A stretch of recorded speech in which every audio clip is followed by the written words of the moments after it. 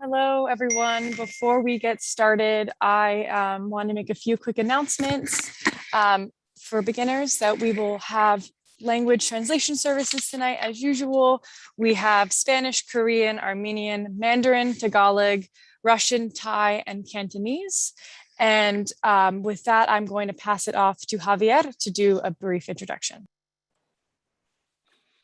Good evening, everyone. I am going to announce the same, but in Spanish, to give instructions to Spanish listeners how to access the interpretation function.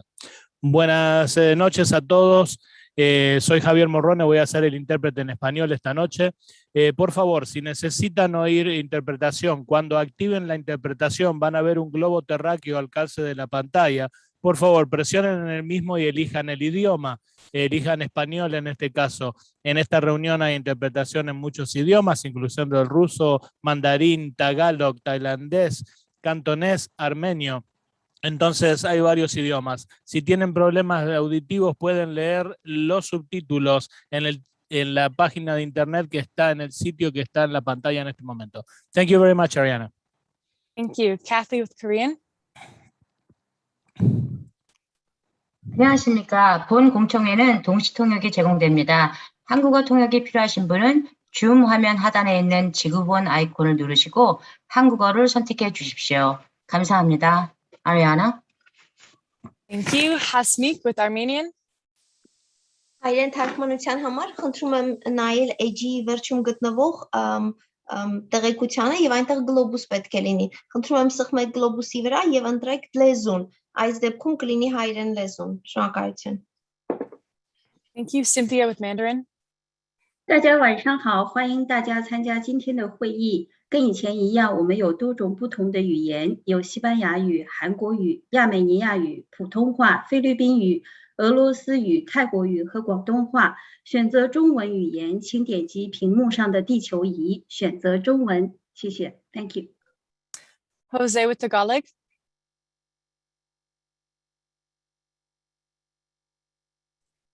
Jose, you're muted.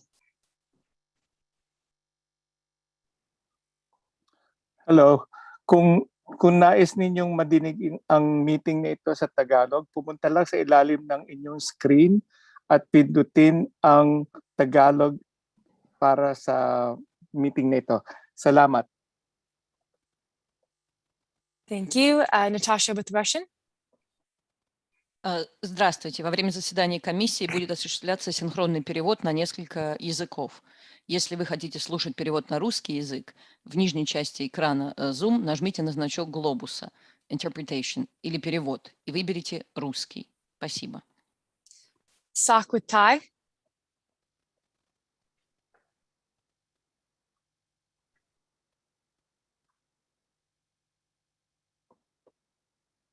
Sak with Thai. Sak. สวัสดีครับถ้าท่านต้องการรับฟังภาษาไทยนะครับโปรดไปด้านล่างของหน้าจอนะครับและเลือกภาษาไทยตามที่ต้องการนะครับ Ariana. Thank you. And Wayne with Cantonese. 各位晚上好，歡迎參加今日嘅呢個網上研討會。我哋咧係會提供多種唔同語言嘅呢個現場傳譯。如果你想聽廣東話翻譯嘅話咧，請撳呢個屏幕下方嘅呢個地球儀，然後選擇你要聽嘅呢個翻譯語言。多謝。Thank you. And so shortly after this, you will see the interpretation globe at the bottom of your screen. Everyone, even if you're listening in Spanish, English, etc., please select the language of your choice so that you can get live translation. In addition, we have closed captioning being provided simultaneously throughout this process. To do so, please go down to the bottom of your screen and click the closed caption icon. And with that, I will pass it to Chair Ali. Okay, thank you, Ariana. And I want to welcome members of the commission and members of the public to this meeting of the Los Angeles City Council Redistricting Commission. I want to start off by acknowledging we have a new commissioner with us tonight. Council District 4 notified us today that they were appointing Jackie Goldberg. Jackie, welcome to the club. Jackie is replacing Commissioner Sa. I corresponded with Commissioner Sa earlier today and thanked her for her excellent service and commitment to the work of the commission. Can we go to the roll call, please?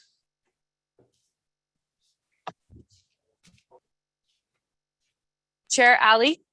I am here. Vice Chair Diaz. Present. Vice Chair Hyun. Here. Commissioner Anderson.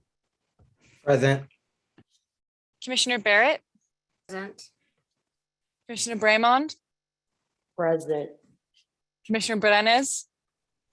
Present. Commissioner Kanya. Present. Commissioner Delgadillo. Here. Commissioner Friedberg. Present. Commissioner Katz. Here. Commissioner Lay. Present. Commissioner Martinez. Here. Commissioner Mitchell. Commissioner Membreño, who will be joining us momentarily. Commissioner Moreno.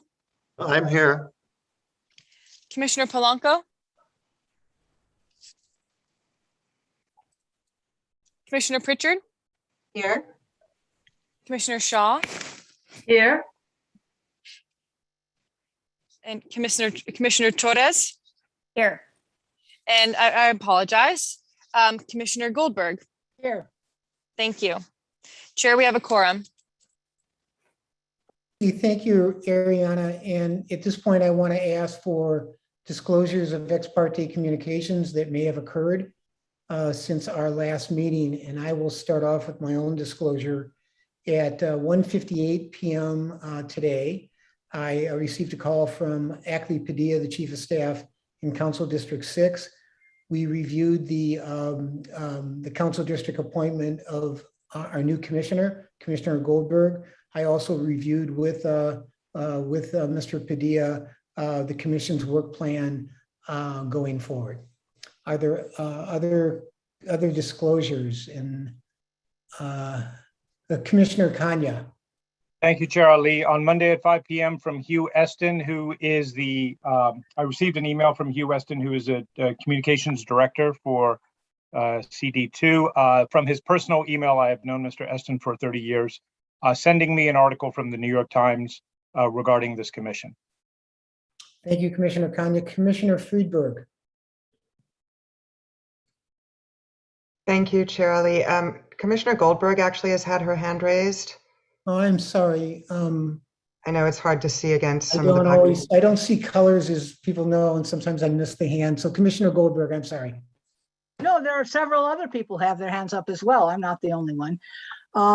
Yes, I had a conversation today with Nithya Raman and with Josh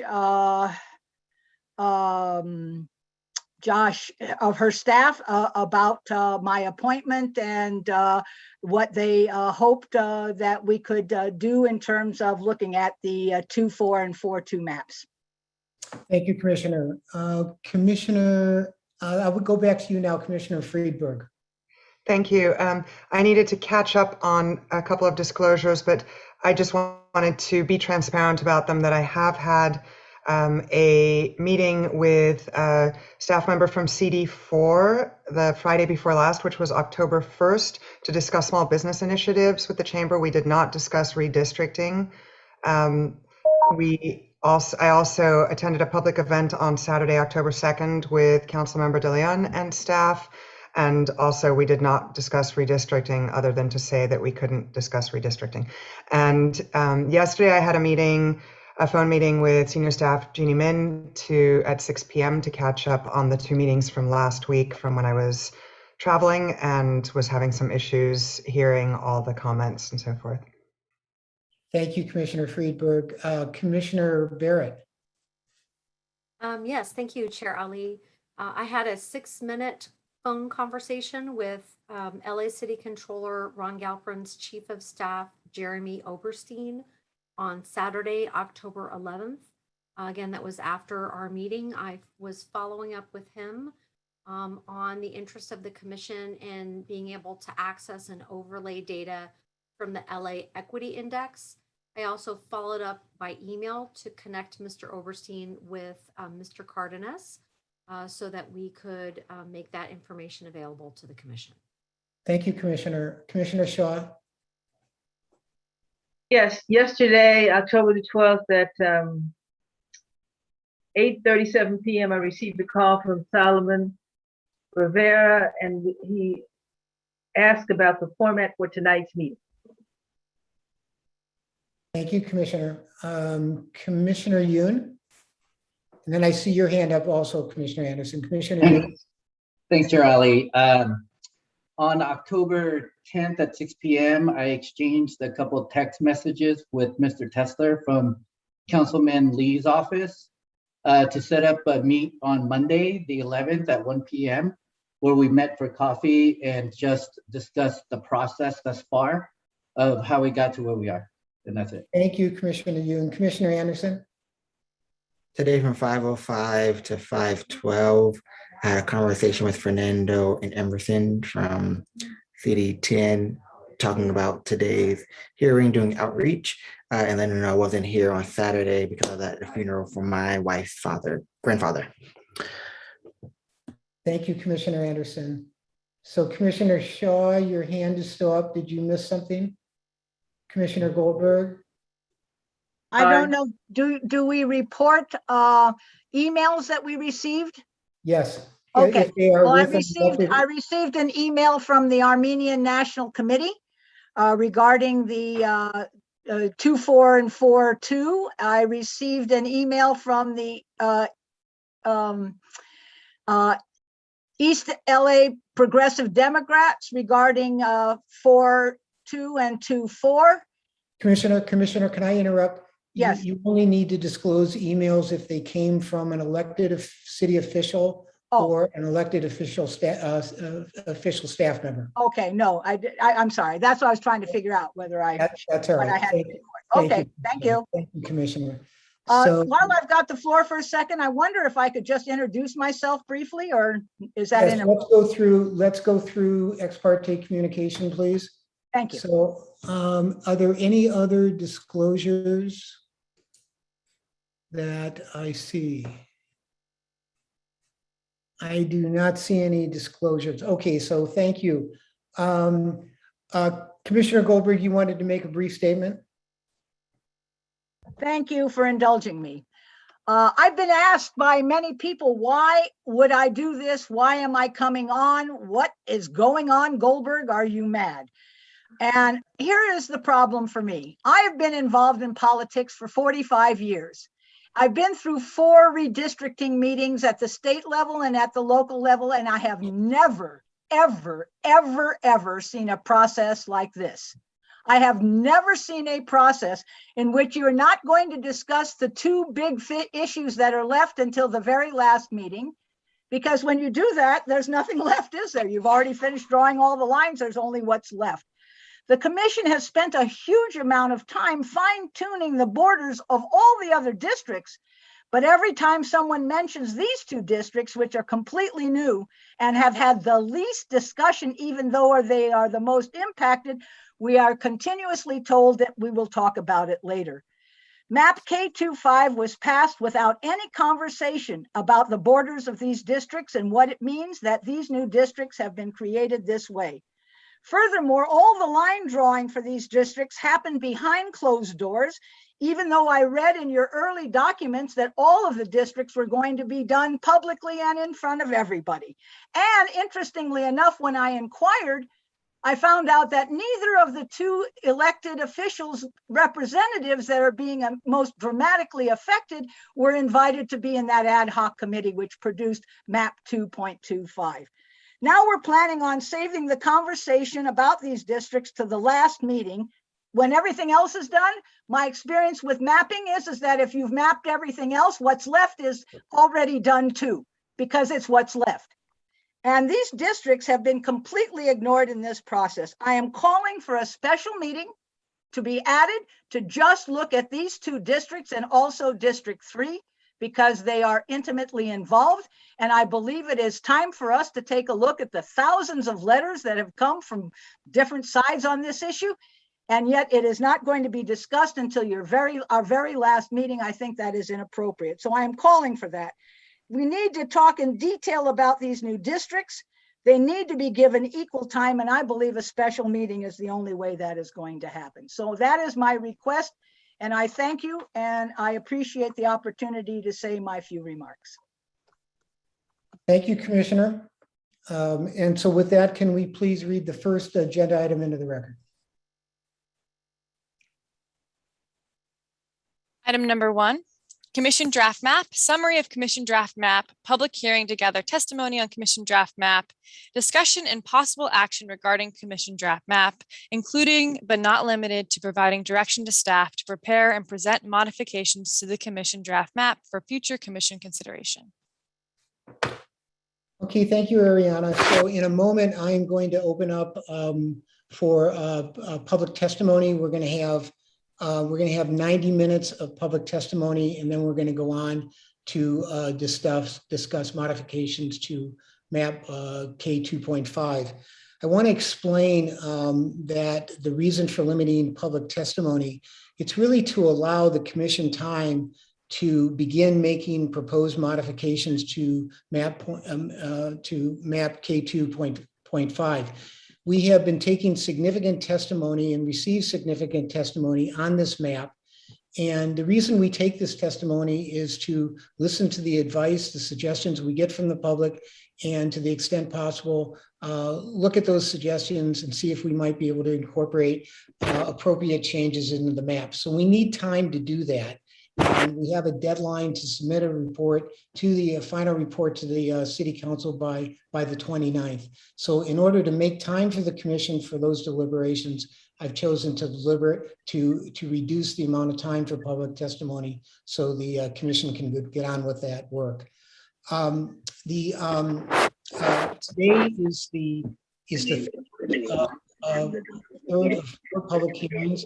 We are taking our hearing on the draft map that we proposed. We have another hearing scheduled for this upcoming Saturday, and the format will be once again very similar. We also have a special meeting that we have scheduled for Monday, October. Help me out here, October 21st, I believe that is. And 18th. Excuse me, 18th. I am sorry. And then we will have a final map on October 21st, a final meeting on October 21st to make a decision on a final map for presentation to the Los Angeles City Council. At the beginning of this process, we consulted with a number of various civic organizations with a history of redistricting engagement and advocacy. They shared with us their guiding values, adherence to voting rights principles, and best practices on community outreach. At our last 2 public hearings, we heard from Asian Americans Advancing Justice and the People's Blog. Tonight, we are planning to hear from MALDEF and from the Jewish Federation. So joining us today is Stephen Ochoa, the National Redistricting Coordinator from MALDEF.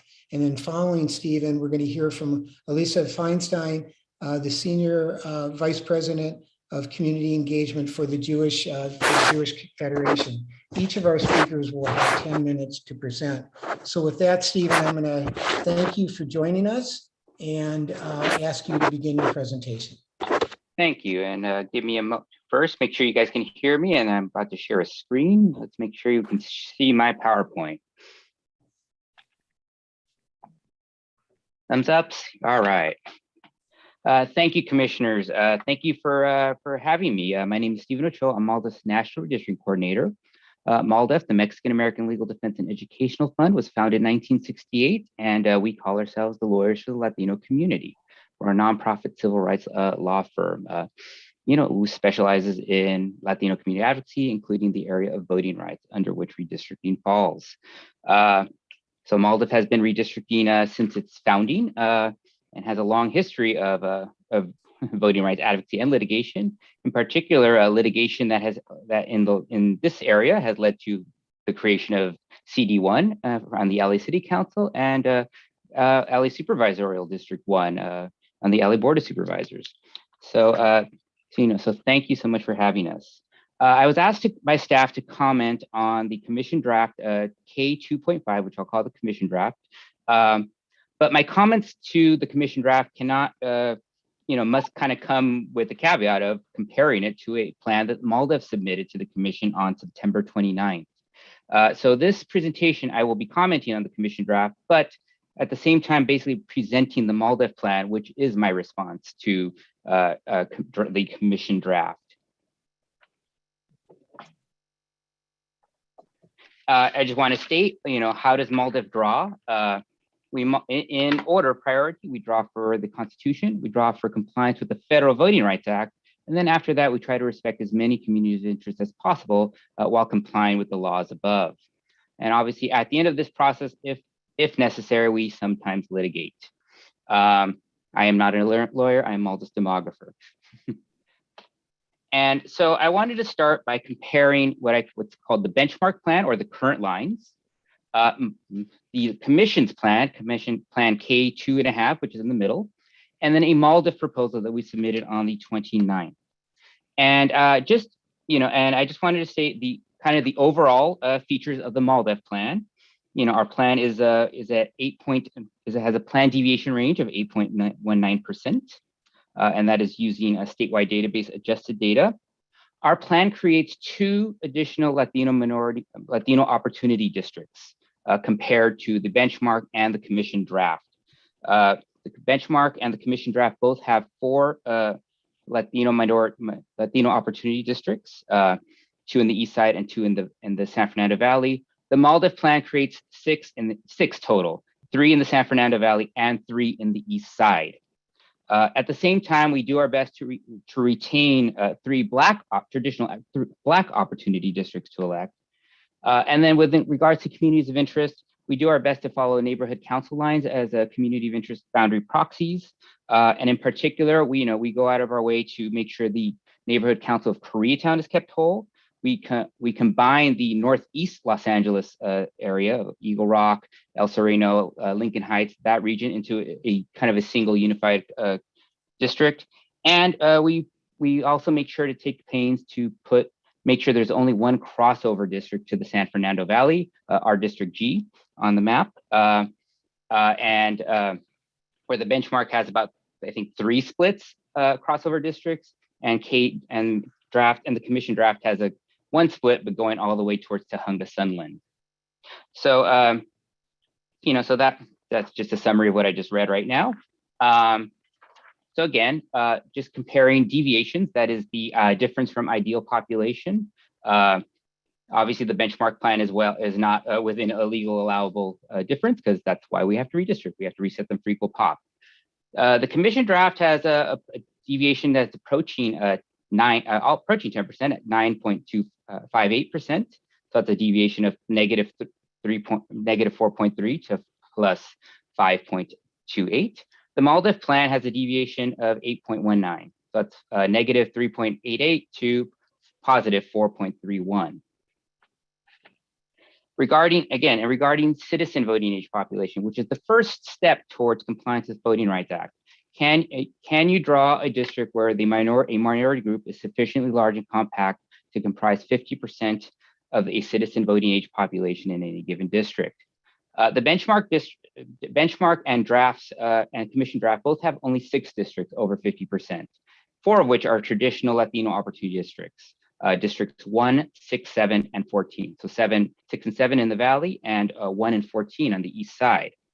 The MALDIF plan creates 8 districts over 50% Latino CVAP, 6 of which I would call a traditional Latino opportunity districts, what I call B, D, E, I, K, and N. So that's 3 in the Valley and 3 in the east side. And at the same time, we do our best to maintain 3 African-American districts, opportunity districts in the South LA area. And this, again, is the first step toward potential compliance with the Federal Voting Rights Act. So this is the first thing I absolutely feel I must bring to this commission's attention, that there are additional opportunities that must be explored in LA City.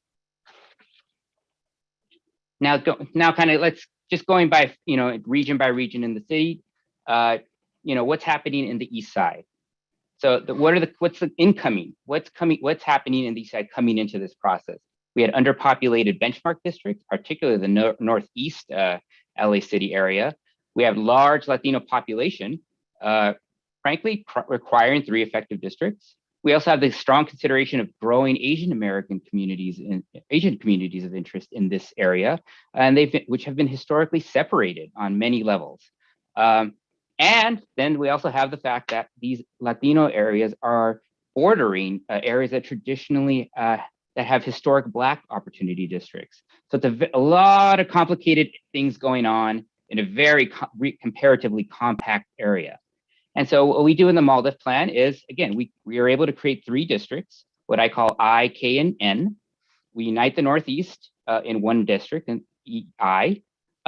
We make a compact district N, which is basically most of Boyle Heights, most of downtown, and then South LA, Latino parts of South LA, just south of the 10 and east of the 110. And we're also able to at least unite 3 Asian American enclaves in Chinatown, Little Tokyo, and Filipino Town in District K, while maintaining that very strong core of Pico Union, Westlake, MacArthur Park, and then stretching up a little bit towards East Hollywood because for total population needs, and maintaining these districts over 50% CVAP. Comparing these areas to the benchmark and the commission draft, I think, certainly, the North, again, 3 districts versus 2 for Latino community districts. You see on the left, the benchmark lines, which would be the blue lines, are the current districts.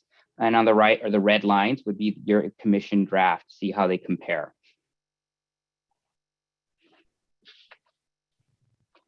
The South side, also very compact and complicated.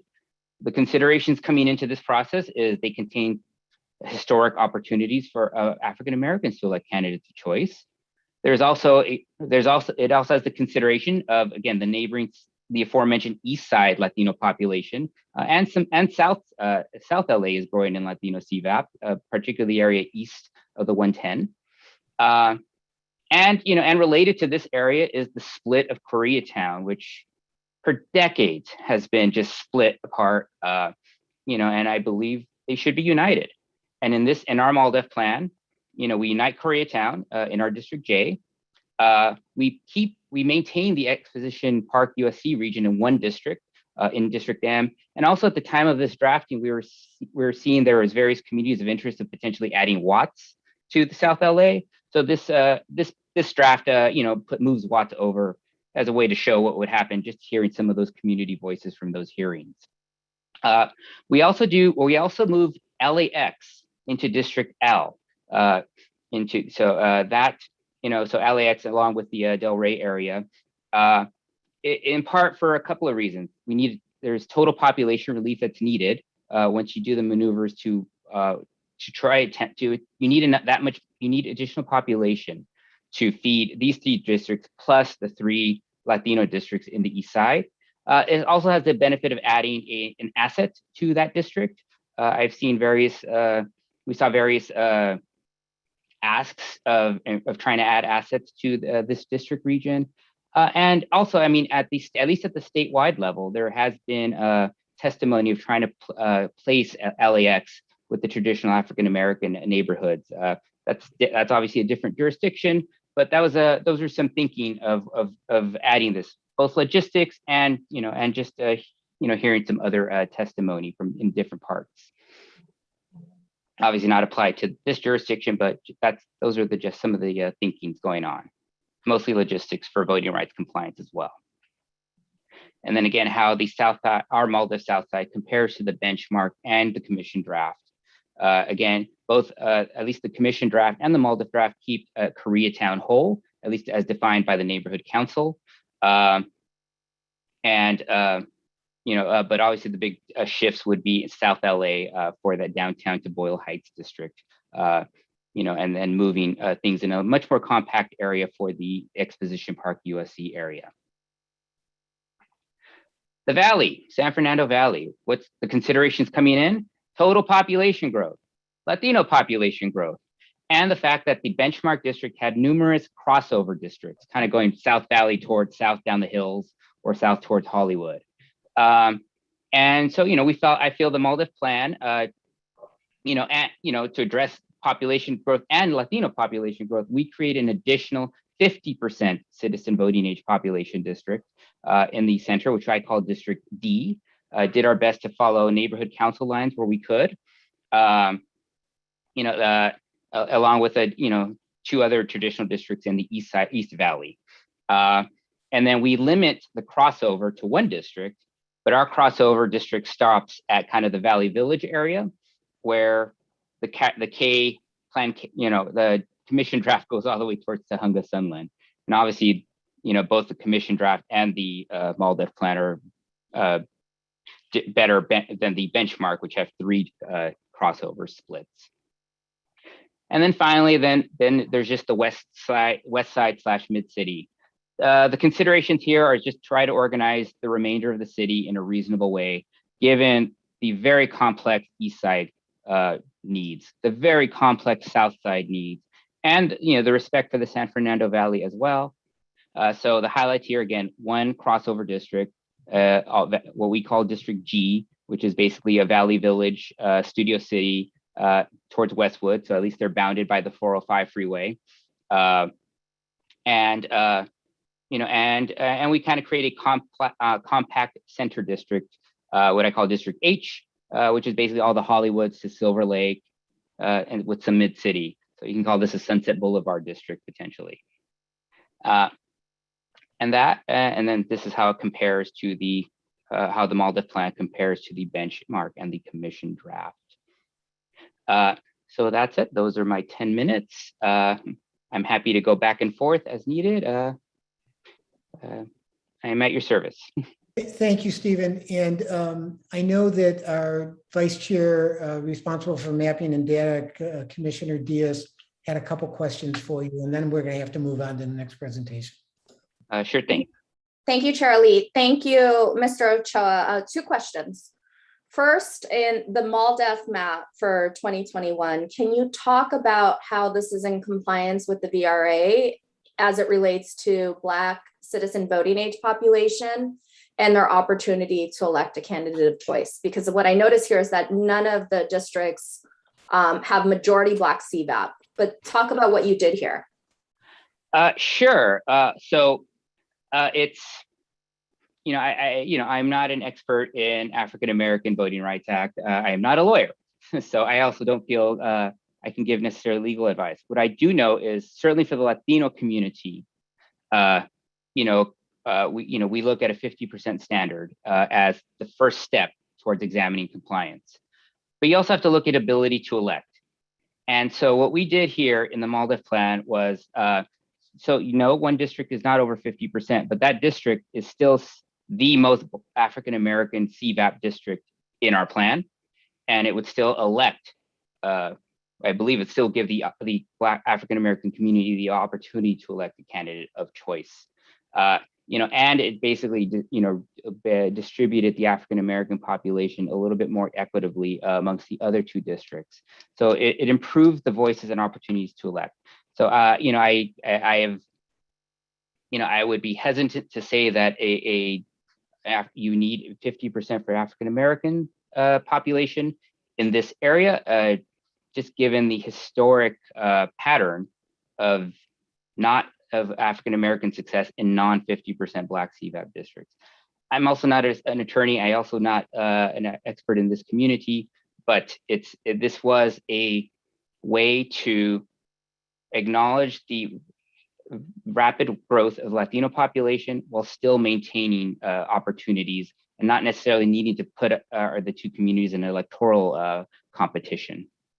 Awesome. Thanks for that, Mr. Ochoa. Second question here as it relates to the Latino population growth. I know that this commission over the course of the last year and several dozen meetings has talked about data, and data is central to this. To the extent that the population growth in the San Fernando Valley was really something that is closely linked with the growth of the city's diverse Latino communities, what are your thoughts on map K 2.5 and then the MALDEF map in terms of the Valley as it relates to Latinos' ability to elect a candidate of choice? Well, I can, relating to the Valley, I'm partisan, but I feel that the MALDEF map is better than the commission draft for Latinos. We draw 3 districts over 50% Latino CVAP. So again, that is the first step towards exploring compliance, as in you need to draw that district. There's still a whole lot of research has to be done. It's not just a simple draw that demographic, but this is the first step.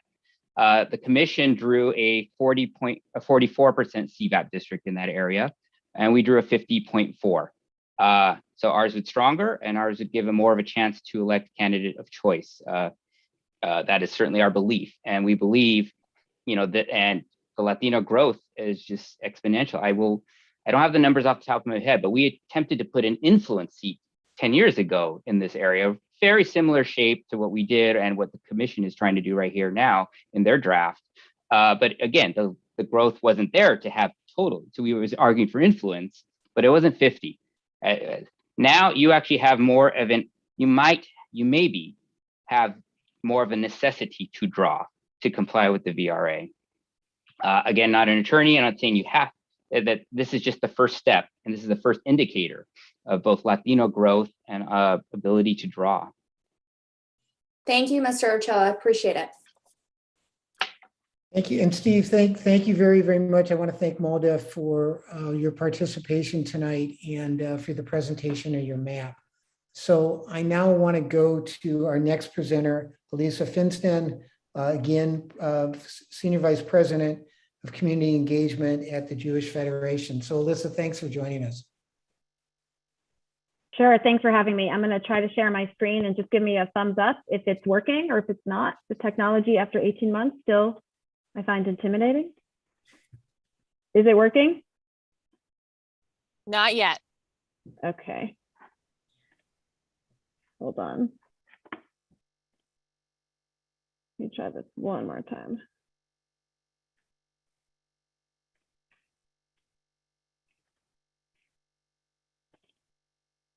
Is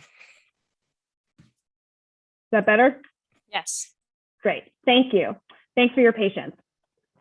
Thank you for inviting the Jewish Federation of Greater Los Angeles and Agudas Israel of California to be here tonight. I want to thank the commission, including the commissioners and staff, for all that you have done to serve in your roles and for getting us to this point in the process. We recognize the vast number of hours you have spent in these volunteer roles, and we greatly appreciate your attention and dedication to our city. I also want to acknowledge the other civic organizations who have also been invited to present: Asians American Advancing Justice, the People's Bloc, and now just MALDEF. It is an honor to be in your company and to join you in advocacy. We all know there are many voices, and we strongly support hearing from all communities and appreciate the vast range of opinions that have been shared at these hearings. This process should be about speaking out about the needs of all communities to make us a stronger city and not about dividing us. Our main focus tonight is to share a little bit about who we are as a people, share our long history in the city, and talk a little bit about what struggles and joys have been that make us reach for representative leadership.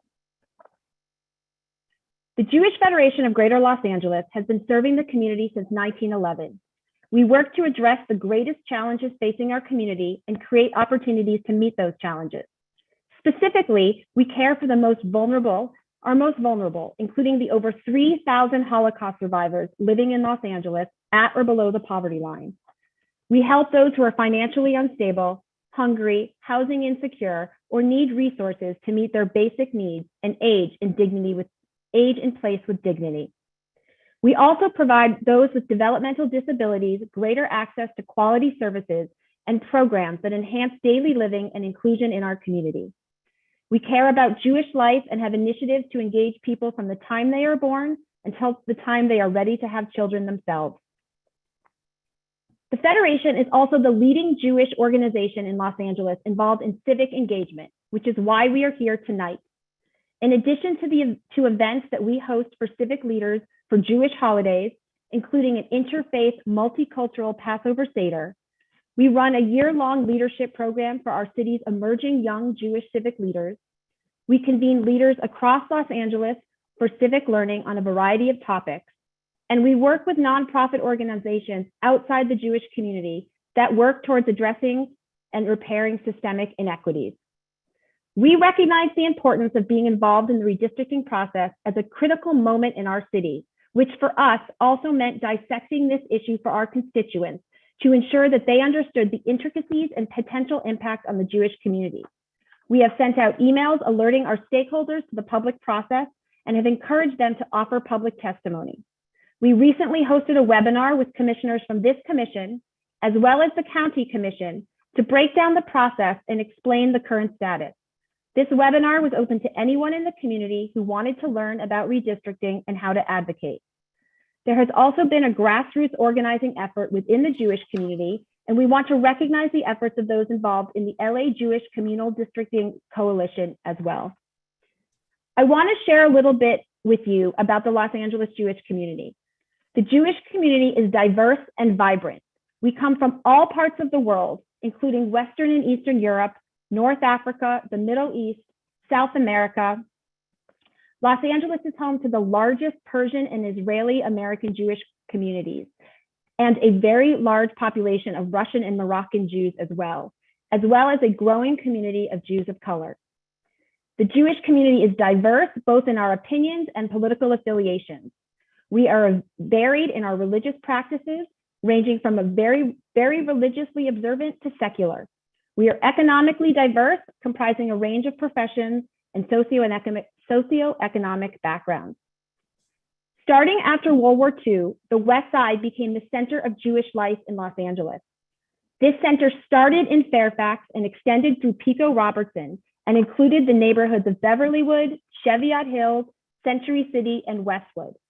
People in these areas shop, congregate, live, and worship together. There are numerous Jewish day schools, synagogues, museums, social service agencies, and restaurants. These neighborhoods are and have been the cultural center and the heart of the Jewish community. While the 5th District has been modified over the years, through it all, these communities have remained the core of the district. No redistricting process since 1950 has separated this historic core, and we ask that it continues to remain intact. There is also a substantial Jewish community across the San Fernando Valley, including in areas such as Sherman Oaks, Woodland Hills, West Hills, Encino, Tarzana, and Valley Village.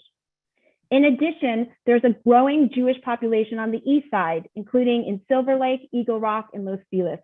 These areas reflect the diversity of the Jewish community in our city. Our organization is engaged with every facet of our community in a variety of ways, and we are very proud to represent our community in actively engaging in civic life in Los Angeles. We also work in partnership with a group of vital Jewish community organizations, including Bet Tzedek, JQ International, 30 Years After, and Jewish Family Service Los Angeles. These organizations offer a variety of social services and assistance both to our diverse community and to the broader Los Angeles community as well. I'm now going to turn it over to Irvin Leibovitz, who's on the Zoom, to talk about the unique needs of the Jewish community. Irving? Hello. Do you have me there? Should be on the screen somewhere.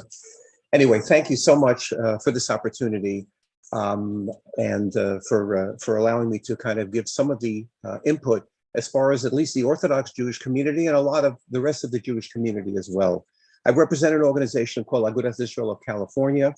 It is an Orthodox advocacy group that represents over 50 congregations, 25 Jewish day schools, and numerous communal service organizations that deal with the sick, charity, food distribution, education, security, and EMT services in the greater Los Angeles area.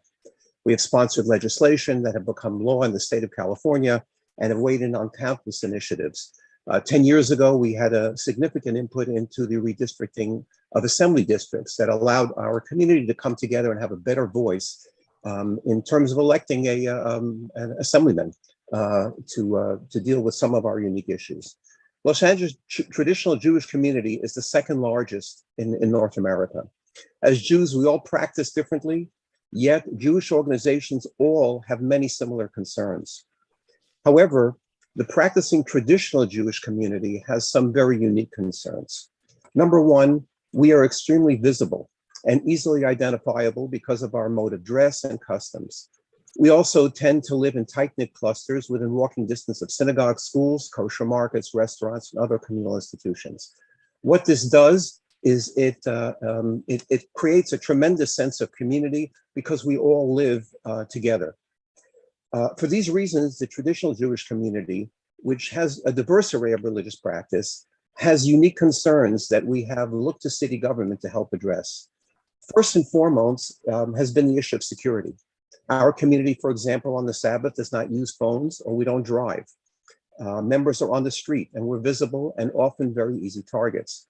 Coordination of our security services with the police and having police coverage during special events, Jewish holidays, etc., is very critical. Anti-Semitism is another major issue. With the recent uptick in hate crimes in the Southern California area, there has been an increase, especially targeting the Jewish community. And our community feels very vulnerable. Recent attacks, such as the one on the restaurant on Melrose and the Orthodox Jewish man being chased by cars in the Beverly Fairfax district, are just two of the recent hate crime examples in our neighborhood. There are many more. We also interact with the city in terms of need for relaxed parking during holiday times, coordinating trash pickups during holiday times, especially on Passover, and obtaining permits for special events and unique situations that come up. One more thing I want to add to this list, and that's consideration of our Sabbath traditions. We have advocated often to be able to be heard by, let's say, the city, which often has meetings on Sabbath or on times when we cannot participate. This very commission added a meeting specifically for that reason. A number of the meetings are on Saturday, which precludes our participation. And this meeting, for one, we're very thankful for, and we thank you for the ability to be able to present.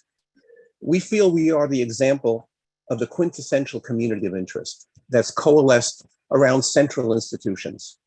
And we strongly support other such communities of interest, such as the Armenian community, that seek the same type of consideration. It's our hope that the commission will be able to keep our district together and enable us to have whatever voice we can have in the election of leaders and have our specific issues be able to be addressed. And with that, I'll give it back to Alyssa. Thank you. Thank you, Irving. As noted earlier, it is so important that we have a vibrant Jewish community all across our city. And given that the Jewish population is less than 0.2% of the total world population, with anti-Semitism continuing to rise, as Irving noted, we cannot take representative leadership for granted. This is why we support the configuration of the core of the Jewish community as it is presented within MAP K25, because it keeps the Jewish community together on the west side, including the neighborhoods of Fairfax, Beverly Grove, Pico Robertson, Beverlywood, Cheviot Hills, Rancho Park, Westwood, and specifically unites all of Hancock Park with the rest of the community on the city side of the hill in CD5. Again, this has been the historic core of the Los Angeles Jewish community since World War II, and it should continue to be in one council district. We want to thank our non-Jewish allies who've spoken up about maintaining this historic core. We also recognize that MAP K25 is not perfect, and that modifications need to be made to the map to address concerns in other districts and for other communities of interest.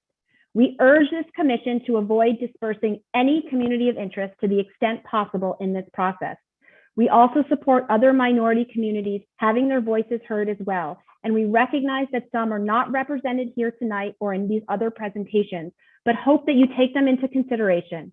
We support a transparent and equitable redistricting process for all, and thank the Commission for their work and for having us tonight.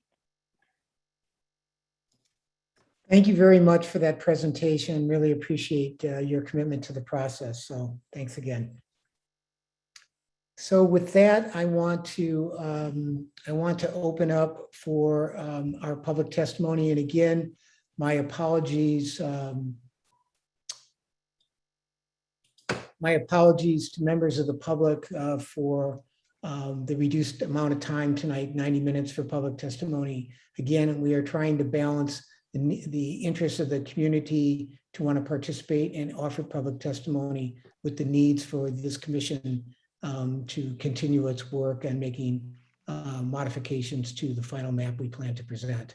Unfortunately, the timeline we were presented to get this work done was given to us by problems with the receipt of census data. I think that's all information people now have, and we're left with doing the best we can with the limited time we have.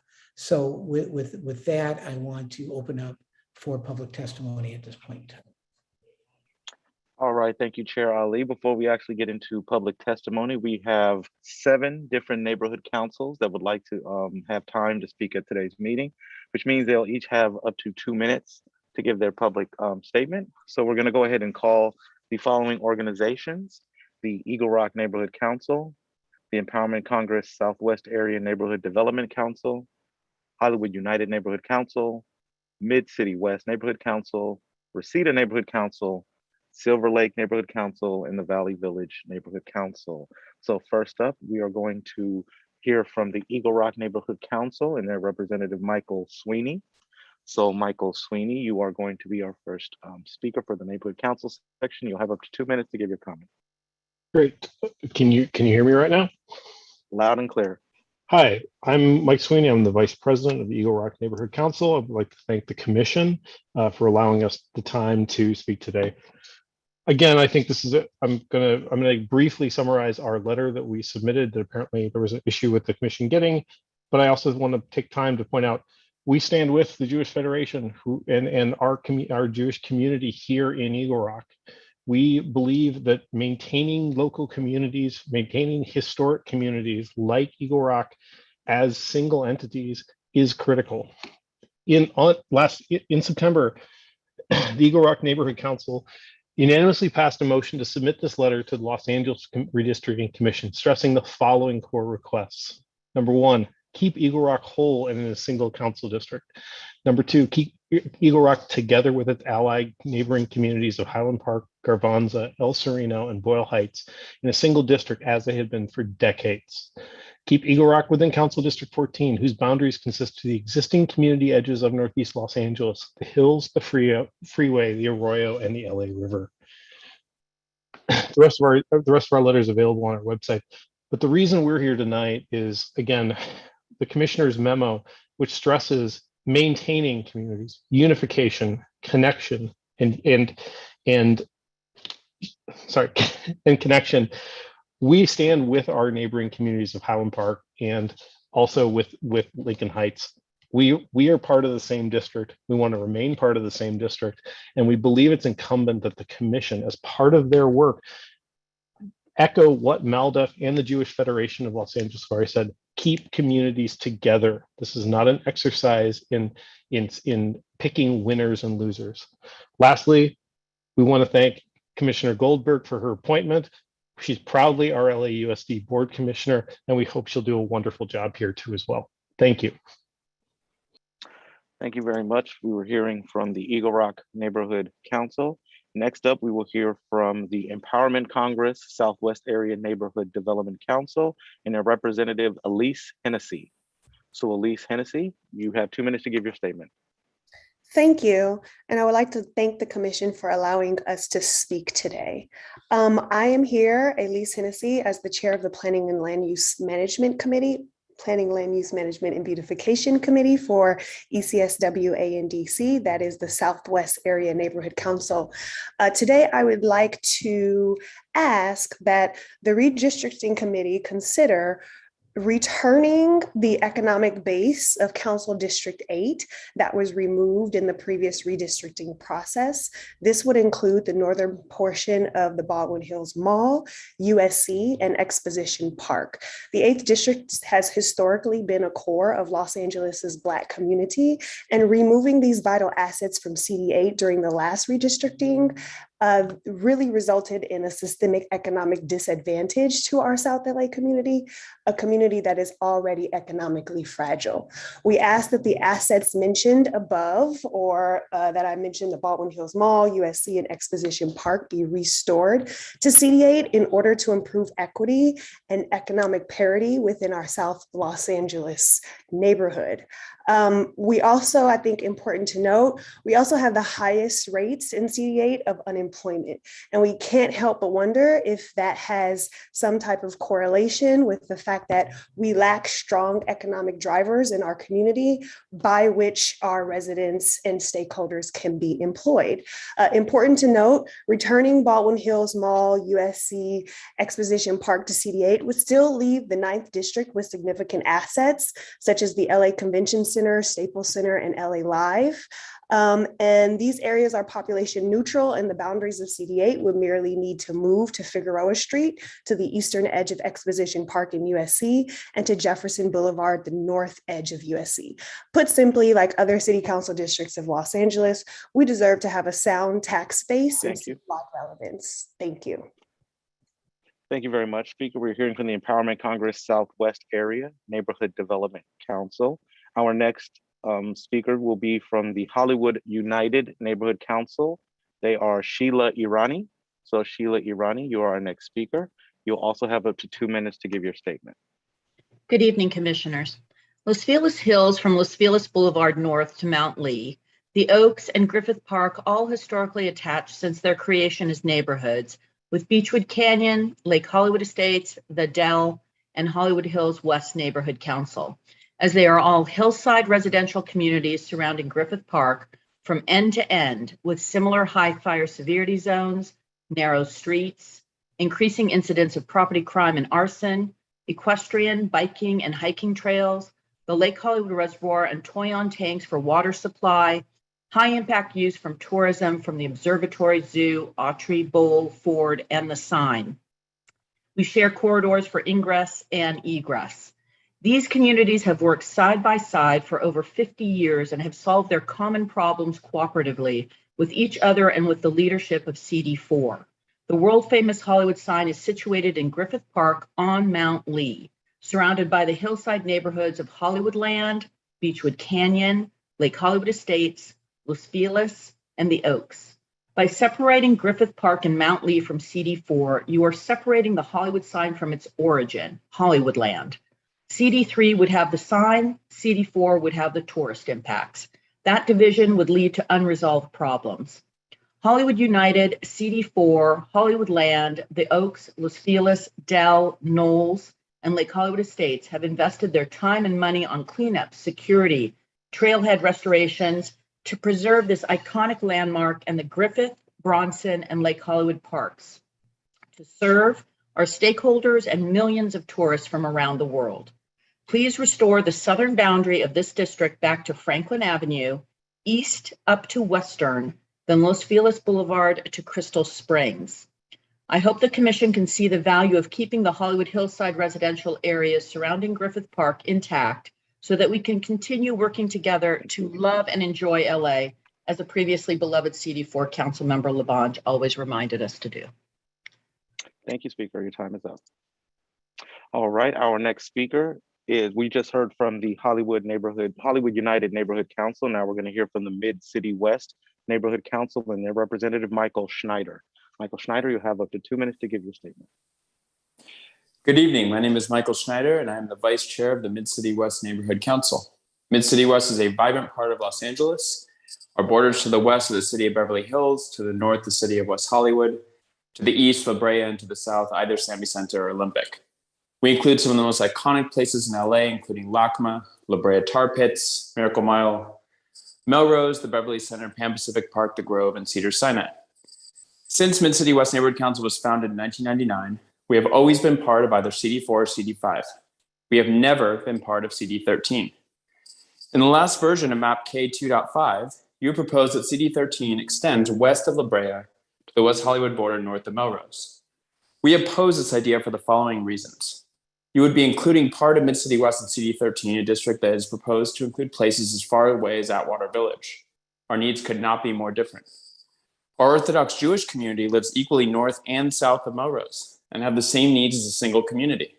They should not have to talk to two separate council districts to have their needs met. Our business improvement district on Melrose spans from Fairfax to Highland. With COVID and other challenges, Melrose currently has a high vacancy rate and elevated crime rate. Having the bid have to talk to two council districts, one for the north side of the street, one for the south, to get anything done will make their job twice as difficult and could set back progress made on safety elements. Lastly, historically, we have never been part of CD13 and share much more in common with what is currently CD4 and CD5. We understand this is all a balancing act. And then if you put this tiny sliver north of Melrose back into CD5, you have to adjust elsewhere. However, this is exactly what we're asking you to do. The pain of this change is too unjust for our community, and we ask that you adjust map K2.5 to end CD13 at La Brea and keep Mid-City West north of Melrose and west of La Brea unified in CD5. We also support map L if Mid-City West is kept entirely within a single council district. Thank you for your time. Thank you, Speaker. We were hearing from the Mid-City West Neighborhood Council. Next up, we're going to hear from the Reseda Neighborhood Council and their representative, Jamie York, as well as from the Silver Lake Neighborhood Council and Valley Village Neighborhood Council. So Jamie York, you'll have up to 2 minutes to give your comment. The Reseda Neighborhood Council has evaluated the maps currently being considered by the Commission, and they present a major concern to us.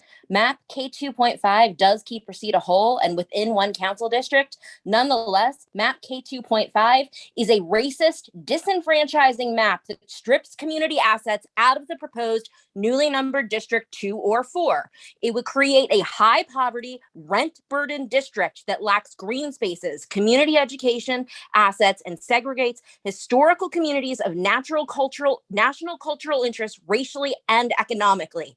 Additionally, it would rob said community of assets and give them to more affluent and advantaged neighboring districts. This does not meet the equity standards set forth by the Commission.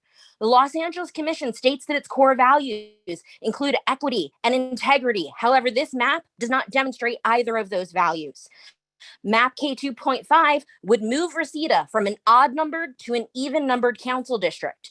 It is an important thing to consider that in these situations, any stakeholder moved from an odd number to an even numbered district would end up not having a vote in who represents them for 7 years. Almost 2 council member terms, essentially disenfranchising us. It's curious then that the very population that is being overtly disenfranchised is already disadvantaged and underprivileged, whereas the winning populations would have more voter power and are already advantaged. It's notable then that the proposed District 3 makes up a minority population of the current District 3. In other municipalities such as Long Beach and Sacramento, during redistricting, it's customary to have the majority population kept intact, particularly when the community in question is an established community of similar interests. We thank Commissioner Cagna for noting this, but we're curious why no other commissioners felt this was important. We deserve a vote and a say on our future neighborhoods. Make no mistake, residents who are moved from odd numbered districts to even numbered districts have their voices muzzled. Do not be complicit in silencing us.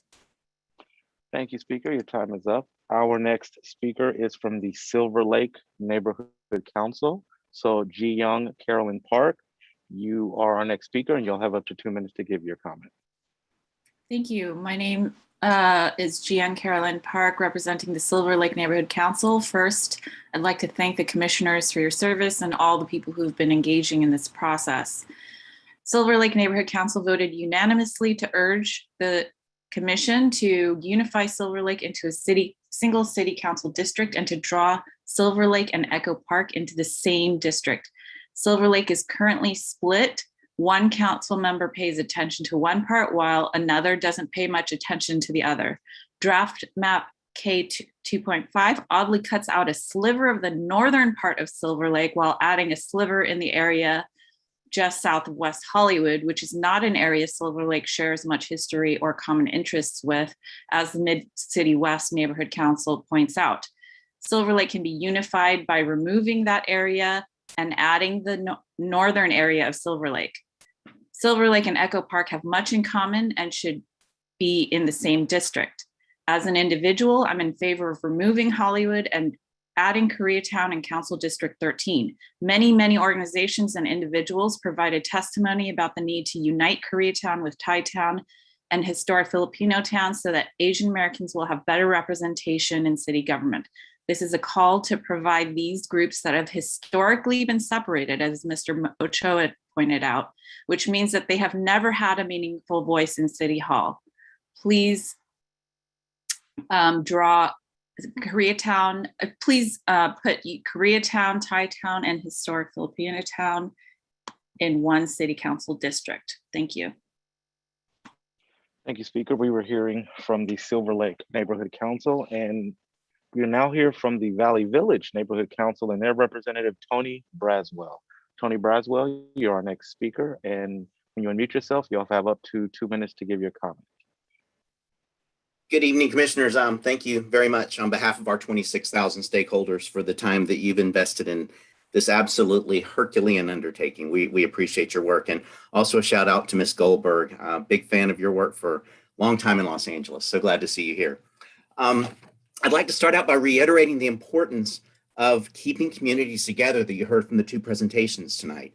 The neighborhood council system has helped us empower neighborhoods to strengthen our stakeholders, and it's encouraged us to collaborate with neighboring communities to address common concerns and quality of life issues. Our neighborhood council was chartered in 2003, and for 20 years, we've partnered with North Hollywood, Valley Glen, Studio City, and many others to build strong partnerships under the direction of our council office and the outstanding support they give us. And we want to keep that strength. We want to keep those relationships because it does make the community better. On Monday night, our board met and passed this motion. NCVV opposes the configuration of Valley Village Map K 2.5 and the placement of Valley Village in 2.5. We urge that the Redistricting Commission place Valley Village in a council district with North Hollywood and other longstanding adjacent communities of interest, such as Studio City, Valley Glen, and others who share issues that are important to our stakeholders, such as our North Hollywood Valley Village Community Plan, our red and orange lines, similar businesses and commerce, core public schools, and the robust Southeast San Fernando Valley Village Arts community. All of our city services for our community, fire, police, DWP, library, originate in North Hollywood. We share a park with North Hollywood.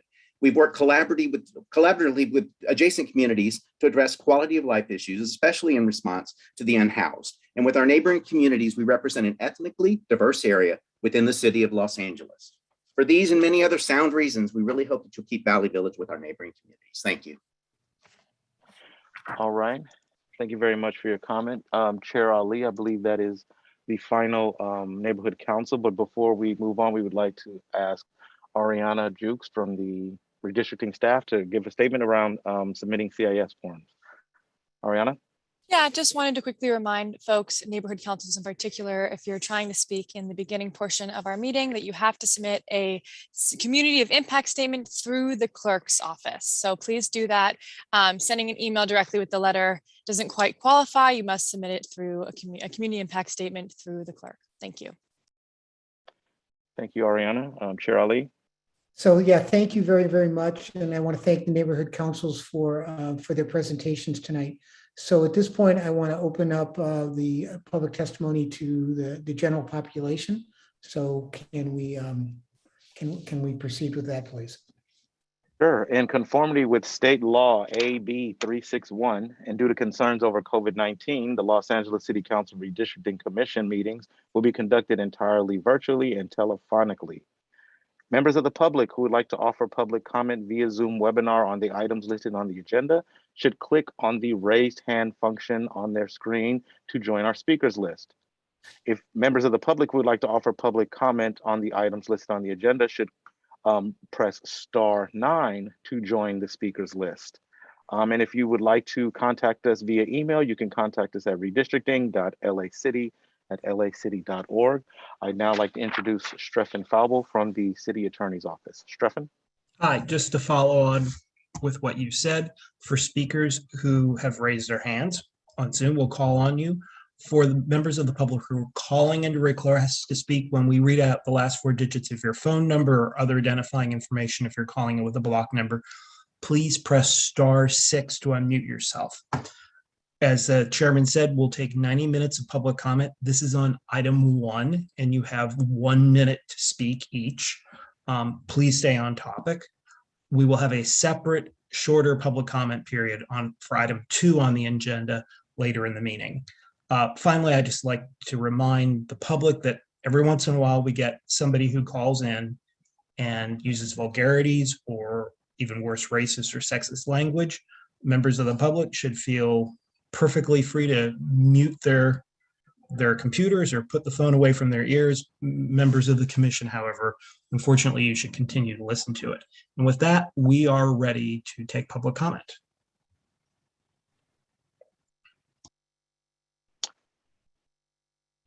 Thank you very much, Stefan. In order to equitably move through the list this evening, we will be employing a randomization system of selection. This means that every 4th hand raised will be chosen until we work through the list. We will then return to the top of the speakers list and work our way through it again. This is to ensure that folks who may have to join the late due to childcare or other responsibilities, as well as others who may not be as technically comfortable with Zoom, are given an equal opportunity to participate. If you do not get to speak at tonight's meeting, there are other equally impactful ways to participate, such as filling out the form on our website, laccrc2021.org. And the commission is briefed on these submissions prior to the public hearings, and you can also see on your screen on our bit.ly/mapfeedbackLA. Before we jump into our speakers list, we do have a satellite location today that we'd like to start off with.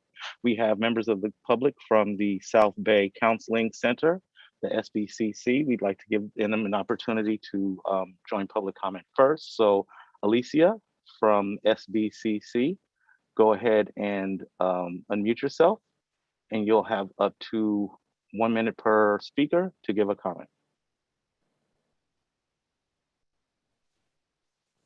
Buenas tardes, mi nombre es Patricia Valadez, tengo 28 años de vivir en la ciudad de Wilmington, California. Estoy aquí hoy para reafirmar mi decisión de que el Distrito 15 está bien como lo están presentando en el plan del mapa K2.5, porque es necesaria la inclusión con igualdad de derechos y la compasión de nuestras comunidades trabajadoras que mueven la economía de este país. Gracias por considerarnos y escuchar nuestra voz. Buenas noches a todos.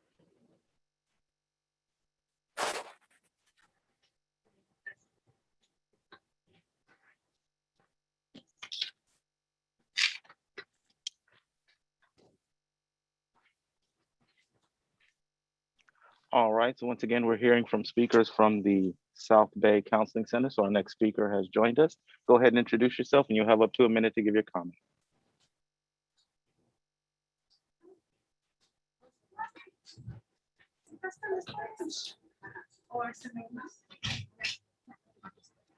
Good evening. My name is Harolio Duran. I'm from District 15. I've been looking at the map K2.5 and I see minor changes, and I want to say I am pleased with the changes in the map. I live in San Pedro. From what I see in the map, I am confirming for K2.5 to stay the same because in my community, everything will keep growing and developing. Thank you for your time. Have a good evening.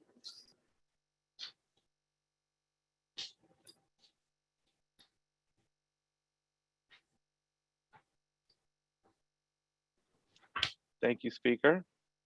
Our next speaker over at the SBCC has joined us. You can go ahead and begin whenever you're ready.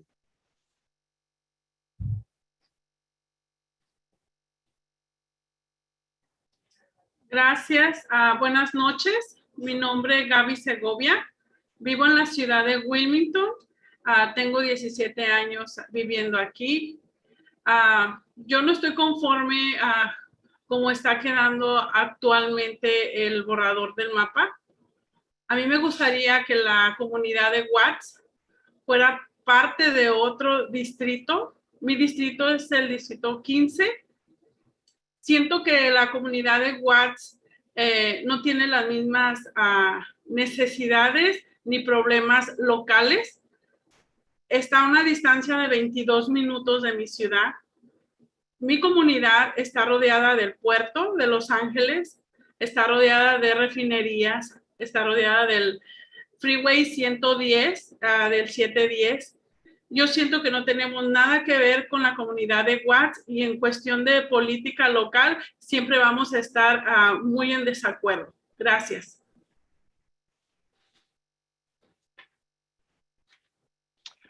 Thank you very much. Happy to hear from our community members over in this SBCC. Our next speaker is joining us. So whenever you're comfortable, you can go ahead and introduce yourself and you'll have up to 1 minute as well.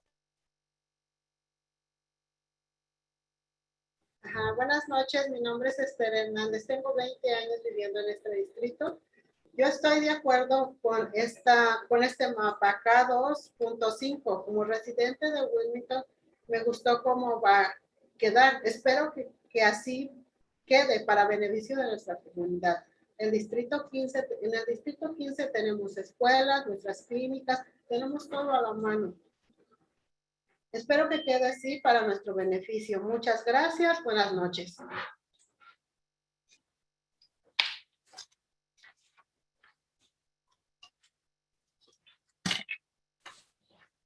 Thank you very much. Happy to hear your comments. Our next speaker is now joining us. Once again, we're hearing from the South Bay Counseling Center. So go ahead and introduce yourself and you'll have up to 1 minute to give your statement. So good evening, commissioners. My name is Laura Gomez. I actually live in District 8, but I want to talk on behalf of Watts because that's the area that I spent for the past 10 years because I do live in borderlines. I do live in 97 and McKinley, so that's being borderline of Watts. So I don't agree with the K2.5 map. The reason is because we don't have nothing in common with the rest of the community. The reason I do live, like I mentioned, District 8. So I feel like Watts has more common. It has more in common with District 8 and 9 than with District 15. I would like Watts to be in a whole, either with District 8 or 9, but I don't agree with the K2.5 being staying Watts in District 15. Thank you so much. Thank you, Speaker. We're going to go ahead and give a minute for folks over at the SBCC to see if there are any more community members that want to give public testimony.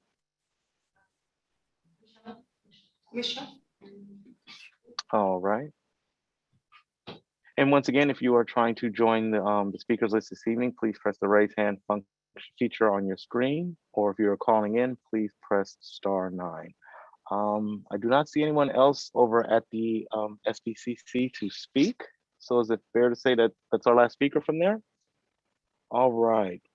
Well, thank you once again for the community members and for our organizations that are providing opportunities for the community to participate on this, especially folks who aren't, be able to use this on Zoom and to join us on other devices. So thank you very much. Chair Ali, we are now going to go into our speakers list, and I'm going to announce speakers ahead of time so that you have a chance to prepare your comments. The following group of names are part of our first speakers list, and they include caller ending in phone number 887, followed by Waldo Gonzalez, followed by Karen from Cheerla. So caller ending in phone number 887, please press *6 to unmute yourself. And when you do, you'll have up to 1 minute to give your comment. So once again, there you are. 我係 Chinatown 姓黃嘅，我哋唔同意將我哋 Chinatown 分為兩個區，我哋堅決唔同意。我哋住喺國泰大廈，呢個老人大廈，我哋唔同意。你住咗幾多年？我住咗6年。你國泰係？你講。係，我係住喺國泰老人大廈有11年啦。我姓伍，我係反對把差餉攤咧一分為二。我係呢個係唔科學嘅，唔合理嘅，我堅決反對。Hi. I am an organizer at in Chinatown with the tenants, and we've been waiting for an hour and a half trying to give comments, and it's a very inaccessible Sorry, process. folks. We're gonna have to ask our interpretation team to pause for a minute. Sure. We have a little technical difficulty here. Hold on a second for us. Okay.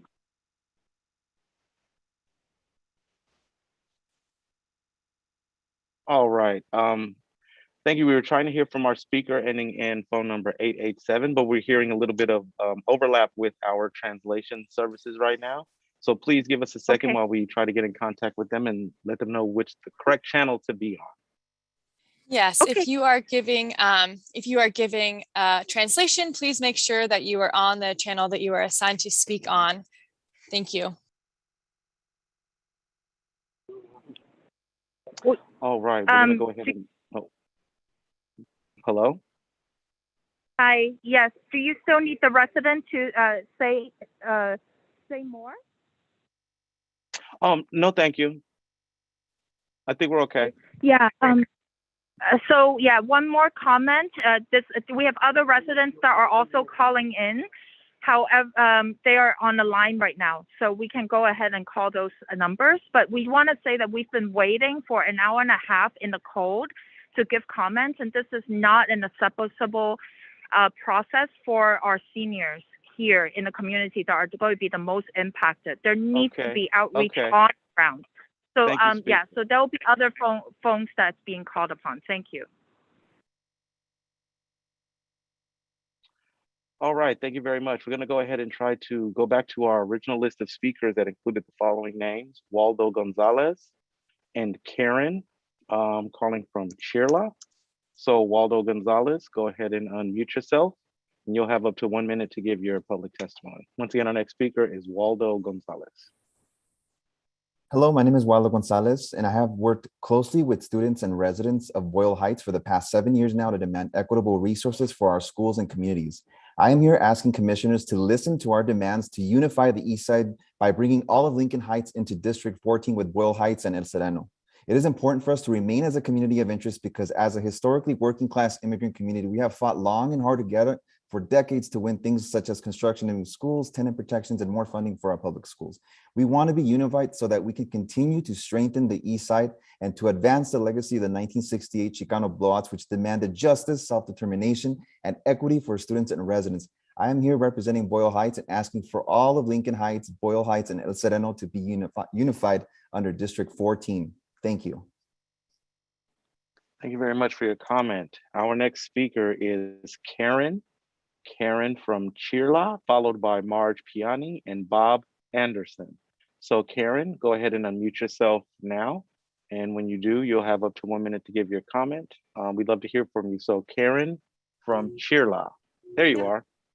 Good evening, commissioners. My name is Karen Diaz, and I'm the electoral field manager for the Coalition for Humane Immigrant Rights, Chirla. We just want to commend you on your sense of duty and that you serve and your commitment to uphold transparent district line process that includes all residents of LA County on behalf of LA City. Sorry, on behalf of the Coalition for Humane Immigrant Rights, we want to express that we support the city map draft for K2.5 in the district boundaries of District 9.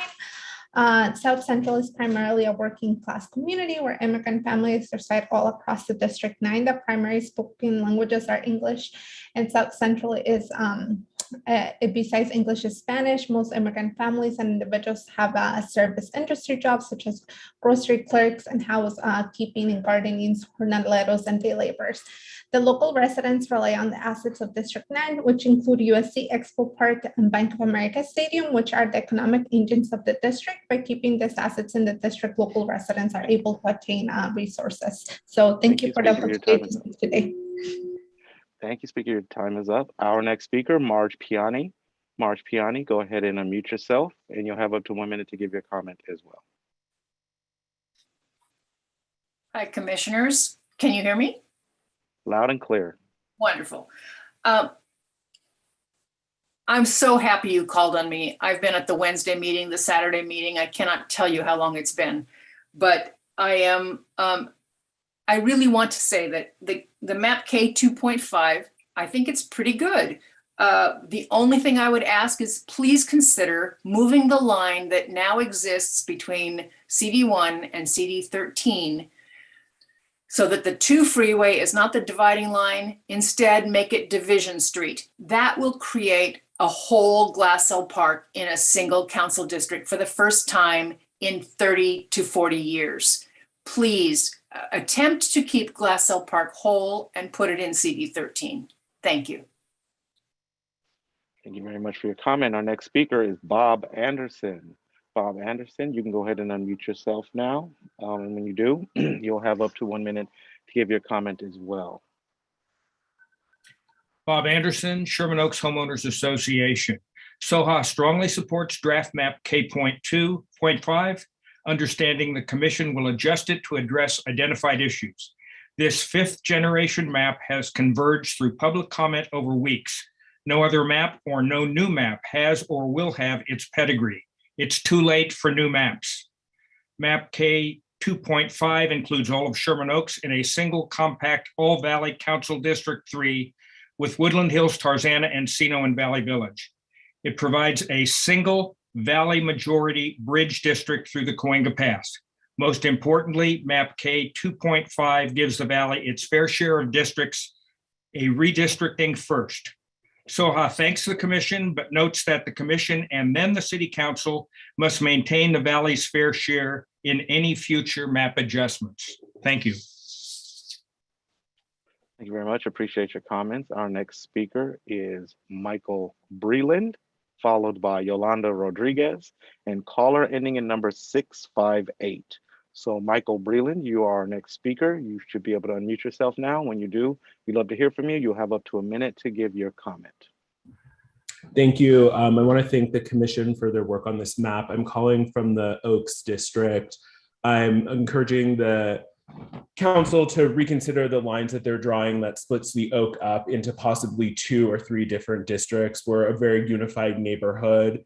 The street that I live on would be split up into 2 different districts, with my neighbors on one side of the street being part of Los Feliz and my property becoming part of a larger district disconnected from the rest of the neighborhood.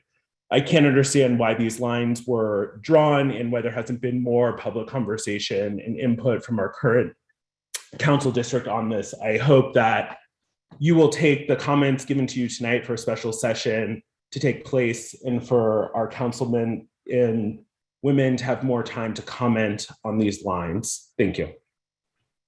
Thank you very much for your comment. Our next speaker is Yolanda Rodriguez. Yolanda Rodriguez, you are our next speaker. You should be able to unmute yourself. And when you do, we will have up to 1 minute to give your comment. So once again, our next speaker is Yolanda Rodriguez. There you are. Hola. Go ahead, Yolanda. ¿Sí me oye? Sí, Loud and hola. clear. Buenas tardes, comisionados. Mi nombre es Yolanda Rodríguez, residente de Boyle Heights por 32 años y orgullosa madre de 5 hijos que asistieron a escuelas en esta comunidad. Por más de 25 años he sido líder comunitaria voluntaria para el Centro de Padres de la Escuela Stevenson. Yo amo a mi comunidad. Hoy les pido a ustedes que unifiquen al este y traigan a la comunidad de Lincoln Heights al Distrito 14, ya que nuestras comunidades son similares y compartimos los mismos problemas. Juntos hemos podido ganar nuevas escuelas para el este de Los Ángeles, donde por décadas las escuelas estaban sobrepobladas. También hemos ganado más recursos para nuestras escuelas que han sido clasificadas como de muy alta necesidad y donde los recursos son muy limitados. Nuestra lucha sigue. Por eso es que les pedimos que incluyan a Lincoln Heights en el Distrito 14 para que podamos construir poder juntos y luchemos por los más necesitados.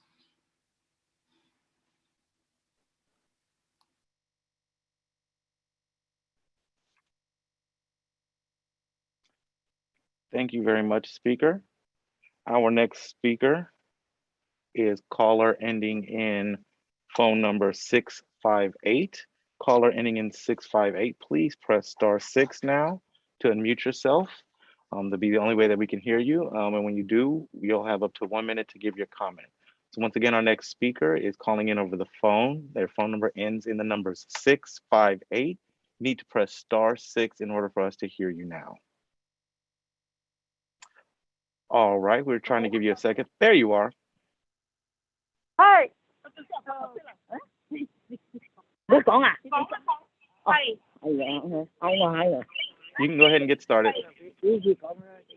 大家好，我係阿王姐，6月嘅，我翻去聽聞，我聽聞不要我翻去聽聞不要將紅人街分開，分開我係樣解，要分開問我當眼當嘅，我們真不明白啊！點解政府要將我們紅旗下一紅人街分開？我翻去一個區2A5個計劃，大家揾緊起來，係好嘢，係。The translation isn't working, by the way. Yeah, so for that one, that it looks like it didn't work. But what will happen in that situation is that we will make sure that the transcript is transcribed, and I will make sure that the Cantonese or whomever translating, please make sure that you select, you hear the language that you are translating calling in, switch to the English channel so that we can hear your live translation into English. Thank you.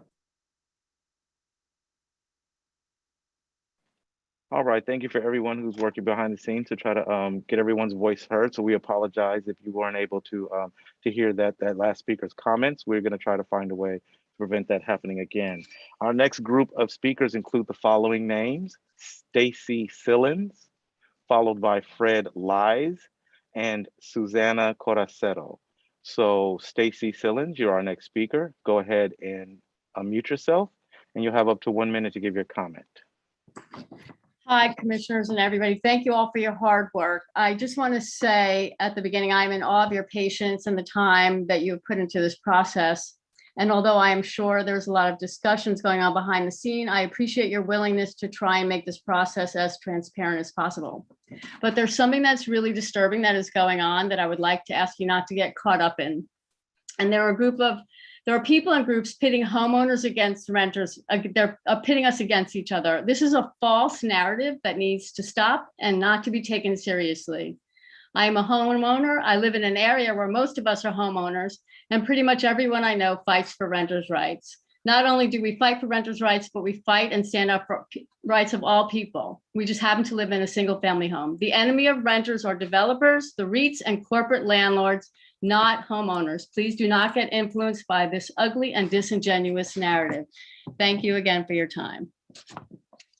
Thank you very much, speaker. Our next speaker is Fred Lizy. Fred Lizy, you're our next speaker. You can go ahead and unmute yourself, and you'll have up to 1 minute to give your comment as well. Hey, it's Rob Kwan. I'm not sure what happened with my name there, but it is true, Fred lies. He spoke about equity earlier, but the South Bay Counseling Center was allowed to speak uninterrupted. What happened to the randomization there, Fred? I want to thank Commissioner Goldberg for a statement earlier on. Chair Ali's punt on assigning districts 2 and 4 and declaring it to be a political decision is an absolute disgrace. I don't know what commission you think you're a part of, Fred, but a redistricting commission is inherently designed to engage in the most political decision imaginable, drawing district lines. Was it not a political decision for you to put CD2 and 4 on the chopping block? Last week, I highlighted that 3 of our commissioners, Membreno, Friedberg, and Torres, had not filed their financial disclosure forms, and they had not completed their ethics training. I put in a request for this information yesterday, and it appears as though Commissioner Torres subsequently handled both on Friday. Commissioner Friedberg completed her ethics training on Monday, but hasn't filed her Form 700, and Commissioner Membreno has done neither of these tasks. You'd figure with council members getting arrested left and right, our commissioners would give a shit about our ethics laws. You may not care about the public. Our next speaker is Susanna Coracero. Susanna Coracero, go ahead and unmute yourself, and you'll also have up to 1 minute to give your comment. Hi, good evening. Susanna Coracero from City Tech. I'm calling in agreement with the proposed map as presented. I want to point out that USC Expo Center and the Lucas Museum have established development agreements and community benefit agreements set forth by the District 9 office. We must continue to monitor the existing agreements to ensure USC is held accountable for workforce development, accountability, affordable housing, and all agreements made. We cannot afford to take our finger off the agreements with USC that the CD9 office and community-based organizations establish and are experts on and have been doing so for years. Such agreements were necessary and established because USC was expanding and gentrifying the local area with no advocacy being made from the CD8 office. We want to ensure that the USC Expo Center sustain in CD9. Thank you very much for your comments. Our next group of speakers include the following names: Catherine Tattersfield, M. Rhodes, and caller ending in phone number 788. So Catherine Tattersfield, you are our next speaker. You should be able to unmute yourself now, and you'll have up to 1 minute to give your comment. Hi, MAP K2.5's plan for CD3 represents a blatant power grab by incumbent Bob Blumenfield. If you commissioners value equity, you will stop Blumenfield from creating a district based on wealth and personal religion.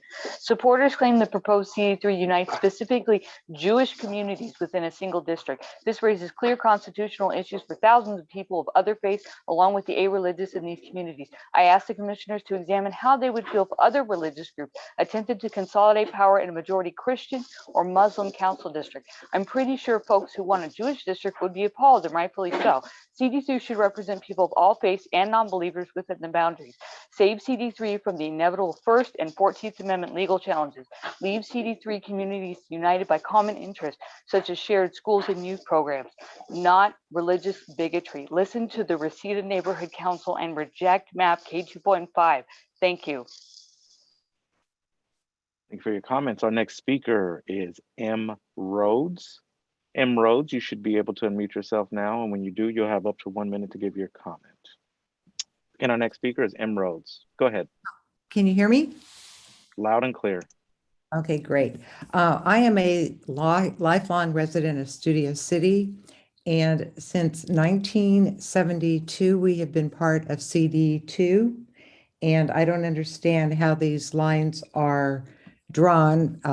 Part of the valley, all the council districts should stay in the valley. I think that they should also look at what the police division's boundary lines are. If you notice, North Hollywood goes to the Burbank city line, and that should be included in CD2, as well as up to Mulholland Drive. There's no reason why you want to put CD4 all the way into the valley, all the way up to Sunland, and also into Hollywood. We can't get the attention that we need. We're happy to stay in CD2, and I don't think that we should be moved out of it. We want to stay with our Valley Village neighbors. We have the same problems. We work with the police department together, and I think it's a big mistake. I think you need to rethink your stuff, and I'm glad that Jackie Goldberg is there because he knows. Thank you, Speaker. Your time is up. All right, we're going to continue to work through our list. Pay attention to here for your number if you're calling in. We have the next three speakers are all on the phone, so they end in the following 3 digits. First caller will end in digits 788, followed by a caller ending in 566, and a caller ending in 728. And if you're calling in, when we say your number, you're gonna have to press *6 so that we can hear you. So caller ending in phone number 788, you are our next speaker. You should be able to press *6 now, and when you do, we'll be able to hear you. Go ahead. Hi, my name is Phyllis Chu, and I'm speaking for the seniors of Chinatown who all had to leave because it got very cold and dark here. And they've been waiting for an hour and 40 minutes, and they just left. So I'd like to represent the seniors from Cafe Manor and 651 Broadway in Chinatown to say that we would like this corner of Chinatown that was removed from Council District 1 to be put back with the rest of Chinatown into Council District 1. We do not want to be in Council District 14 because our voices will not be heard if we're in a district with Boyle Heights and downtown and Eagle Rock. We would like to be placed in Chinatown. The district that you have cut off by making the boundary at Ord Street includes Cafe Manor, a senior apartment building in Chinatown. It also includes the Suzhou Association Temple. It includes the last remaining produce markets in Chinatown. And it also includes the Chinatown Gate, the gateway to Chinatown. You have put that Thank you, outside speaker. of Your Chinatown. time is up. Thank you very much for your patience. Our next speaker is caller ending in phone number 566. So caller ending in 566. You should be able to press *6 right now, and then we can hear you. There you are. Okay. Hi, my name is Pempa Ben Harabat. I represent the Thai community and would like to suggest adjustments to the map K 2.5, as it includes Las Feliz and CD13, which does not make sense demographically. This is because Las Feliz is not a commercial district and comprises mostly affluent homeowners whose interests are very different from the majority of the immigrant constituents and stakeholders in the district, such as those in Thai Town, historic Filipino Town, Little Armenia, and other ethnic enclaves, who are on the contrary, mostly renters, low-income workers, and small mom-and-pop store owners. Adding Las Feliz to CD13 would potentially gentrify Thai Town and Little Armenia and dilute the voice and representation of immigrants and ethnic enclaves in CD13. So we urge the Commission to exclude Las Feliz from CD13 and add Koreatown and Eagle Rock to CD13 instead, to unite the API community and create a Pan-Asian district. Thank you very much. Thank you for your comments. Our next speaker is also calling in over the phone, ending in phone number 728. So if you're a caller and your number ends in 728, you already pressed *6. We'd love to hear from you. You have up to a minute. Hi, I'm Daniel. I'm a renter here in Hollywood. I'm calling to request to put the renter areas back into CD4 to restore it as a representational district. It seems like there are a lot of calls for specialist districts in the area for white homeowners and their parks, but not based on the ability to elect. If X% of voters in LA are renters, X% of the district should be drawn to have a better pro-renter ability and to have erased the renters from her district, put them back. As CD4 is right now, or in Map L, it does not defy any Voting Rights Act principles.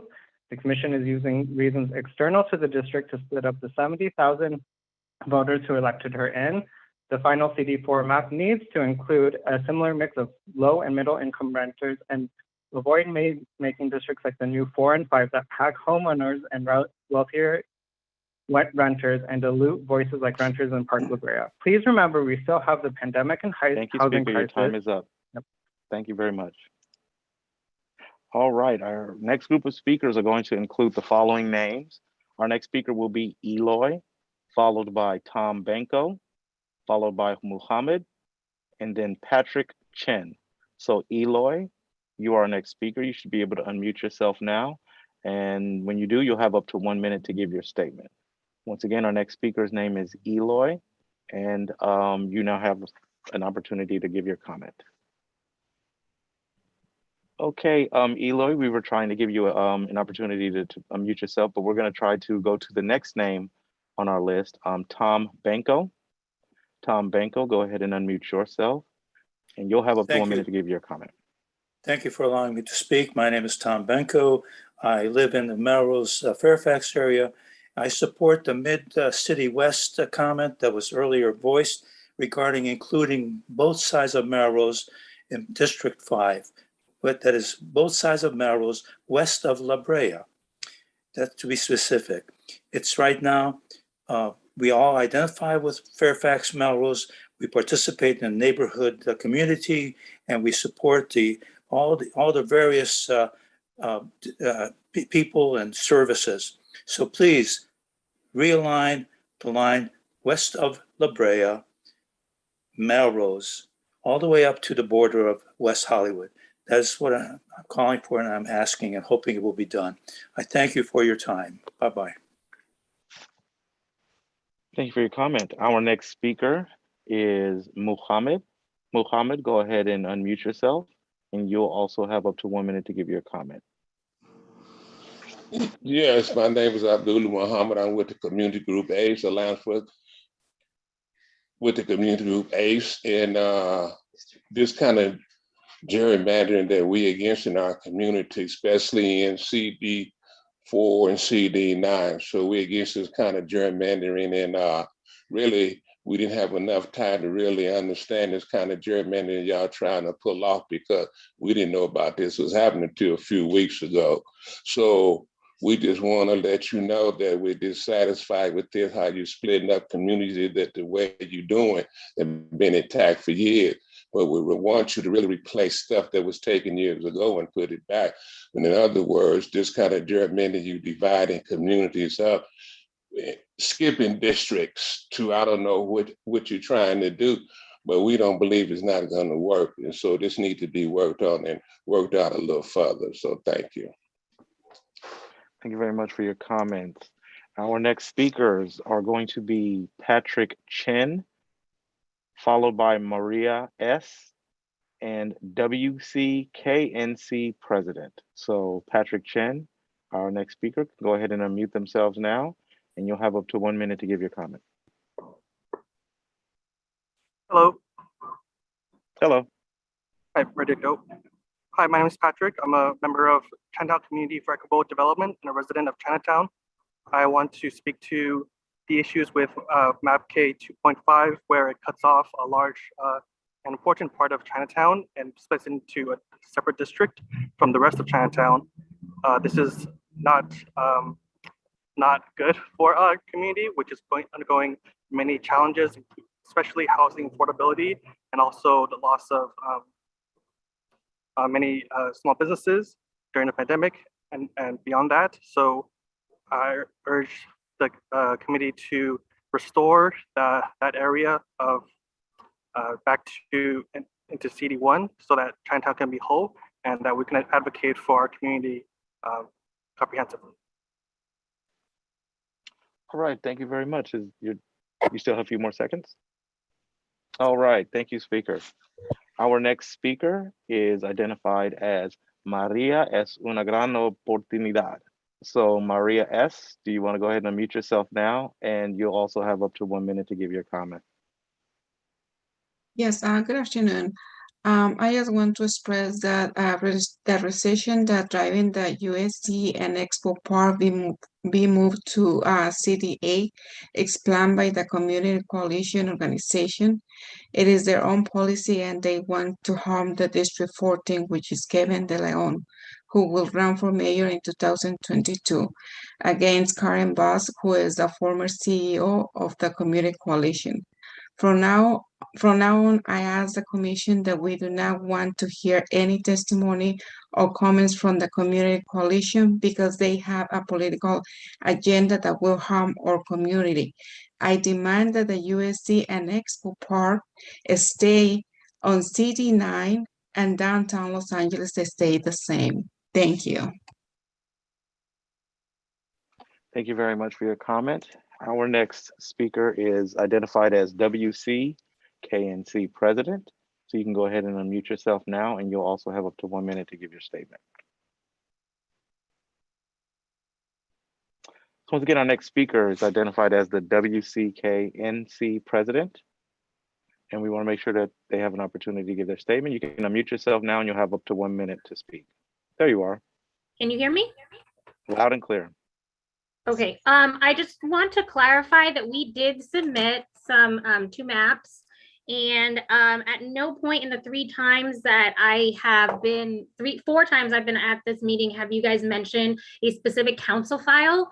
We are unable to submit community impact statements without a council file. It's also not on the website clearly designated, and there has been no outreach. I request that I be given the full 2 minutes. Because we don't have any information on where to submit it. Without a council file, we can't use the filing system. All right. Did you want to concede the rest of your time for a response? No, I would like the full Okay. 2 minutes. Well, I'm sorry, we're not going to be able to provide the full 2 minutes this evening, but we would let you have your 1 minute statement, and we'll make another announcement for folks to bring clarity around how neighborhood councils are allowed to speak this evening. So once again, I'll give you a minute, but we won't be able to give you 2. Okay, well, we're gonna go ahead and move on to our next group of speakers. They include the following names: Anthony Aksume, Jan Zakowski, and Patty Berman. So Anthony. All right, go ahead. We're gonna actually have a comment real quick before we get started on our next speaker. Yeah, for any of the folks, the community neighborhood councils that need help submitting the council file, I would reach out to your advocate who has our council file information or your contact with the city DONE department. Thank you. Thank you, Ariana. So once again, our next group of speakers are Anthony Aksume, Jan Zakowski, and Patty Berman. So Anthony Aksume, go ahead and unmute yourself now, and you'll have up to 1 minute to give your comment.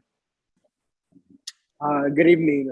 My name is Anthony Aksume. Commissioners, I urge the commissioners to listen to us and return our part of Highland Park to Council District 14. We have been part of the CD14 for many years and want to continue to be a part of this district.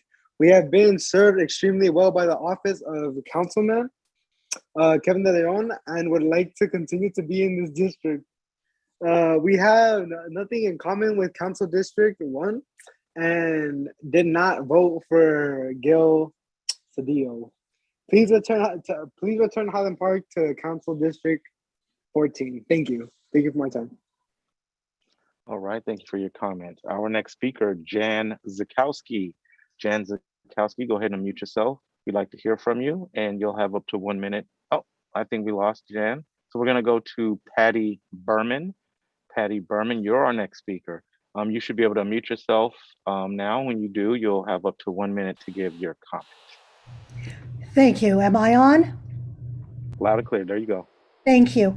Yes, my name is Patty Berman. I have spoken to you before.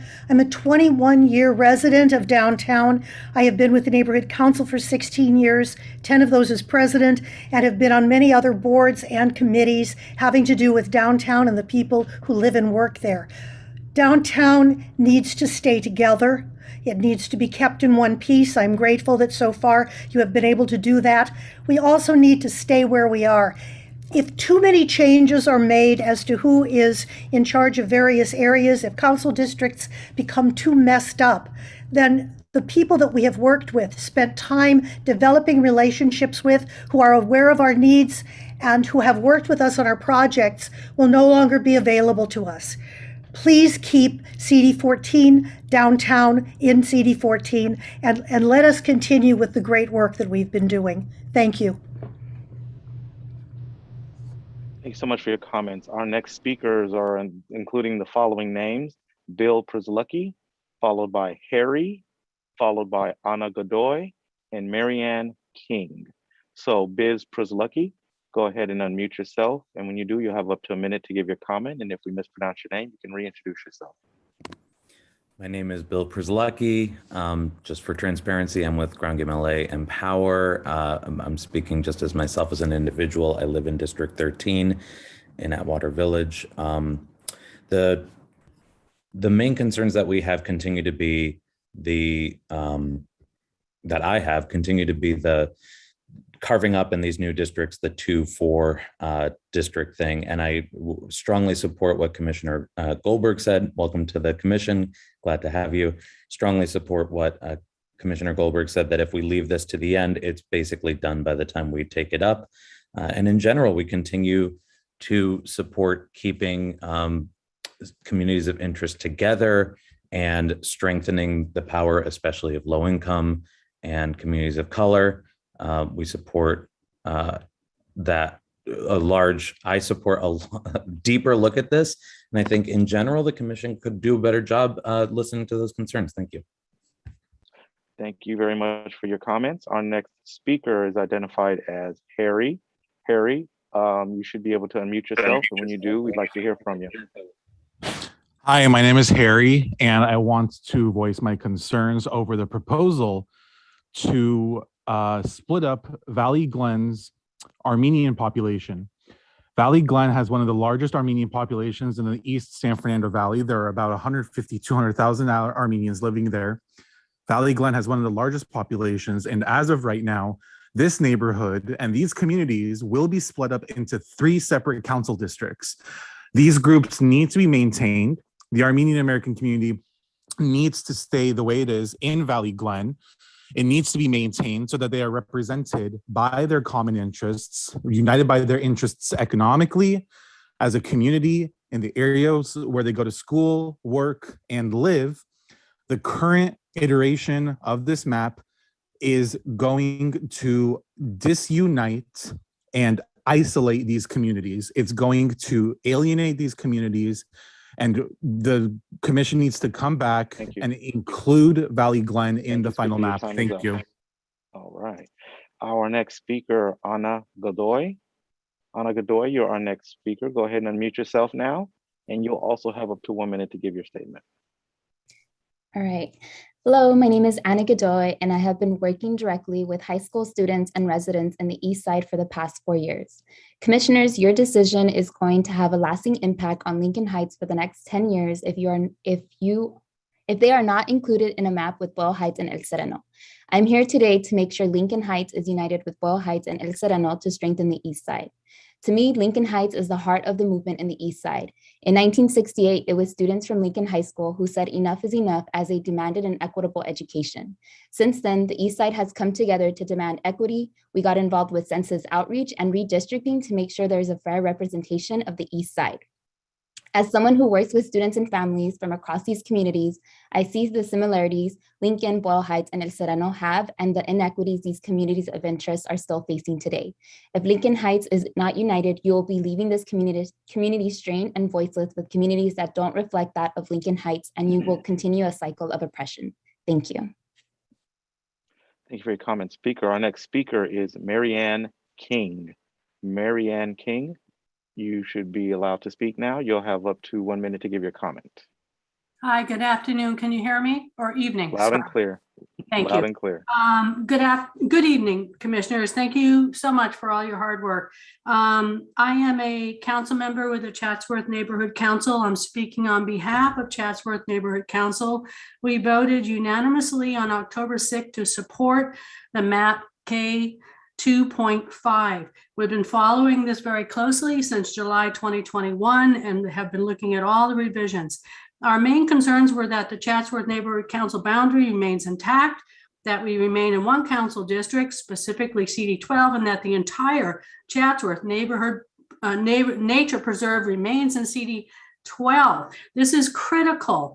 Nature preserve needs to stay there. It's been there for 50 years in CD12. We fought hard to make it a preserve. It should not go to another council district, please. Thank you so much.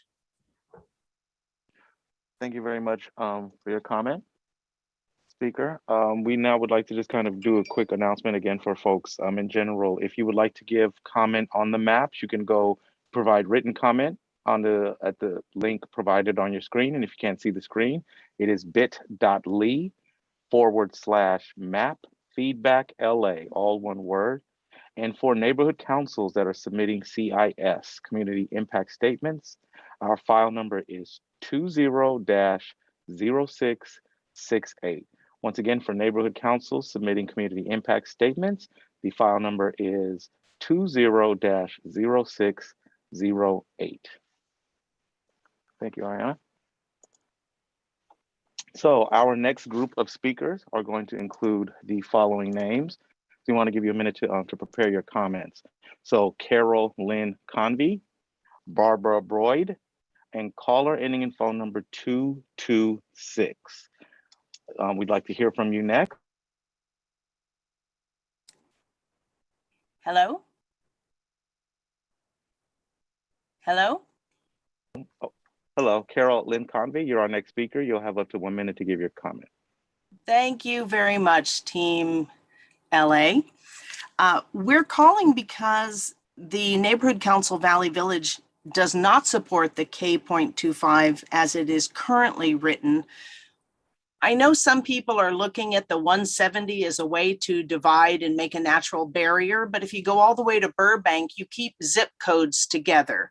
We have our city services provided for fire, police, DWP, library services in North Hollywood and Valley Village together. With our Women in Theater organization, who supports all of North Hollywood's NoHo Arts District, and our Parents Association North Hollywood of more than 12 schools. We work with communities who need help, and North Hollywood has been with Valley Village since 1926. We've built ourselves that way. Please don't divide us. Help us keep united. Okay. Well, sorry, Speaker, there seems to have been an issue on their end. We're going to try to resolve that as soon as we can. Our next speakers list are going to include the following names: Barbara Broyd, followed by caller ending in phone number 226, and Sade. So Barbara Broyd, go ahead and unmute yourself. You'll have up to 1 minute to give your comment, and you can reintroduce yourself if we mispronounce your name. Thank you. Thank you, commissioners, for your dedicated service and commitment to a transparent and inclusive process. My name is Barbara Broidy. I'm an elected member of the Westside Neighborhood Council and president of the Westward South of Santa Monica Boulevard Homeowners Association. As such, I wish to voice my and our support for MAP K 2.5, which recognizes our boundaries and the historical connection between our communities, whether it be Jewish, Persian, UCLA extended community.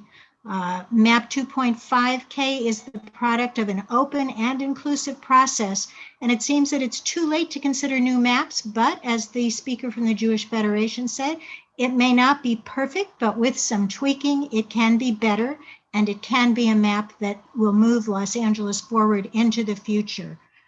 We thank you for your consideration and for identifying and sticking with the commitment to communities of interest. Thank you. Thank you very much for your comments. Our next speaker is calling in over the phone, ending in numbers 226. So if you're calling and your number ends in 226, please press *6 now, and you'll be unmuted and we'll be able to hear from you. So once again, our next speaker should be calling in over the phone, and there you are. Hello, my name is Jackie Gamble. I'm speaking on behalf of the Shadow Hills Property Owners Association. We are requesting that you go with the original CD7 line through our communities. We cover an area of Shadow Hills, which is currently divided into 2 different districts, which would really cause havoc for all of our common interests in our community. It also takes out Latuna Canyon, which is also a very similar kind of community. We all have a rural kind of lifestyle up here. We have chickens and horses, and we want to keep it that way. We actually have a place where you can ride a horse, and we want to really cherish our Hanson Dam area to ride in. By splitting us up, it turns us in our neighborhood council into 2 different districts. We fought long and hard to form the Foothills Neighborhood Council as one district because we have such similar interests, and we're a united community. We want to stay that way. And the thank you, Speaker. Your time is up. All right. I always hate to cut folks off, but we just want to remind you we're going to give you a heads up when you've reached the 1 minute mark, and ask you to wrap up. So our next group of speakers include the following names: Sade, followed by Chaim Turef, and caller ending in numbers 664. So Sade, you're our next speaker. You can go ahead and unmute yourself, and you'll have up to 1 minute to give your statement as well. Good afternoon, commissioners. My name is Sade Alwari, and I work in South LA. My parents both worked in South LA before I was born. And I specifically would like to talk about CD8, 9, and 10. South LA has been impacted by decades of disinvestment and racist policies, and we are way, way past that. We are in 2021, and we don't want to see what happened 10 years ago repeat itself when CD8 and CD9 were cut off from assets. It's time to see real racial justice and equity. In order to do that, we have to preserve the assets in District 8 and keep it at a 50% +1 Black citizen voting age population. That looks like really going back and making sure that Black people are full and valued participants in the city. And a vital way to move toward that is by having assets like USC and CD8 and preserving assets of CD9 and keeping the Black CVAP above 20%, keeping neighborhoods together in CD10 and keeping Black CVAP above 20%. Thank you so much, and appreciate your time, commissioners. Thank you, Speaker. Our next speaker is Chaim Turef. You can go ahead and unmute yourself now, And apologies if I mispronounce your name. You can introduce yourself and you have up to a minute. Thank you, sir. My name is Rabbi Chaim Teref, and I'm part of the LA Jewish Communal Redistricting Coalition. And first of all, I wanted to thank you for all of you for this huge task you're all undertaking. The community is not monolithic, and there is a diverse Jewish community all over LA. But having at least one seat where electing representative leadership is possible is truly important to our collective voice in Los Angeles. It's for this reason that we asked this commission to keep the historic Jewish neighborhoods of Westwood, Pico Robertson, Beverly Woods, Cheviot Hills, Beverly Fairfax, and Hancock Park together. In the last redistricting, portions of the South Pico Robertson were removed. And we asked that all the small neighborhood between South Robertson to La Cienega and 18th Street to Cadillac be shifted back into CD5. Thank you so much for your consideration. Thank you for your comments. Our next speaker is calling in over the phone, and their number ends in 664. So caller ending in 664, please press *6 now to unmute yourself. And when you do, we'd love to hear from you. You have up to a minute. Go ahead. Thank you, commissioners. My name is Larry Eisenberg, and I wanted to thank you for your hard work. I'm listening to it. I can hear how hard the work is going to be. I heard one speaker before that was upset that the Jewish community would be sort of too much empowered and that this was unconstitutional. But I thought the whole purpose of this was to have communities of interest be able to be together to have their needs met, and I certainly feel that way. The community has grown, and I'm currently in CD4 in Hancock Park, and I've been very isolated from CD5, where all my other interests are.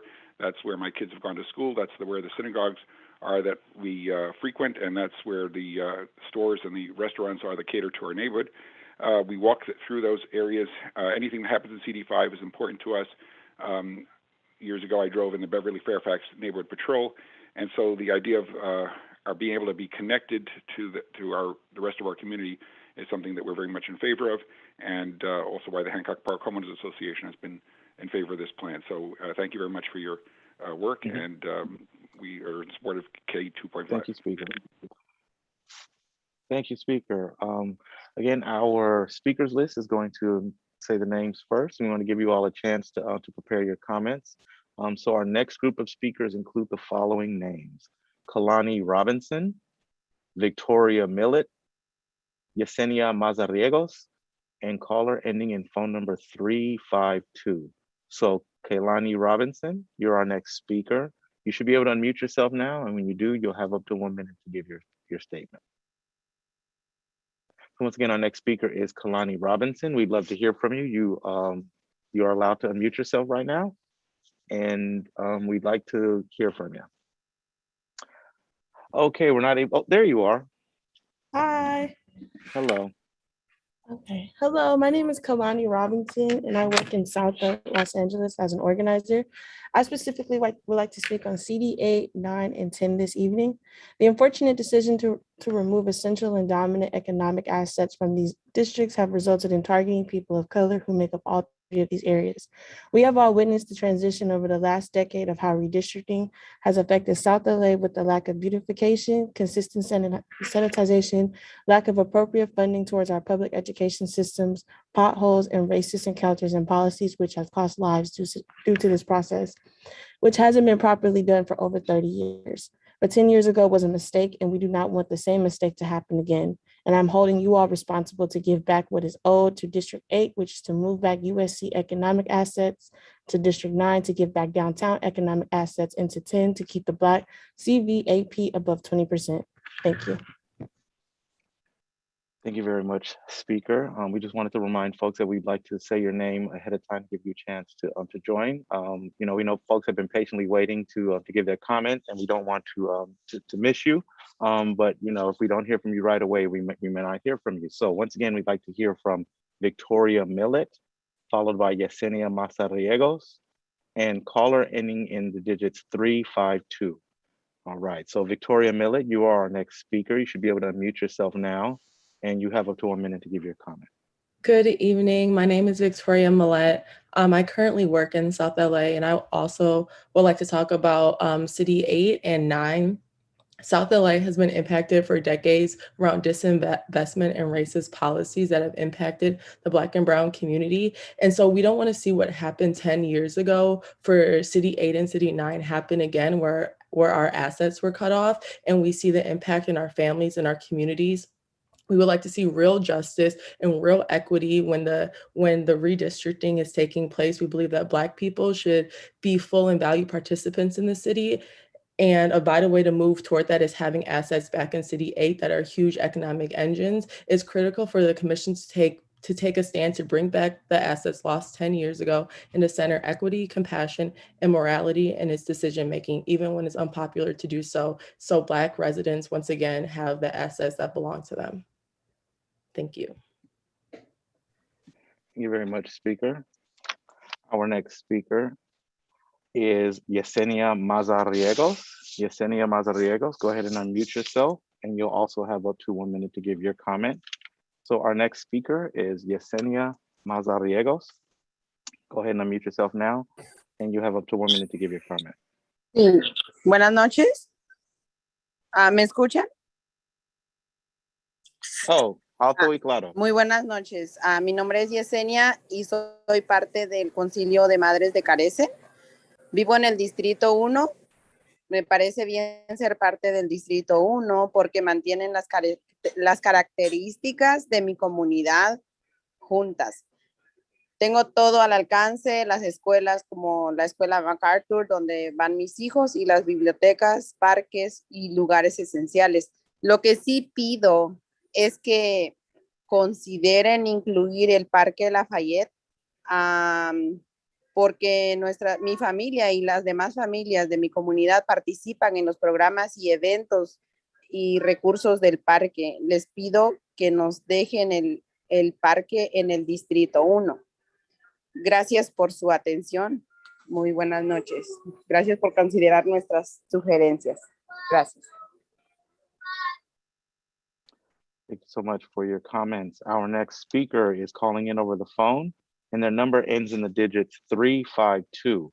So caller ending in 352, go ahead and press *6 to unmute yourself.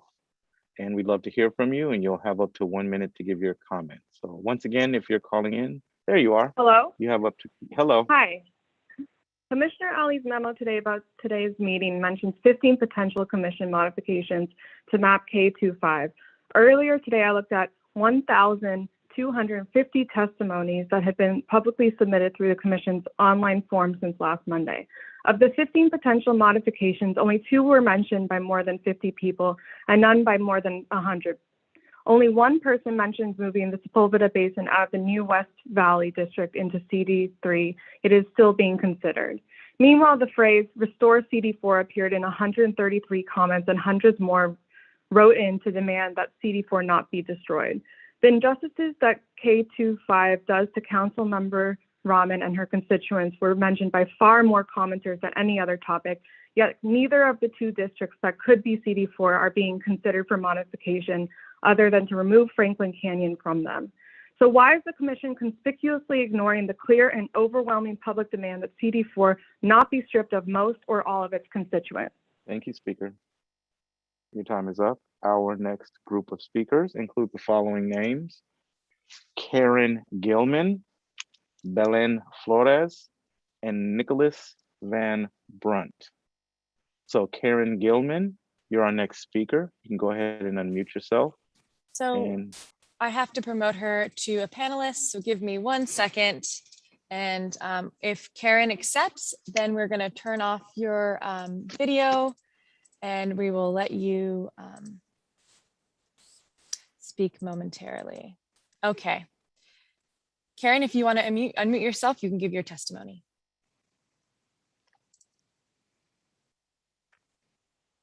Hi, my name is Karen Gilman, and I'm an officer in the Larchmont Village Neighborhood Association. I've lived in Larchmont for 35 years. Thank you again to the Commission for your tireless efforts. I applaud and support the Commission's decision to release a single final draft map, Plan K2.5. This Plan K2.5 keeps Larchmont and Greater Wilshire and the Greater Wilshire Neighborhood Council whole in District 5. Except we need one subtle tweak here. Okay, about the tweak. Please move the eastern boundary of the Greater Wilshire Neighborhood Council and District 5 from Manhattan Place down the middle to the alley west of Western Avenue. That's what we need. We are now included in a single district with neighbors to the west who share our interests, values, and concerns. Furthermore, I appreciate the Commission's transparency and dedication to the inclusion of public comments in its deliberations. Ask going forward that you keep us whole in Greater Wilshire Neighborhood Council. Thank you very much. All right, thank you for your comments. Our next speaker, Belen Flores. Belen Flores, go ahead and unmute yourself. And when you do, you have up to 1 minute to give your comment. Thank you. Good evening, commissioners. My name is Belen Flores. I work in South Los Angeles and would specifically like to talk about CD 8, 9, and 10. For decades, my community has faced disinvestment and racist policies. We do not want to see what happened 10 years ago repeat itself when CD 8 and 9 lost assets. Downtown was removed from CD 9, USC and Exposition Park were removed from CD 8. These important economic engines and cultural assets were taken from South LA, devastating our community. We believe that Black people should be full and valued participants in the city. One way we can move toward that is by having assets actually in CD 8. It is critical for the Commission to take a stand to bring back the assets lost 10 years ago and to center racial justice, equity, compassion, and morality in its decision-making, even when it is difficult or unpopular to do so. Thank you for your time. Thank you for your comments. Our next speaker is Nicholas Van Brunt. Nicholas Van Brunt, go ahead and unmute yourself now, and you'll also have up to 1 minute to give your comment. Thank you very much, and thank you to the commission. I know that volunteer work is volunteer work. You know, I was just walking my dog, and I was thinking I could walk 5 minutes to the left of me in my CD4 neighborhood, and I'll be in the new CD13. Or I could go 5 minutes to the right of me and I'll be in CD13. Or I could go 5 minutes to the south of me and I'll be in CD13, but I'll still be in CD4 unless I'll be in CD2. We had 132,000 people vote in the last election, more than in any other district election in the history of Los Angeles, the city, by a large margin. And either 70% or 100% of those voters will be disenfranchised by this commission, which, as I understand it, is not even looking at this point at redrawing 2 or 4. I will be in the same district as the very nice caller earlier from Shadow Hills, who seems like a very nice person and who has none of the same municipal interests that I do. It makes no sense. This needs to be given more look. Thank you. Thank you very much for your comments. Our next speakers include Andrea Gutag and Daniel Jimenez. So Andrea Gutag, go ahead and unmute yourself. You'll have up to 1 minute to give your statement. Hi, my name is Dre. I live in the Beverly Grove region of Los Angeles. I'm Jewish, which makes me part of an ethnic group that has been historically marginalized and disenfranchised. Map K2.5 does a fairly good job of keeping much of the Jewish community together. However, it peels off a small segment of our historic community that lives west of La Brea above Melrose and places it into a council district that is different from where most of us in our federation are placed.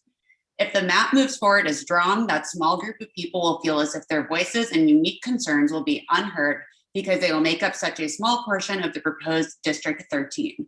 Considering the recent spike of anti-Semitism in Los Angeles, it is now more important than ever that our community feels like we have the power to organize and vote in a way that can bring us a strong ally on city council. So please do what both the Mid-City West Neighborhood Council and Silver Lake Councils are asking and reunite the greater Melrose community under a single council district. Please give the same consideration to other communities of interest, especially other historically disenfranchised groups. Thank you, Speaker. Our next group of speakers are going to include the following names: Sandy Lambert, followed by caller ending in number 679, followed by Ken Chasen. So our next speaker is Sandy Lambert. Sandy Lambert, go ahead and unmute yourself, and you'll have up to 1 minute to give your comment. Thank you. Can you hear me? Loud and clear. Okay. I have lived 46 years in what is called the Oaks area. And the Oaks and all of the Los Feliz area, including Griffith Park, have been one single community of interest for over 100 years. We have annual picnics, holiday parties, Halloween walks, and other social events. And I appreciate Plan K2.5. It's better than some of the other maps, but we would like to have the Oaks, Los Feliz, and Griffith Park can stay together as a single community within a single council district. The current plan cuts the Oaks in half, and it's a small area to begin with, and cutting it in half just really would sever the traditional ties and break the neighborhood into two different council districts, and it doesn't make sense. And the reason that Sorry, speaker, your time is up. Oh. Thank you very much. Our next speaker is calling in over the phone. I'm sorry, I skipped somebody whose name I mentioned before. Their hand is still up. I'd like to give Daniel Jimenez their opportunity to give their comment. Apologies for missing you. So Daniel Jimenez, you're our next speaker, and you'll have up to 1 minute to give your statement as well. Thank you. Can you hear me? Loud and clear. I'm going to give my comment in Spanish. Proceed. Hola, buenas tardes a todos ustedes comisionados. Mi nombre es Daniel Jiménez, líder comunitario en Boyle Heights, Lincoln Heights y El Sereno. Hoy les pido que incorporen a la comunidad de Lincoln Heights en el Distrito 14, ya que estas comunidades son muy similares en los problemas que enfrentan.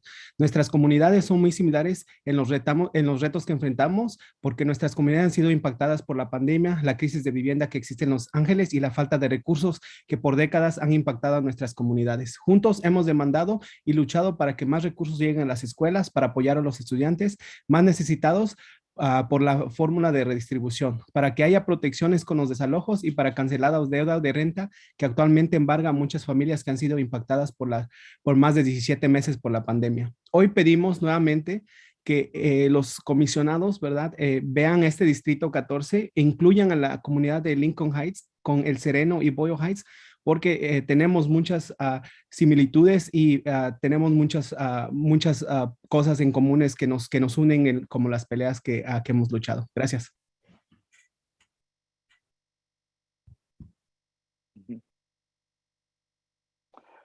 Thank you very much for your comments, speaker. Our next speaker is calling in over the phone, ending in number 679. So caller ending in 679, please press *6.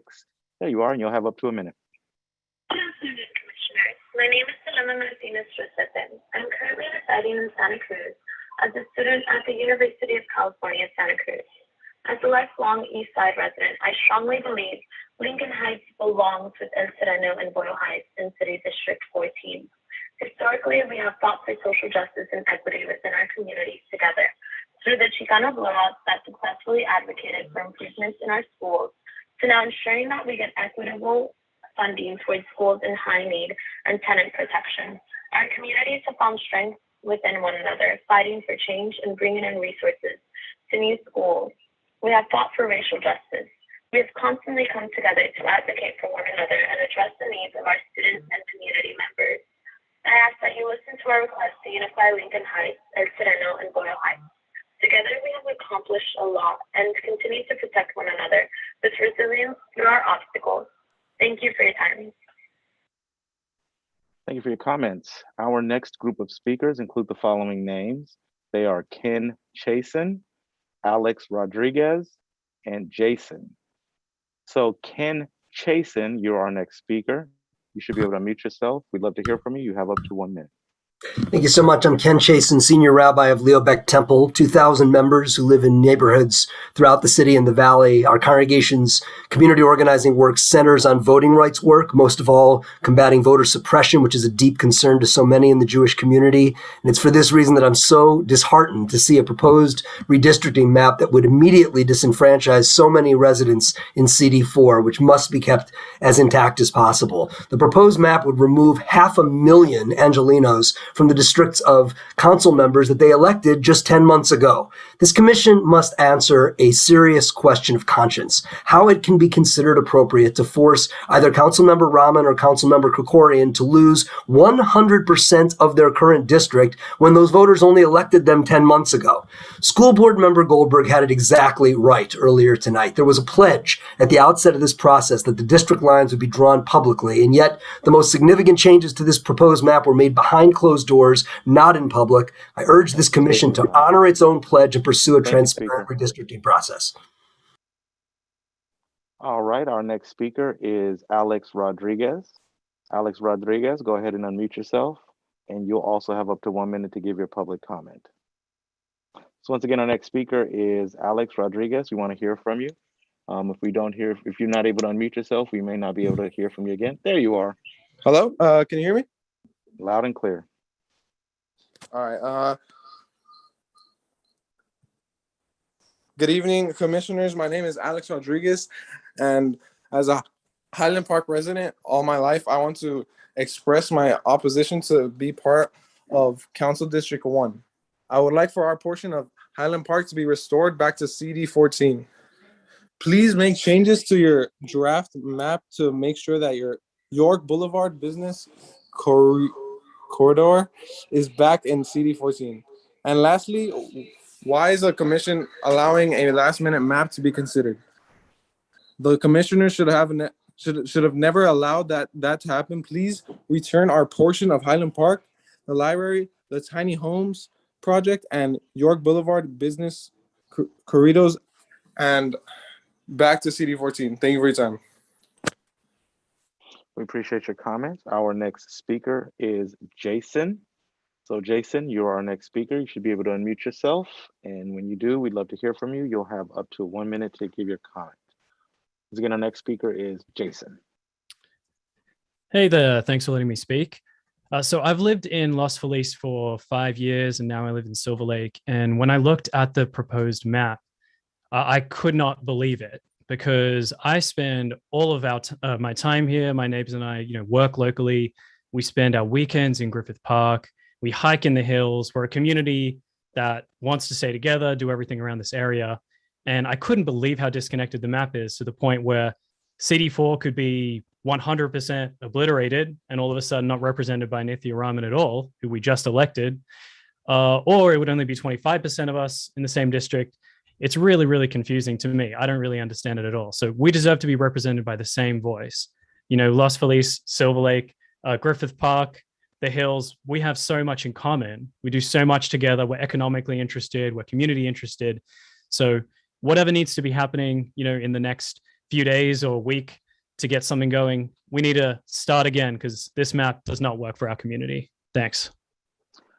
Thank you, speaker. Our next speakers include the following names: Chris Rowe, Daniela Hernandez, and caller ending in phone number 639. So Chris Rowe, you are our next speaker. Thank you for waiting. You're on the line. I know it took a while. You have up to a minute to give your comment. Yes, I live in West Hills. I have for 43 years. I support map 57666, which was introduced to you. It's being visited tonight by the Woodland Hills Warner Center Neighborhood Council. I would also like to reference the earlier testimony by the Jewish Federation, which included that West Hills is a significant Jewish community.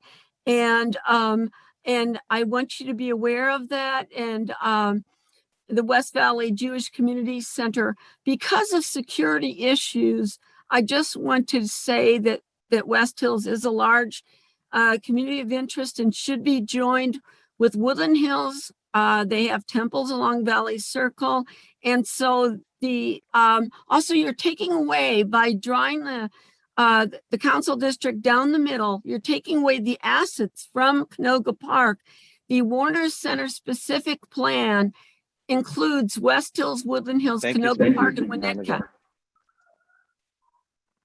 All right, our next speaker is Daniela Hernandez. Daniela, go ahead and unmute yourself, and you'll also have up to a minute to give your statement. Hello, my name is Daniela Hernandez, and for the past 9 years, I've worked with youth and community in CD14. I'm calling today to ensure that the commission keeps the historic East Side together by unifying all of Lincoln Heights with El Sereno and Boyle Heights into CD14 lines. Our East Side neighborhoods represent a community of interest composed of immigrant working class families who are predominantly tenants. We are a vibrant community that has continuously come together to call for equity and justice. In the 60s, Lincoln Heights youth joined their neighbors in walkouts to demand better schools that serve the needs of the community. In 2016, inspired by the Chicano blowouts, hundreds of Eastside youth walked out of their schools to demand the protection of undocumented students and families facing the threat of an incoming white supremacist administration. And the fight for our community continues. Today, we are uniting to ensure that all of our Eastside neighborhoods, including Lincoln Heights, are incorporated into CD14. We need strong political representation to address the historic disinvestment of our community and to lead the charge as Speaker, your time is up. manifestations of the pandemic. Thank you. Thank you very Hey, much. Rob, this is Fred Yes. Ellie. Hey, Rob, I want to take, after your next speaker, I want to take a 5-minute break, and then we'll open back up till 9 o'clock, okay? Okay, okay. So our next speaker is calling over the phone, ending in numbers 639. So go ahead and press *6 to unmute yourself, and you'll have up to a minute to give your comment. So once again, our next speaker is calling in over the phone, ending in 639. Please press *6. It's the only way we will be able to hear you, and you can give your statement. There you are. All right, can you hear me? Loud and clear. All right, cool. My name is Isaac. This is regarding District 1 and 14. Gil, Kevin, council members, I hope you're listening. You guys are both very public about listening to the community, so here's how you can do that. Keep Chinatown whole. So aren't redistricting requirements to respect existing political boundaries and geographic features and respect communities of interest? So in respect to that, how is that the historic, culturally important entry gates of Chinatown with the beautiful dragons no longer going to be considered a part of Chinatown anymore? And respecting communities of interest, if we're going to be having impacted residents, business owners, then have an on-site presentation for them to consult with the stakeholders of Chinatown, because they have not been. And also allowing policies to be addressed by the entire community as one, and resources and services as one is crucial to the community's survival. Thank you very much, Speaker. Your time is up. And according to Chair Ali, we're going to go ahead and take a brief break for public comment. We will be back at 8:38.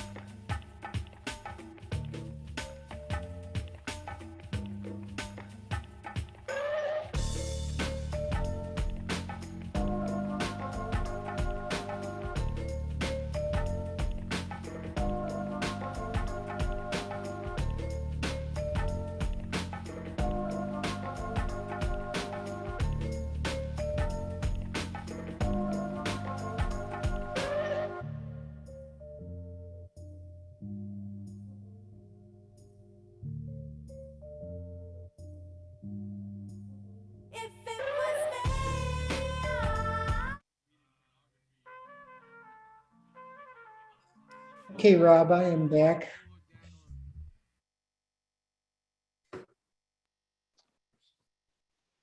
All right, Chair, I'm gonna give everyone a chance to recalibrate.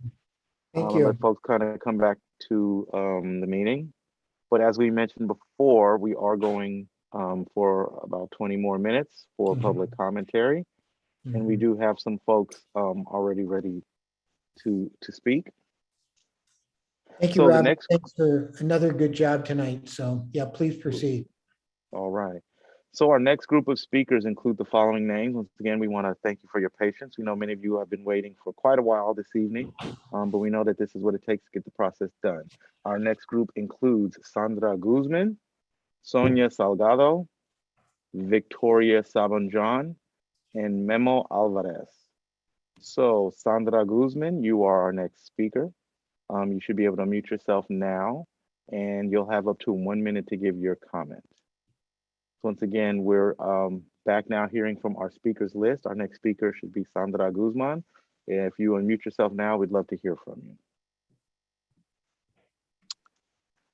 Okay, unfortunately, we're not able to hear from Sandra right now. We're gonna go to our next speaker, Sonia Salgado.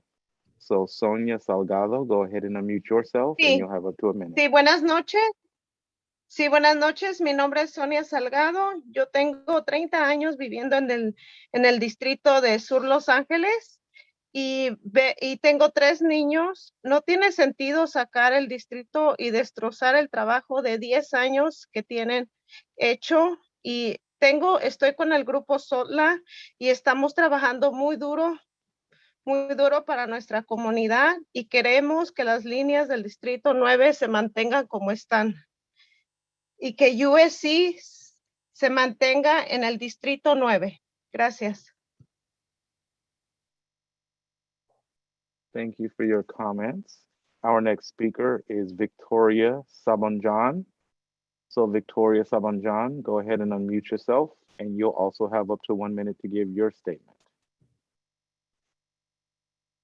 Hi, my name is Victoria Sabanjan, and I live in Sun Valley in the Latuna Canyon neighborhood. I have serious concerns about how the new district lines separate half of Shadow Hills and Latuna Canyon from the rest of the equestrian-minded Foothill District. I understand the use of census data to make the numbers more even, but our rural concerns will be lost when dealing with Hollywood Hills or Toluca Lake residents. I just moved to Latuna Canyon from Burbank to pursue the kind of lifestyle that this equestrian foothill community provides. I believe Shadow Hills should stay in one council district, not divided up. Our historically rural community has unique interests that must be protected.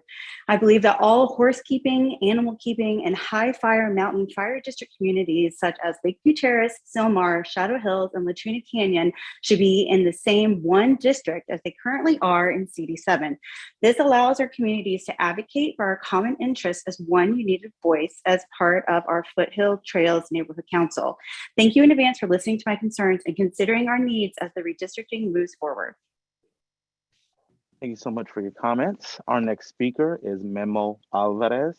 So Memo Alvarez, you should be able to unmute yourself now, and you'll have up to 1 minute to give your comment. Okay. Hello, good evening, everyone. My name is Guillermo Alvarez, representing for the youth residents here in South LA.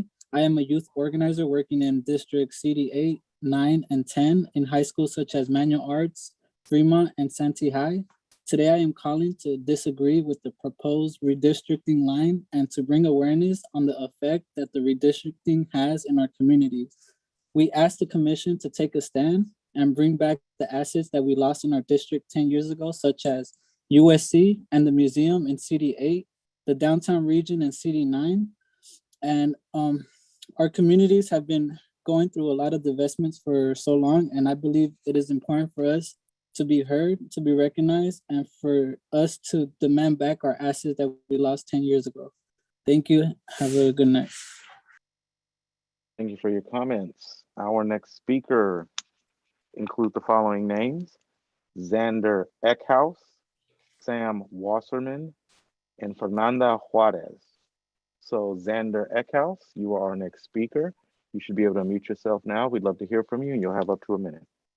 Yeah, hi, I'm a Jewish renter that lives in Sherman Oaks. And I just wanted to say that I want to stay in CD4. You know, I think renters and working people and young people and people of color voted Nitya Raman into office less than a year ago. And now those are the people whose votes are being disregarded. So I urge you to redraw your map and leave Sherman Oaks in CD4. Thank you. Thank you very much for your comments. Our next speaker is Sam Wasserman. Sam Wasserman, go ahead and unmute yourself, and you two will have up to 1 minute to give your statement. Hi, can you hear me? Loud and clear. Great. Chairman Ali and the entire commission, great job. You've kept politics and council member motives out of it. Do not stop now. Do not let the bullying attitude of Jackie Goldberg tonight, coming in at the last minute, acting like the closing pitcher at a Dodger game, change the fair and honest work you've done. No special meeting should be held, period. Jackie, let's be honest, you're coming in after 19 public meetings, thousands of public testimony, thousands of emails, thousands of hours of the commission making a fair and honest map. And instead of collaborating gracefully, you spit in the face of the public and the commission with your glaringly biased plans. You're merely a pawn for Nitya Raman and the DSA. The thousands of emails you mentioned are an echo chamber that DSA asked for on social media. Chairman and Ali and the entire commission, don't fall for this. It's a smokescreen. Stay the honest course. Thank you. Thank you for your comments. Our next speaker is Fernanda Juarez. Fernanda Juarez, you are our next speaker. Go ahead and unmute yourself, and we'd love to hear from you. You'll have up to 1 minute. Thank you. I'm here with 9 people in my house. We are immigrants who live in South LA for the last 34 years, and we have kids who born and raised in South LA in District 9. Actually, we had kids who are in USC school study, and we want to ask the commission to please keep us as USC in the expo part on CD9. And also we know that driving the USC expo move to CD8 is planned by Community Coalition. And especially because they have their own policy agenda, they want to hurt not only CD9, but also District 14, which is Kevin De Leon.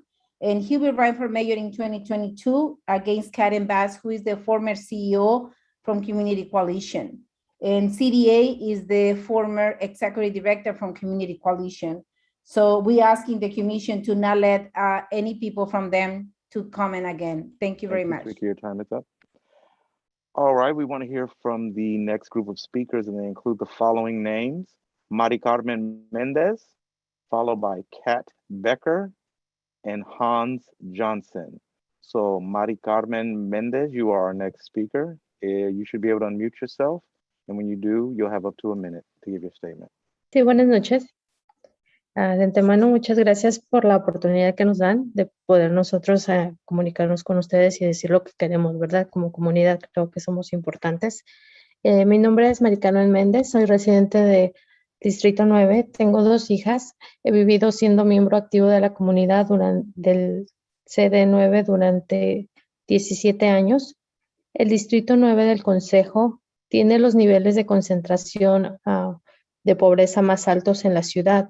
Si esto se quita, si a esto se le quita USC y Expo, se quitan los activos comunitarios más grandes de nuestra comunidad y se desinfla nuestra existencia en el mapa de la ciudad. Por ello nos interesa mucho que se quede el CD9 como está. Estamos a favor del mapa K2 2.5 como está representando, y esto es lo que sostiene el grupo SODLA a la cual represento. Gracias. Thank you so much for your comments. Our next speaker is Kat Becker. Kat Becker, you're our next speaker. Go ahead and unmute yourself, and you'll have up to a minute as well. Good evening, commissioners. My name is Kat Becker. I am a resident of Wilshire Park for over 55 years and also past president. We are part of the Greater Wilshire Neighborhood Council. And I want to say thank you very much for your due diligence, your hard work, and your tenacity in trying to make a very difficult plan work for everybody. I am calling in favor of Plan 2.5 to keep us all in Greater Wilshire Neighborhood Council, all of our neighborhoods and communities, which are all in alliance with all of the areas to the west of us with District 5. So I'm calling in support of keeping the Greater Wilshire Neighborhood Council intact and keeping us whole in part of CD5. Thank you. Thanks for your comment. Our next speaker is Hans Johnson, followed by caller ending in phone number 316. So next we're going to hear from Hans Johnson, followed by caller ending in phone number 316. So Hans Johnson, go ahead and unmute yourself, and you'll have up to a minute to give your comment. Good evening. Can you hear me? Loud and clear. Thank you. And thanks to the commissioners and to the many public commenters who have bravely persevered and made their voices in many languages heard. I'm Hans Johnson. I'm president of the East Area Progressive Democrats. We're the largest Democratic club in Los Angeles County and in the state of California with more than 1,000 members. I'm honored to provide our testimony as well as our resolution passed to urge the commission to respect council districts 2 and 4 and to keep communities together. There are a number of instances, specifically Highland Park and Echo Park, which have been divided, neighborhood councils, which have been divided, some districts pitted in different districts. Please remedy those and make the needed adjustments so as not to disenfranchise an Armenian American man and an Asian American woman, both breakthrough representatives on our city council. Please respect and restore districts 2 and 4. Thank you. Thank you, speaker. Our next speaker is a caller ending in phone number 316. So caller ending in 316, please press *6 to unmute yourself. And when you do, we'll be able to hear you, and you have up to a minute to give your comment. Go ahead. Hi, I'm a long-term resident of CD14, and I'm just calling to express my discontent with the map separating the businesses out of the York corridor, and ultimately separating Highland Park and Eagle Rock. And we would just like to remain as we are, untouched, and hopefully we can keep moving forward with this. Thank you. Thank you very much for your comments. Our next speakers include the following names: Sata Umoja, Sarah S., and Kim Marie. So Asata Umoja, you are our next speaker. Go ahead and unmute yourself, and you too will have up to a minute to give your statement. Hi, my name is Asata Umoja. I am a resident of the 8th District. I live in the Hyde Park area. I am the president of the Hyde Park Organizational Partnership for Empowerment and a member of the Park Mesa Heights Planning Committee. I have a major concern about that we have to make sure that we address the issue of race. Race is definitely an issue as it relates to inequity in the city of Los Angeles. And an economic base is critically important. The economic base in the 8th District in particular has been, was really undermined. We were robbed of the major economic engine and drivers in our community. And the way to achieve economic opportunity and equity is to correct the wrong done to CD8. We need the return of Expo Park, and we need the return of USC and the other side of the mall. CD8 has Thank you, Speaker. Your time is up. done some great work also with those entities. And Okay, thank you very much, Speaker. Our next speaker is going to be Sarah S. Sarah S., go ahead and unmute yourself, and you will also have up to 1 minute to give your comment. Once again, our next speaker is Sarah S. There you are. Hi, can you hear me? Loud and clear. Thank you to the commission for your hard work on this very complex issue. I support all that you have done up to date and support map K2.5. And thank you for keeping Los Feliz with our neighbors in Atwater and Silver Lake and Echo Park. This makes much more sense than who we were with before, which was Sherman Oaks and Toluca Lake. My next comment is directly towards Miss Jackie Goldberg. Let's call a spade a spade. You're bought and sold by the DSA, the same group who tweets and posts on social media to get callers and people to write into this meeting who don't even live in LA.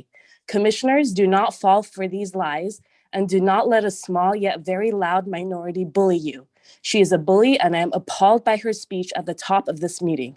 Lastly, perhaps this commission has ignored the phrase restore CD4 because it is mostly sent by bots who the DSA and Ground Game LA get to email in. Thank you so much for your time. All right, our next speaker is Kim Marie.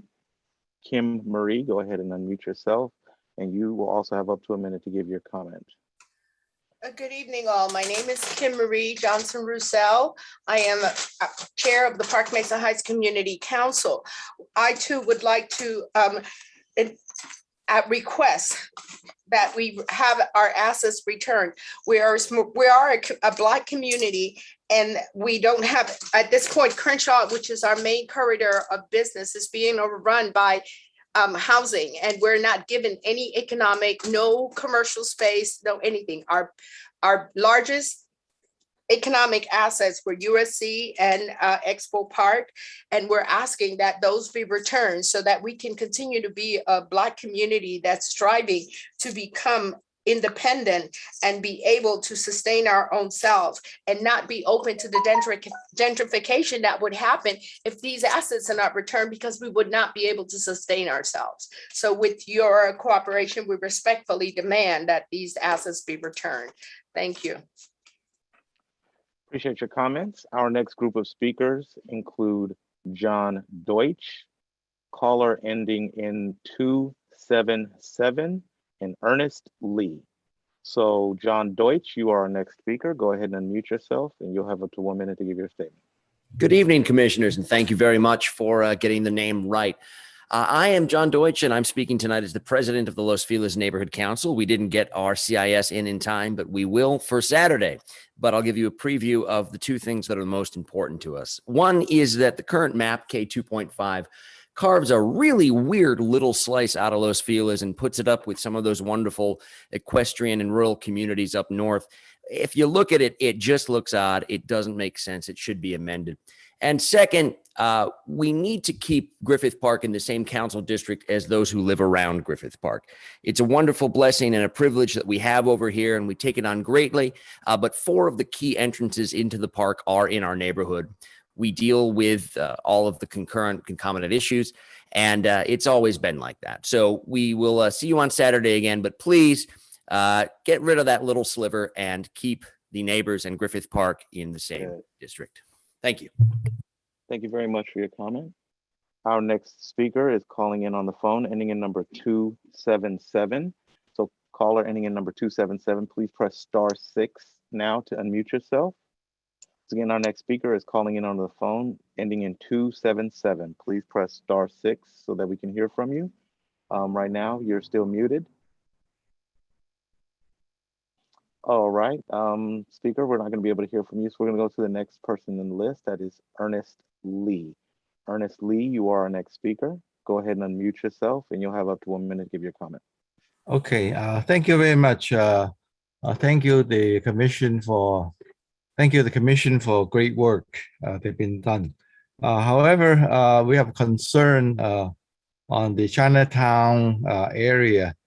Right now the section in Hill Street, Cesar Chavez, and Orchard Street and Alameda, that section's been divided up and moved to District 14.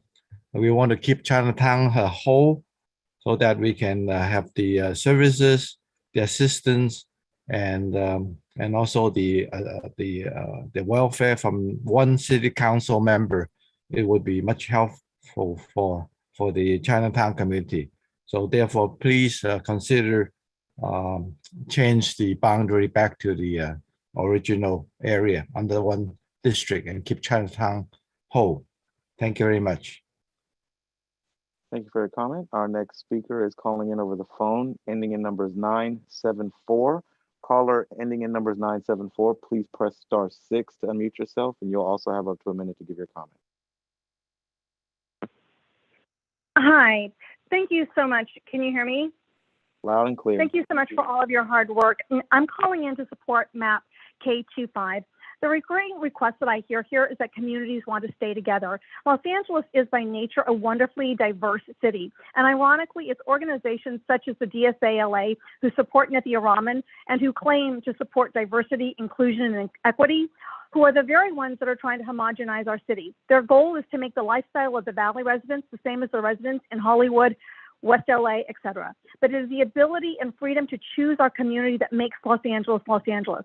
As Ms. Goldberg is very much aware, the DSA proudly boasts of their infiltration into our neighborhood and city councils, the school boards, and this commission. But the redistricting process needs to remain focused on how best to serve the communities of Los Angeles and not about pushing a socialist agenda. It has been more than a decade since the Valley communities have had representation by someone who will live with the effects of their decisions. Please provide the Valley communities with the overdue representation we deserve by supporting MAP K25 and stop. It's time to curb the effects of the DSA's bullying. Please support MAP K25. Thank you. Thank you, Speaker.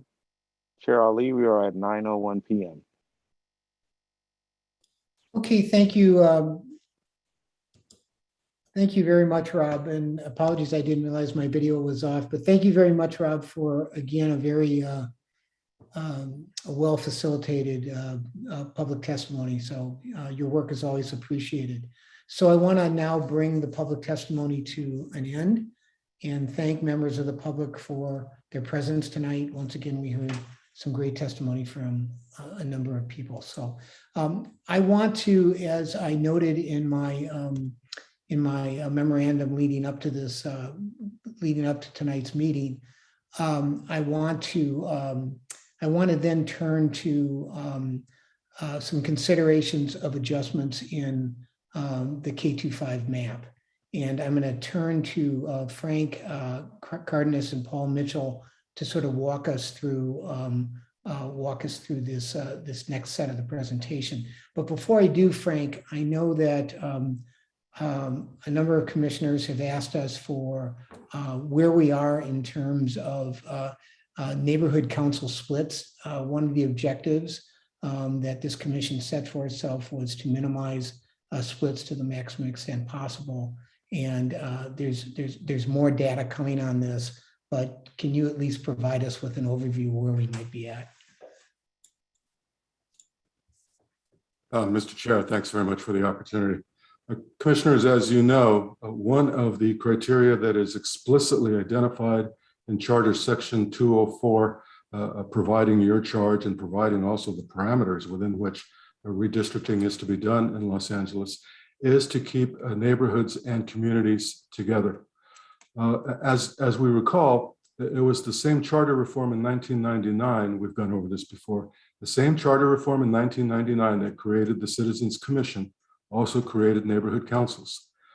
Neighborhood councils now number 99 throughout the city. And so one important barometer to understand the significant progress that your commission has made in redistricting thus far with K25 as it stands right now, in accordance with your charge under the charter, is to measure the number of neighborhood councils that are split by proposed K25 and compared with what currently exists by virtue of redistricting from 10 years ago. And we will post this tomorrow morning, but we got this report from Paul Mitchell, many thanks to everyone at Redistricting Partners. But the numbers reflect the following. Out of 99 neighborhood councils, and there are 99 now, there were 99 10 years ago. The result of the redistricting 10 years ago is that a total of 62 neighborhood councils were split in some way. Now, many of these splits were very minor, not necessarily significantly populated splits, but there were 62. Thus far, with proposed K25, there are only 54. Currently, by virtue of 10 years ago, the number of neighborhood councils that are split in two, number 45. This commission's proposed map 2.5, K 2.5, has brought that down from 45 to 41. Neighborhood councils split in three. Currently, by virtue of 10 years ago, there are 13. K25 proposes 12. The current splits among neighborhood councils that are split into 4 different council districts, currently number 4. Proposed K25 brings that all the way down to 1. Now, we've heard a lot of testimony over the last 3 hearings with respect to K25 and related issues. And in listening to this testimony, Mr. Mitchell, the head of Redistricting Partners, your mapping consultant, has identified some opportunities to do some line drawing this evening to address some of the concerns that have been addressed. An example is Franklin Canyon. There's been a lot of testimony about Franklin Canyon, certainly a lot of emails about Franklin Canyon. And that is one of the issues that we believe that we can address. It involves a relocation in the order of 2,700 residents into Council District 5. What we are also prepared to show is how difficult it's going to be. I'm not suggesting that it's not doable, but how difficult we are finding it to be to resolve the Melrose Avenue call for reunification, such that both the south and north sides of Melrose Avenue, west of La Brea, would again be reunified in Council District 5. We are looking at a way to do that. The number of people that live in that area, according to the 2020 census, it's about 7,000 people. Now, we're all familiar with population deviation. That is an important parameter within which this commission is trying to accomplish this amazing task. 7,000 people is almost a full 3% deviation. An additional almost 3% deviation into a council district 5, which is already has a significant positive deviation because it is, to use a colloquial term, it's overpopulated. In terms of the 260,800, that is the equipopulous number from the census as adjusted by the state for members of the incarcerated community. So if I can turn it over to Paul now. Paul, if you can bring up the map, and if we can begin with the Franklin Canyon area north of Franklin Canyon and Truesdale Estates, and then we'll be panning down to Melrose Avenue, so we can show what a relatively small sliver it looks like on a map. And Melrose, of course, is an amazing commercial thoroughfare. But lo and behold, just in that finger that extends over to the border of West Hollywood, there are 7,000 Angelenos who live there. And so to move 7,000 Angelenos back into Council District 5, as has been repeatedly requested and certainly makes sense, that provides the challenge and the opportunity, if we can secure it, to find around 7,000 residents who can be assigned another council district other than Council District 5, because it is so relatively overpopulated. Here's the problem. Council District 11 is not a candidate for the reassignment of 7,000 people from Council District 5. Why? Because Council District 11 is currently overpopulated, both 11 and 5. We knew going into this exercise, commissioners recall that 11 and 5 were already overpopulated. So it doesn't take very long before one can begin to appreciate the hellacious challenges and trade-offs and tough calls that are involved in redistricting. So why don't we begin with Franklin Canyon? We've got a lot of testimony about that. We think that is resolvable. Paul, can we see Franklin Canyon? Yep, I can see Franklin Canyon from here. So I'm just going to remove that selection that I had made there on that Melrose piece, and that population number was 7,225. So I'm just going to go ahead and stop that. But over here in Franklin Canyon,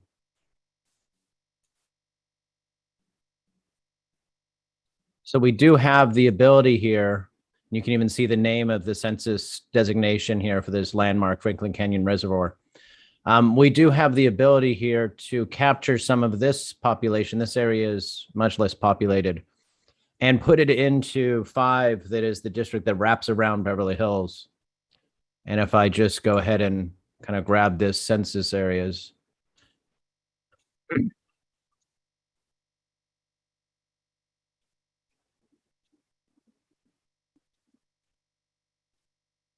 So that is less than 1,500 people, or right at 1,500 people. And so we could move that into 5, and 5 would be getting up there in terms of its total deviation, because as we know from looking at our current packet, we're at 4.5% overpopulated in District 5 already. So that would increase that number, but it actually wouldn't increase it up to or beyond the current 5.3% that is the population in District 11, or the deviation in District 11. So this can be accomplished if you'd like for me to just make this change. Paul, since we have the ability to work within a positive deviation of about 5.3%, because as you noted, that is the greatest positive deviation that we have in the K25 proposed plan now. What would be the population effect if one were to define Franklin Canyon, as many local residents apparently do by their testimony, as going east to Briarcrest, which is almost the northeast corner of Truesdale Estates? So if we were to go further east? Yeah, sure. Right. I'm not going to go. I'll stay in the 2 or 4 district. Yes. That's another 1,000 people. So now we're getting up to, 6% or more deviation. So that starts to get problematic once you start getting here without finding somewhere else to move population. And like you said, we're kind of locked in 11 being overpopulated. So yeah, that might be a little bit too far for us to go without making changes in other parts of the map. So that takes us to 6% positive deviation, just that little move? Yeah, because we were already at, around 5.5 to get to here. So this gets us to around 6. A little bit might come out in the wash when we move it over to the mapping tool and actually print out the PDFs. But yeah, we can try it, but that might be too much. Well, commissioners, recall the what's at stake here and how this works. If we were to move all of Franklin Canyon as defined in the testimony as going east to Briarcrest Road, which I think is what Paul has. That's right here, yeah. Briarcrest, right? If that does take us to 6%, and apparently it does, then that establishes 6% as the outer limit. What that means, of course, is that to stay within a 10% deviation, which this commission has understandably taken a position to do everything to stay within, then that means that the largest negative deviation that the plan could have is -4. Districts 7 and 1 are at 4.3 and 4.2 negative right now. And let me suggest, commissioners, that it would be very difficult to move forward with a plan where your positive deviation is that much greater than your largest negative deviation, considering the fact that a part of the argument that this commission has found compelling all along has been the very high likelihood that Angelenos were not adequately counted by the last administration. And so it's important for the city of Los Angeles, not just for redistricting, but as we've discussed, moving forward in its relations and perhaps even negotiations with the federal government for Angeleno taxpayer dollars to come back home, to move forward with a plan that doesn't truly reflect this commission on behalf of the city, this commission's belief that Angelenos were undercounted by the last administration. Let me suggest it's problematic. And I thought Franklin Canyon, frankly, would be a relatively easy fix.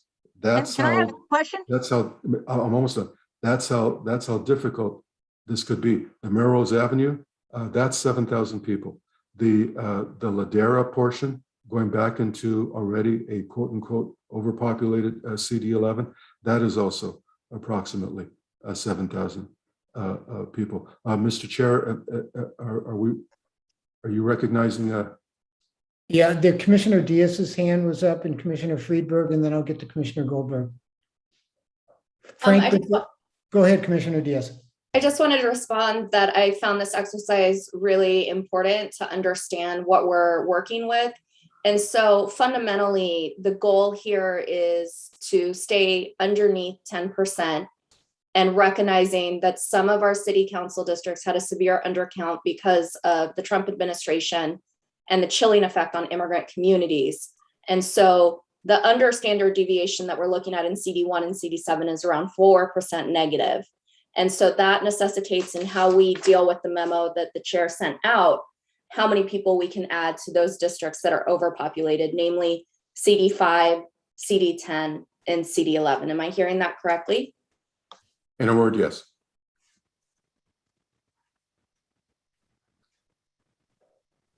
Are you, is that it, Commissioner Diaz? Okay, thank you. Commissioner Friedberg. Yes, thank you, Chair. I'm just, because Melrose and Franklin Canyon both, I mean, we've heard a lot of testimony that Melrose needs to be together and that they want this in District 5. Is there anywhere else around the edges of that district where something could be given to another district that would make this possible to bring both those pieces in there? We're looking at 7,000 plus another 1,500. Is that right?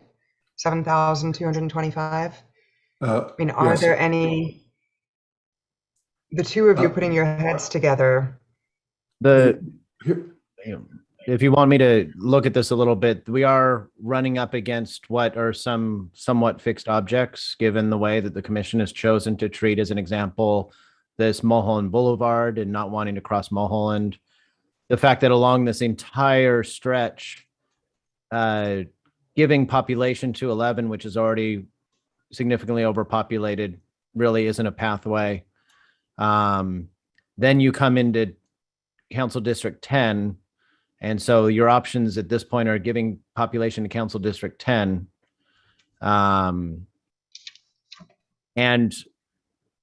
then if you're trying to do it for this area here, it's not like you could cut Greater Wilshire in order to give that back. I mean, that's probably the path of least resistance, potentially, given all of the math and structure, would be to come back to something that we had tried previously and come back from, which was, doing something that would split Greater Wilshire in exchange for this. But that's not something that the commission wanted to do last time. That's why we ended up with this, was because we were trying to unify Greater Wilshire.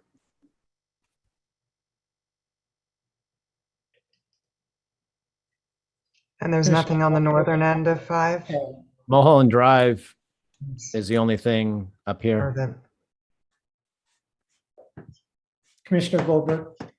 Yeah, I'm just trying to understand. So you're taking a piece out of the 2 or 4 and moving it into some other district, probably CD5. Is that what I'm seeing happen here? We are trying to resolve an issue that has repeatedly come up from residents of Franklin Canyon in trying to address that issue. No, I understand that, but I'm just trying to understand how you're resolving it. Is you're taking a piece out of the 2 or 4 district that you don't want to talk about yet, but you're taking a piece out of it. Am I correct or not? I just want to try to understand this. Are you taking a piece out of the 2 or 4? Yeah, we understand the question. Okay. So the portion that we took just a few moments ago, Commissioner Goldberg, was this area here around the Santa Monica Mountains and Franklin Canyon, out of 2 to 4, where it touches District 5. And now we were looking to see if we could go a little bit further into 2 or 4. You're exactly right. Okay. And so what I'm understanding is that you're looking at pieces of 2 or 4 before we've decided what 2 or 4 will look like. That's basically what's happening? You're reshaping 2 or 4 by taking a piece out of it. Commissioner Goldberg, I want to remind you that you've come late into this process, and that's why I'm asking questions. We have chosen to advance a map called K25. And in advancing that map, there was discussion of both districts 2 and 4. We are now trying to resolve issues that have come up relative to that map 2.5. So that's the process we're in. No, I understand that. I'm just trying to understand where you're taking pieces from, and you're taking it from one of the 2 or 4s. Yes, thank you. Commissioner Delgadillo. I was just going to say that actually trying to resolve this, Paul, what addition, on the Melrose side, they've said that it goes right down the middle of the street. If we added the other side of Melrose, what would we add to 13 and then maybe take away from 5, since that is a highly populated area, and then might allow us to do what we're trying to do on the Franklin Canyon? Yeah, I don't see a immediate thing, because we have the entire stretch of Melrose all the way to La Cienega. That is this dividing line.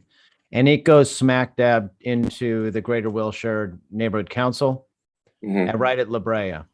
Right. So if the goal, let's say, was, well, we want to unify Melrose, the only way to do it would be to make this portion of 13 larger by coming down here more fully, or take 5 up and recapture this area into 5. It just becomes a math problem of how to do that. So So Yeah, what but if it we does go went- straight down the middle of the road. What if you did go just one block over, adding more to 13? Yeah, as sure. I opposed can show you what that looks like. Actually, yeah, I was curious what it would look like to take that piece out of 13 and add some more to 13 on the northern end. Is that possible? Commissioner Friedberg, let's let Paul answer the question that Rocky came to, and then we'll come back to your comment. So that move is 3,000 people. It would probably help the deviation of both districts in a way. This funky shape here in the middle is probably the shape of a census block, that it doesn't follow a straight line. You can see that that's one census block right there. It looks like there's a Rosewood Park here. Mm-hmm. So that area here would be 3,000 people. That would improve both District 13's deviation and District 5's deviation. If you did want to make it a little bit more complete and take in the entirety here, now you're talking 5,000 people. Now District 13 is at 3.5% overpopulated, and District 2 or 4. This is because I have the other one on. Let me just turn the other one off. Sorry. Let me do that again. I saw that Franklin Canyon selection over there. So this is, so District 5's deviation comes down, and District 13's deviation goes up, and the movement is 3,600 people if we do that. We wouldn't do this piece here because it's not contiguous. Yeah, that would equal what we were trying to do at Franklin Canyon. If we did this, we could potentially do this and then do Franklin Canyon. And now Melrose is more firmly ensconced within the 13th, and both sides are unified. I don't know how they would characterize that as meeting the request that they had or not. Well, I heard that they wanted to be unified. I also heard they wanted to be in CD5, but unified was, maybe we could accomplish half of what they're asking for, being unified. Yeah, if you did something like this, you would have the population balance to go back to Franklin Canyon and unify Franklin Canyon. Okay. Commissioner Friedberg, did you want to I'm sorry, Commissioner Dougherty, were you? I'm finished. Thank you. Thank you, Commissioner. Commissioner Friedberg, did you want to come back to this? Commissioner Friedberg? Yeah, let's, well, I was curious if on the north side of West Hollywood, there was anything there, because we were hearing people say that they wanted to be unified in CD5. So that's why. Can you be more specific about what you're looking at? Well, I'm trying to get into Redistrictor and take a look. It's kind of hard again. Redistrictor is down. It actually, think back up. We just got word from them that district might be back up. But the problem is, Commissioner, that the north side here of West Hollywood, if that's what you're talking about, can't get there from here. You know, I mean, you can't get there. It's too firmly. You could, if you needed to like rebalance 13, you could do that using 13 to come out here, but that doesn't address the 5 issue. If we rebalanced 13 by using the area just north of West Hollywood, that wouldn't address the 5 issue? No, because like I said, we could take this whole area here into 5, and it's not that we're too underpopulated in 13, it's that we're too overpopulated in 5. 5 doesn't have a population issue with any of these. 13 doesn't have a population deviation problem with any of these potential changes. 13 is fine. Frank or Paul, I want to try to bring some closure to both Franklin Canyon and Melrose. So can you summarize where we're at now with the modifications you've made, please? So I've made one modification, which I can undo if the commission wasn't pleased with it. And that is, I was able to take this area of Franklin Canyon that was in 2 or 4, and it was approximately 1,500 people. And I was able to move it over into 5, keep 5 within what is probably the upper end of its potential deviation on the positive side. But I wasn't able to go as far as the community of interest testimony and potentially the commission wants, which is to go all the way to that street. It starts with a B, Commissioner, or Executive Director Cardenas knows the name, Briarcrest. Yes. So I wasn't able to go that far. Other than that, we haven't made any changes, and that change to this Franklin Canyon piece, I can just unselect this red box right now and it'll go away. So does the commission want to unify a portion of Franklin Canyon to bring this back into 5, or let it be back to what it was like before we started tinkering here? Are there any objections to this? We're obviously going to come back to a fuller map. So I think that's fine, Paul. Make the change? Yes, make the change. I'm not hearing any objection. And now let's go back to Melrose. Back to Melrose? Yep. Okay. I just want to make sure that I want once again to summarize what we've done with Melrose. So we haven't made any changes to Melrose. We've looked at 2 things. One is we've looked at what happens if we're to unify Melrose by putting it all in 5. And the most dramatic thing it does is it adds too much, that 7,225 people to District 5, which becomes a deviation problem without a lot of out that we could find anywhere else on the map to address that. The other thing we looked at was going in the other direction, which would be keeping Melrose whole by putting it entirely within District 13. And if we did that and we wanted to make it a little bit more compact shape, we could do something like this that would move 3,000 people into District 13. It would actually have a potential positive benefit that when we walk back around to Franklin Canyon, we could go all the way to that Briarcrest Street once we made this unification. I think the clarity that the commission might need to seek is whether or not this is something that those advocates would have wanted when they say they want it Melrose unified. Right.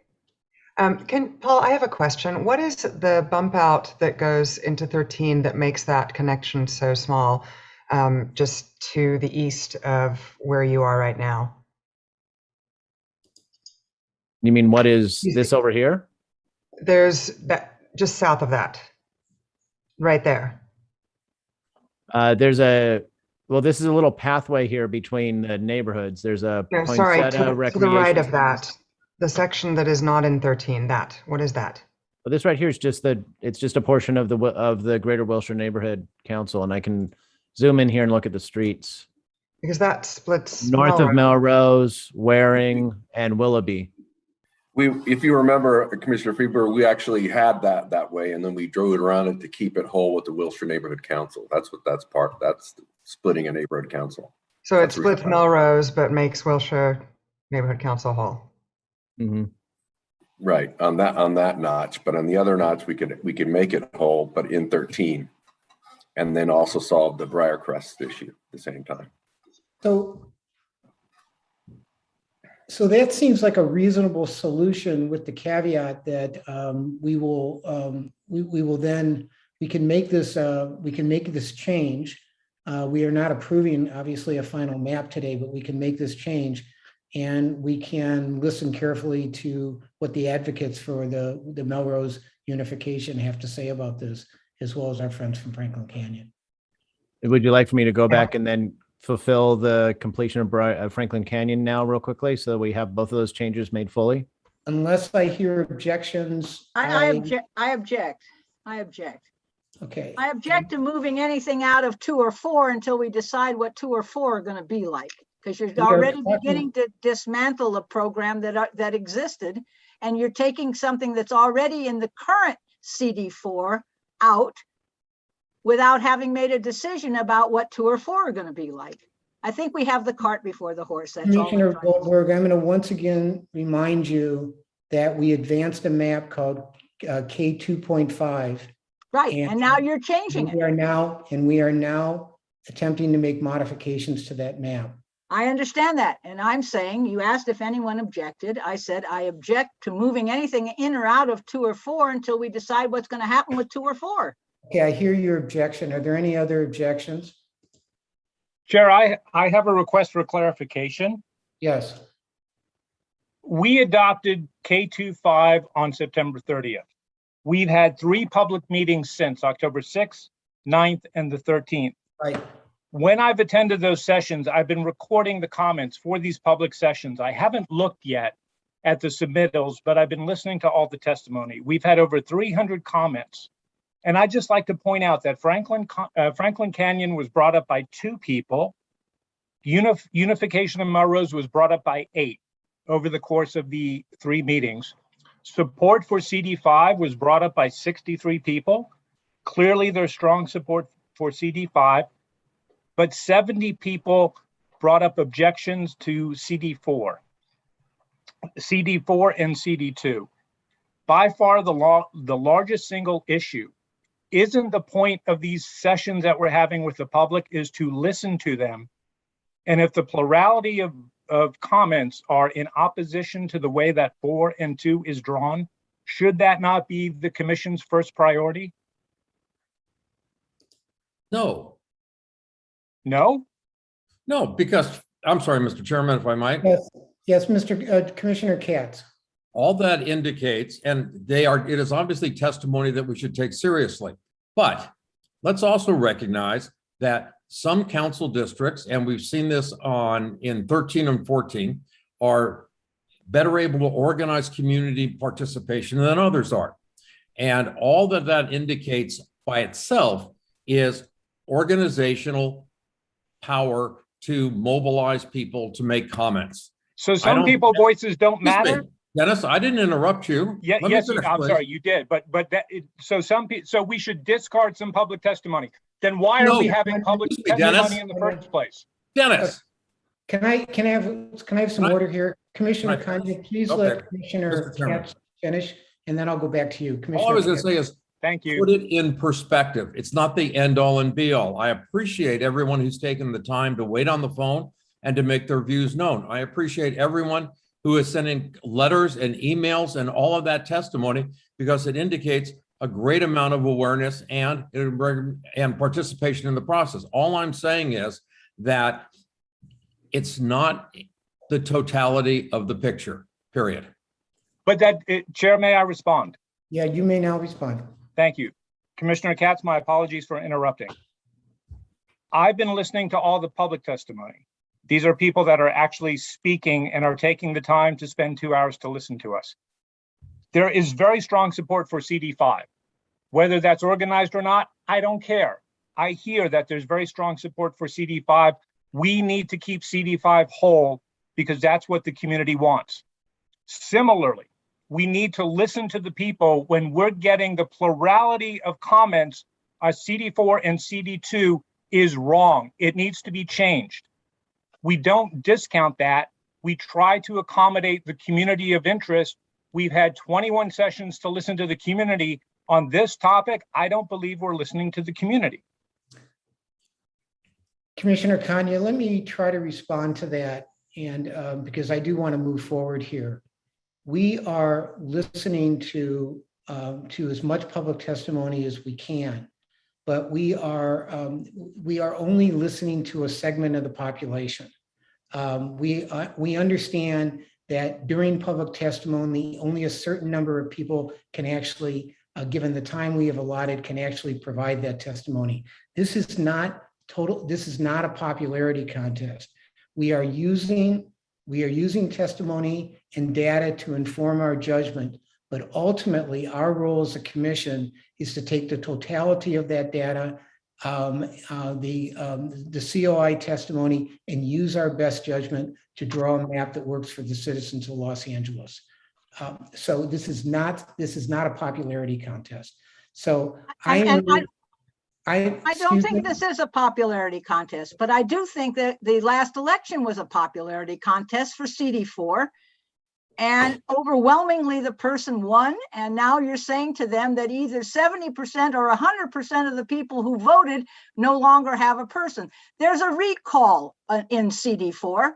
Those people, when you change these districts, will be removed from their ability to follow their recall up. I'm not supporting or defending the recall. I'm simply saying you are removing their ability to have a vote on a person that they said they wanted to recall by changing the district and taking her out of that district so that they can't do that. There are a lot of issues. Commissioner Goldberg, can I interrupt you, please? Of course. I want to move this on because I think we understand your point. We understand, this commission has been very clear about how we are making decisions. It's based on data that is both qualitative and quantitative. Excellent. We have been very clear about not making decisions that either advantage or disadvantage an incumbent. That is not. That's not true. I don't agree with that analysis. Are you going to let me finish? Of course, I'm sorry. I apologize. Okay. It's late and I'm tired too. You are coming into a process late. I'm reminding you of some principles that this commission has adopted, and that is one of the principles that we have adopted. I am very aware that people within the existing council District 4 and District 5 feel concerned about what they refer to as disenfranchisement. I understand that very much, but disenfranchisement is not something that is listed in the criteria that one must use for redistricting. There is other criteria, and that in fact is the criteria we're using. So I want to move this conversation on. We've got a lot of work to do between now and adopting a final map. When will we discuss 2 and 4? Can you just answer that one question and I won't ask another? We are discussing, well, certainly when we go more decidedly into Valley considerations on Saturday, I am sure CD4 will come back up again. I'm quite sure you will bring it back up again. So with that, I want to go back to the question about, Frank, can you give us again sort of a quick summary of what we've just done with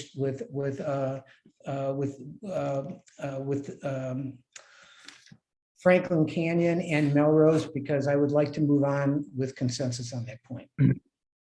Paul might be in a better position, but I believe what we've just accomplished is a unified in K25 both sides of Melrose in Council District 13.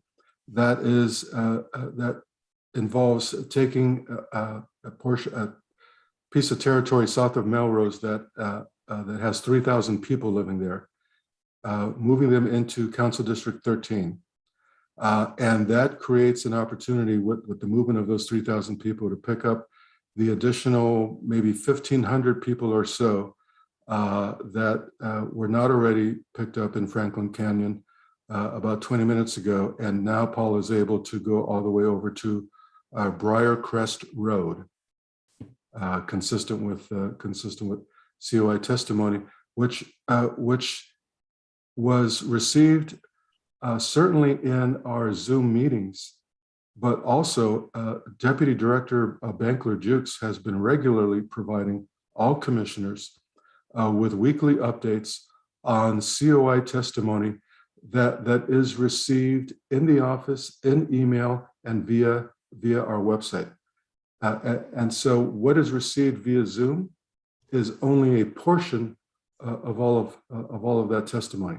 Thousands of people have provided that provided testimony, and the number of people who spoke to Franklin Canyon was considerably more than who happened to appear on Zoom.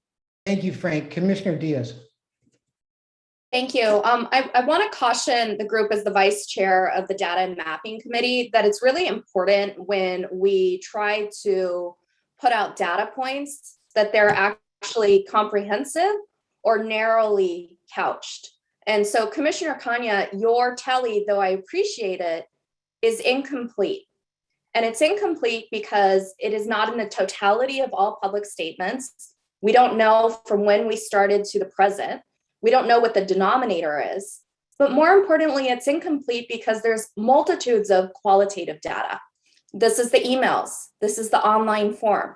And so to that end, I understand Commissioner Brennis and myself had asked that there would be an analysis like the one that you undertook last time, but done by staff. We want to make sure that there's impartiality. We want to make sure that there's an accuracy in the data collection and the analysis. So for starters, I'm going to couch my data analysis right now on the spreadsheet.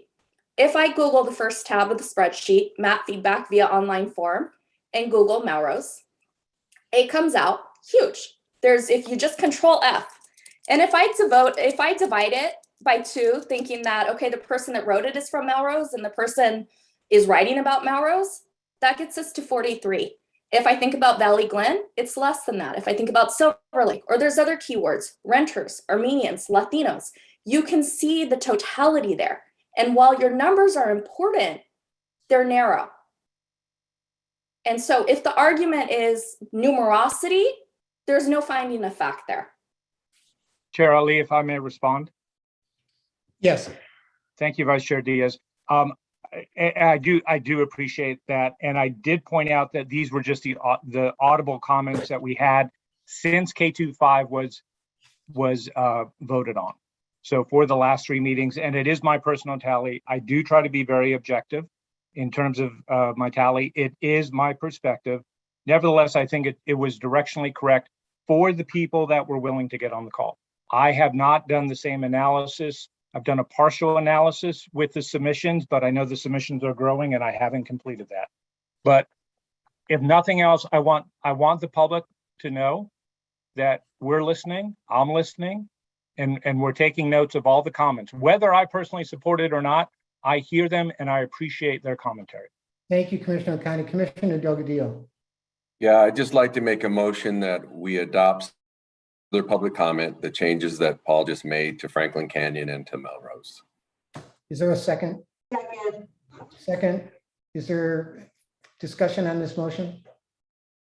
Let's call the question. Can I have a roll call vote?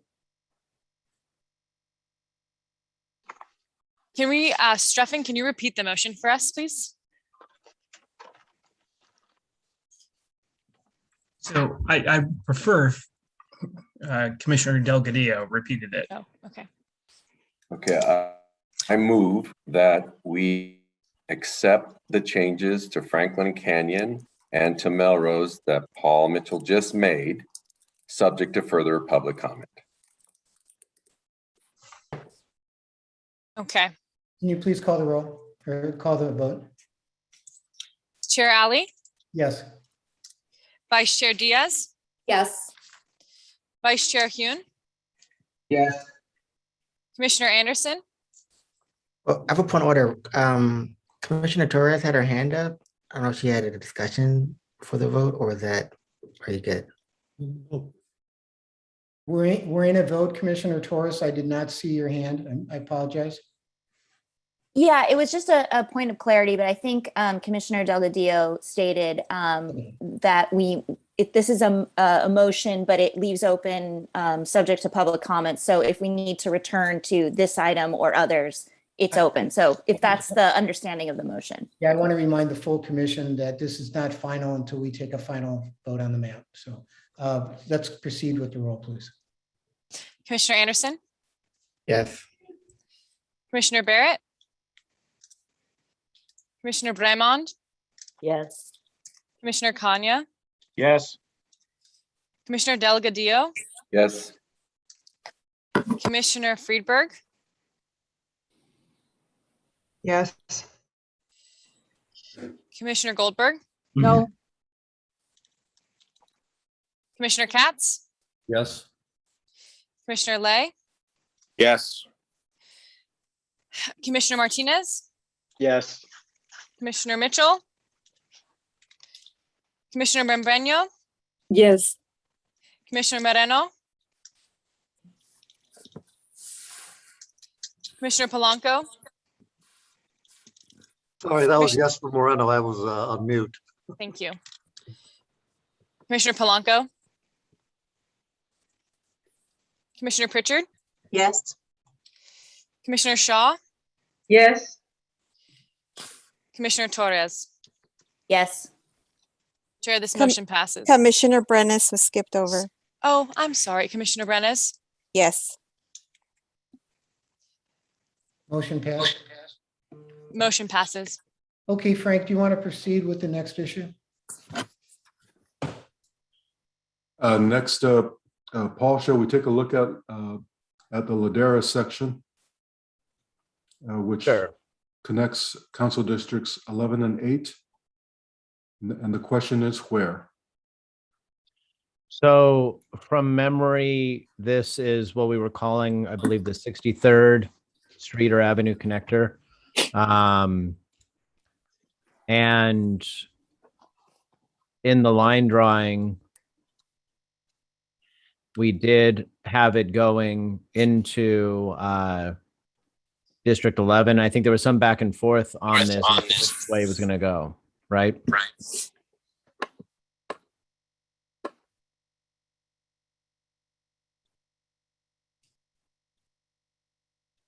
A point of clarification, Paul, currently that community is part of CD 11, is that right? Yes. Yes. And Ladera, there's Ladera and Ladera Heights, two different areas, I believe. Right. So I'm wondering if we can split the difference here, maybe keep the westernmost portion as part of CD 11, which is who I think we heard from. But I don't know neighborhood council boundaries here either, so. I'm sorry, I didn't realize my camera was off. So this is the LA Times neighborhoods, and this is the neighborhood councils. So the neighborhood council goes up to here. Now the council, what was done in the first drafts was that, let me just turn these off so you can see this, is that District 8 came out and across and to the 405. So I think the question is, can we instead follow the neighborhood council line and move that portion of 8 back into 11? So if I draw from 8 and I put back into 11, and I can go to that midpoint there, that is 7,097 people. So again, this is to District 11, which was already severely overpopulated. Commissioner Shaw, Commissioner Shaw, I'm sorry, Commissioner Pritchard, did you have another comment? No, I knew that Commissioner Shaw was trying to get in on this too. Yeah, Commissioner Shaw.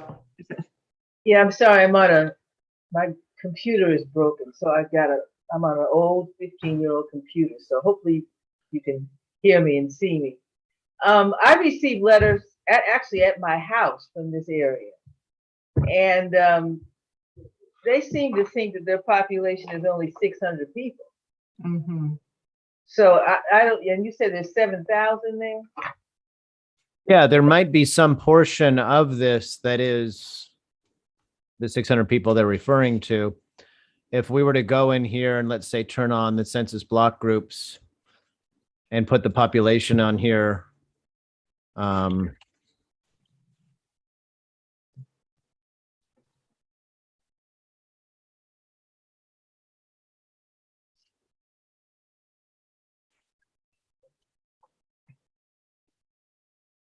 it should have shown the population here.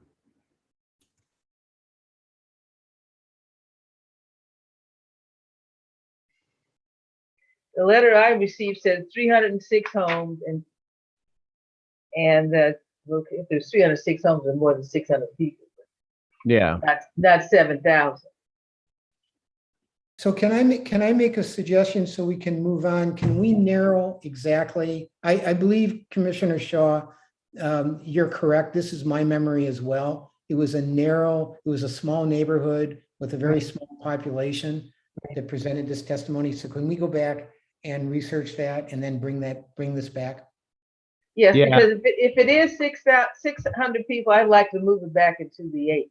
I'd probably move back into the 11. Yeah. Yes, we can see the census blocks.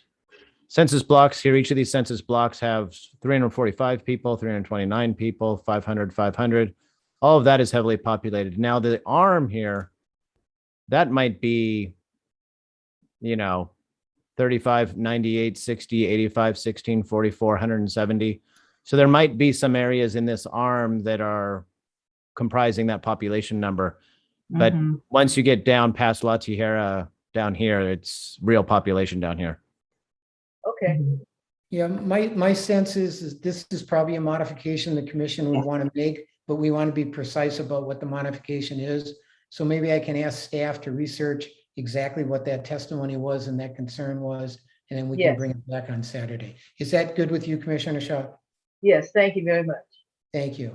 So let's move on. Paul, we had talked earlier about a number of adjustments that we hoped we'd be able to at least investigate tonight. And going over my notes, I failed to include something we received a lot of emails about, and that is a 4-block area that residents in Carthay Square have pointed out was apparently accidentally or otherwise incorrectly taken out of Carthay Square. I'm referring to north of Pico, west of Fairfax.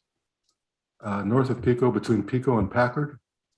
Yeah, that would be up where we were earlier, right?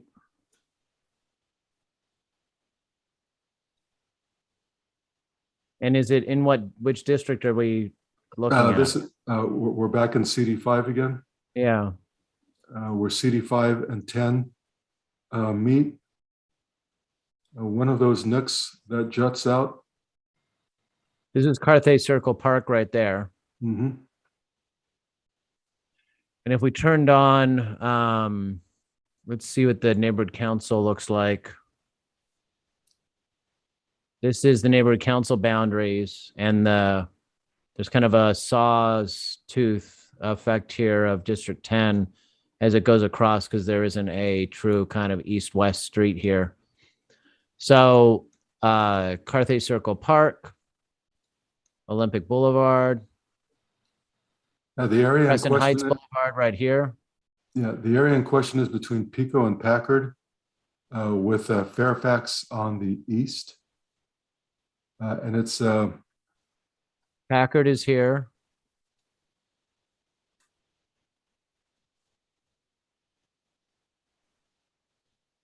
See, Packard goes across this way right here. Yeah, I can't see Fairfax there.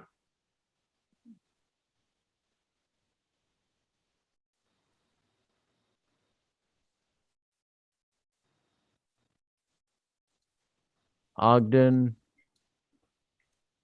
Crescent Heights is here. La Cienega over here. Fairfax is to the left, is to the west, right? Let's see. Fairfax is right here.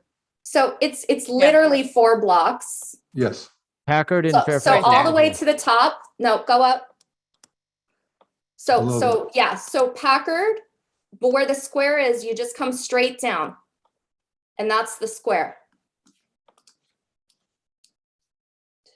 Yeah, but it's. This is the intersection of Packard and Fairfax right here. Let me do this real quick. It's below Packard. The 4 blocks to the west of Fairfax. That North bridge of Pico. That bridge. Okay, so Packard and Pico. here's a map behind here of a Google map. Okay. Yeah. So where the So- CVS is, The and then CVS the here, 3 blocks to the right. Correct. this area right here. Yep, just those 4 blocks.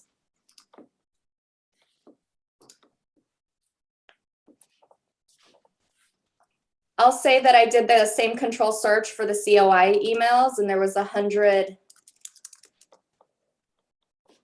Yeah, pretty much everyone who lives there. 141, and if we divided by 2 to be conservative,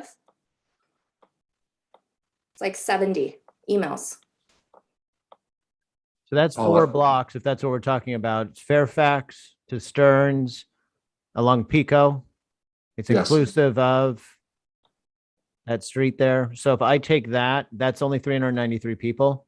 Yep, We're okay. that's the area. Commissioner Delgadillo, I believe this was also brought to your attention. Does this square with your understanding of Yes. the testimony? Yes, so that would work.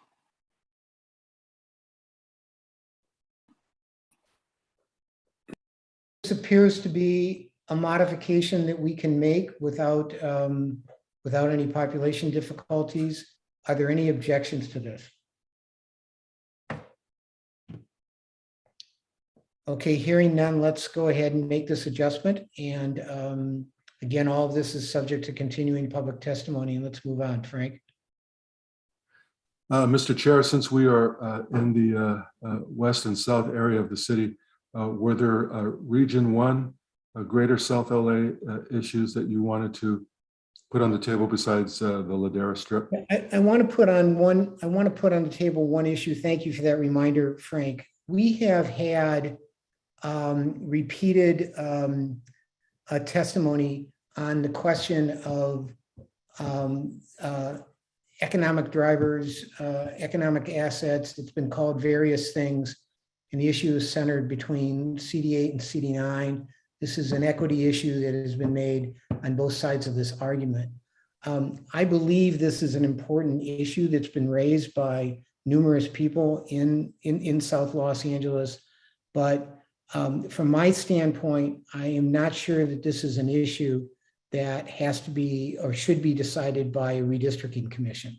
It appears to me to be an issue that that we can certainly in our final report bring to the attention of the city council as an important equity issue that we think should be addressed as a matter of policy. But again, I'm not sure we need to make a decision on this as a redistricting commission. So that's how I would like to proceed with this. I have talked to some of our South Los Angeles commissioners about this, and so that is my suggestion. And I see my friend Commissioner Shaw has her hand up. So Commissioner Shaw, do you want to speak to this? Chair. Yep. I would like to have a vote on this. Whatever day you choose, I'd still like to have a vote on this issue. You would like to have the vote would be regarding CD8 reclaiming USC and Exposition Park. Yeah, and again, the suggestion that I am making, Commissioner, is that I am not sure that this is a decision that's in the purview of this commission. And I think it's an issue that we can weigh in on in the way we read our final report, urging the council to take a look at it. But I think council chambers is a better place to resolve this. So let me see. I think in general, you're correct, but I still like the commission to take a vote on it. I need to go on the record supporting this effort, just personally, not as a representative, just as a human being. Commissioner, I think you have just gone on the record supporting it. So I want to vote, Chair. I want to vote. Yeah, Commissioner Martinez. I would just say that if the commissioner is calling for the motion, I'll second that motion. Let's have some. I'm not necessarily calling for a motion now, but I'd like to have a vote before this is all over. Okay, I hear you, Commissioner. Do I see any more hands up? So I am going to Commissioner Vermont. I'm sorry, I thought I saw another hand up. As you know, I just think, we have to have more discussion. I don't know if we're going to resolve this. Okay. And we've heard a lot of discussion around the assets that were removed from the 8th, the assets that are in the 9th, and understanding that the assets, they do need to be resolved, but I don't know if the commission can resolve it. I just want to agree with you, Chair. Thank you, Commissioner Vermont. So, in the interest of time, let's hold this over for continued discussion at our next meeting and move on. Okay. Yep. So, Frank, I'm going back to you. Thank you. We can, Paul, perhaps we should go to the valley and take a look at the Sepulveda Basin and lift up a lot of testimony about keeping Sepulveda Basin with CD3 and CNO. Relatively unpopulated area, the actual recreation area, I think technically about 50 people. Yeah, so this has kind of gone back and forth in different iterations. We can definitely zoom in on it. I don't think that there is much population here, like you're saying. Very little population, lots of zeros. The most populated portion is right here as we're getting into this Sepulveda Basin. But I can go ahead and move into 3. May I speak? Yes, let Paul finish and then we'll come to you, Commissioner Goldberg. Thank you.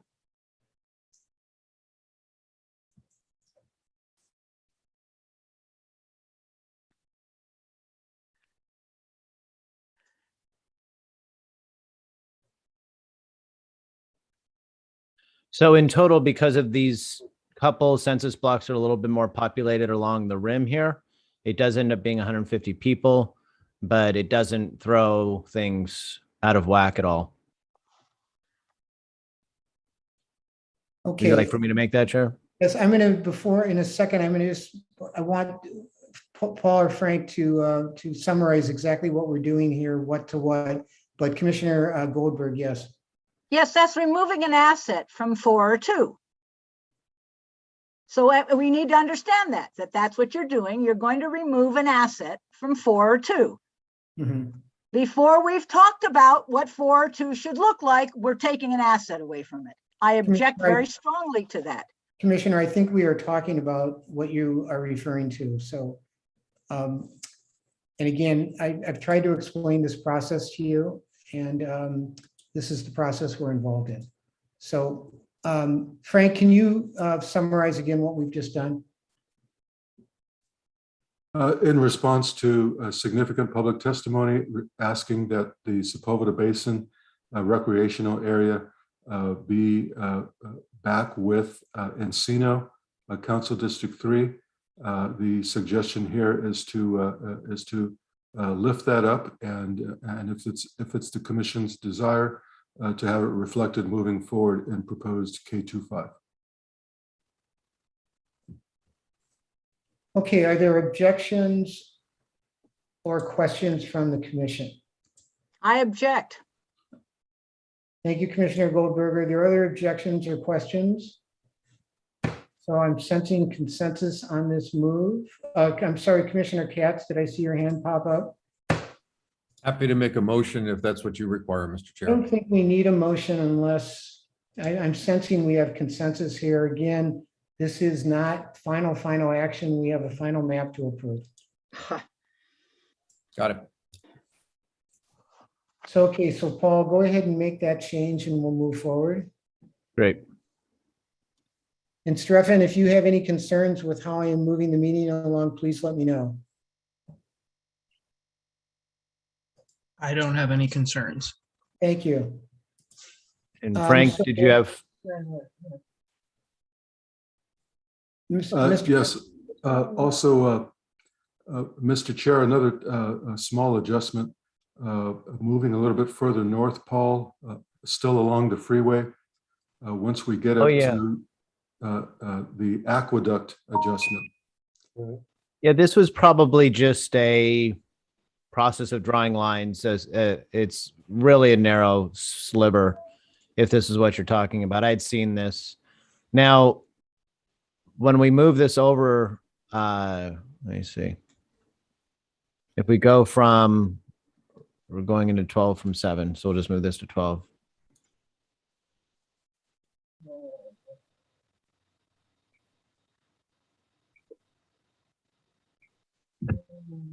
This is just 300 people, and I think it was just an artifact of when we were drawing lines. I don't think there was an intentional thing on this boundary.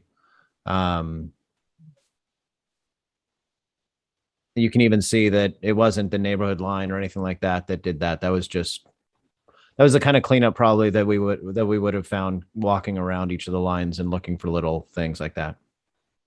So well, it was brought to our attention by someone who has been a regular participant in the Commission's activities for going back several months. One of the first people in the community I spoke with, a woman by the name of Angeline Cronklin, who happens to live on Aqueduct, and she has been regularly informing us of what to do and how to do it in that portion of the Great San Fernando Valley. And commissioners, when your staff found out that of all the places to have a technical error, it was on her street. We were mortified. So we all want to, all of your staff wants to thank Mrs. Conklin for her participation with this process, going back months. So are we making the Conklin amendment here to this plan? I think we are. I've not heard any objections to that. Other Okay. than Commissioner Goldberg, do you want to object to this? Thank you. She can be back with her neighbors across the street. Okay, so I'm very conscious of the time. It's very late. We've been at it for a while. Can we take one more, Frank, and see where this takes us? Well, Paul, I'm sorry. Go ahead. Did the chair recognize somebody? No, I recognize. The Chinatown adjustment, as I understand it, would involve getting off of Ord. That was a mistake. Obviously, the entrance to Chinatown is quite important. The boundaries of Chinatown are, and I would suggest should be reflected in K25 as remaining Alameda and Chavez, the southeastern border of Chinatown, as many people have pointed out, including tonight. When I checked, Paul, I thought it was only about 900 residents. So you're talking Cedar Chavez, this area here. If we look at the neighborhood councils. Sorry, Chair, I have a question. Are we going into Region 2? I thought we were. We are, Commissioner Friedberg. Let's let Paul finish and then we can talk about this. We're going to stop here. So when we look at the neighborhood councils, the neighborhood council has a larger area than you're describing. But when we look at the LA Times neighborhood boundaries, it does follow Cesar Chavez and inclusive of the jail. Now, when I look at the district boundaries as they currently are drawn, we have this polygon shape here from Cesar Chavez up to Alhambra and then down where we could take that and put it into District 1. District 1 from our most recent tabulation is underpopulated by 4.3%. So that's it's improving its deviation. And then District 14 is underpopulated by 2.3%. So it would create an addition to that underpopulation. But the total size of this additional piece following the LA Times, do you want to put the central jail in there too? No, I don't believe so. I'm literally looking at testimony right now that is suggesting that the boundary should be Chavez and Alameda. Right. Here's Chavez. And Alameda is a dividing point. Yeah. It's only that left portion. So is this Alameda here? Or is this? Yes, where you were before. Okay. Right there. Yeah, so the closest we can get to that is this shape because of the way the census blocks are shaped. So, but is that a street? If that is Alameda right there as a street? That is not Alameda. I don't think it is. Alameda is on the left. Go down. Alameda should be over here somewhere. It's the vertical line. The vertical green line is Alameda. Yes. So I feel like the advocates wanted to go from Hill to Alameda, north of Cesar Chavez, but south of Ord. And again, that's Correct. 4 in a quarter block. Correct. That's what I heard. So, So Commissioner. if that's all it is, if all they want is this right here, then it's a different, that's just this piece right here. Yep. That's just right. that. So let's stop there. And Commissioner Lee, I noticed your hand, and I'm going to go back to you, Commissioner Friedberg, Commissioner Lee, and then I see Commissioner Brennis's hand up. Commissioner Thank Lee? you. Thank you, Chair. Appreciate I'm sorry that. if I missed you before. No. It's okay. Thank you, Chair. Appreciate you so much. Chair, I just want to echo and amplify your previous comments. I think it is late in the evening and the hour is getting late. Therefore, I move to adjourn this meeting. Commissioner, can we finish this discussion? And we also have to take up a very quick matter on maps. I promise you this will be the last map adjustment. And we'll move to a quick adjournment after this. Is that okay? Mr. Chair, on the agenda, we also have 2 language justice contracts. Yeah, that's what I thought I just said. Okay, Commissioner Lay, would you accept that? Yes, Chair. Thank you, Commissioner. So Commissioner Brennis? Yes, going back to the Chinatown unification issue, one of the pieces I heard very strongly from the advocates and the residents was the senior home, Cathay Manor. So just want to make sure, because I can't see it too clearly, that that's inclusive in the redrawing and in the unification piece. Commissioner Diaz, I know you've been looking at this carefully. Do you have an answer to that? Chair, if I may, I'm just looking, it seems that It is, Chair, if I may say, I lived in that neighborhood for 6 years. Cathay Manor's on Broadway, so it is within that red line. Right. Thank you very, very much, Commissioner Kanya. So thank you, Commissioner Brennis. Commissioner Lay, is your hand up again? Okay. Lazy hand, sorry. Oh, that's all right. That's all right. It's a long night. Commissioner Friedberg? Nope, I lowered my hand. Thank you. Okay, thank you. So is there any objection to making this last change before we move on?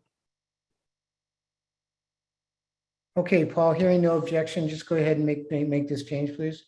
Again, with the understanding that this is not a final map. Thank you. So tonight we can make a new version of the PDF and a new version of the web map for people to look in at the street level. Do you have a name that you want to use for this new version? It'll be K 2.5, but we should designate that it's amended from the earlier version. How about K 2.5 amended? Happy to do it. I mean, we could give it a sexier name than that, but I think that's descriptive. So Would that be confusing with future amendments? Should it be like K.25A?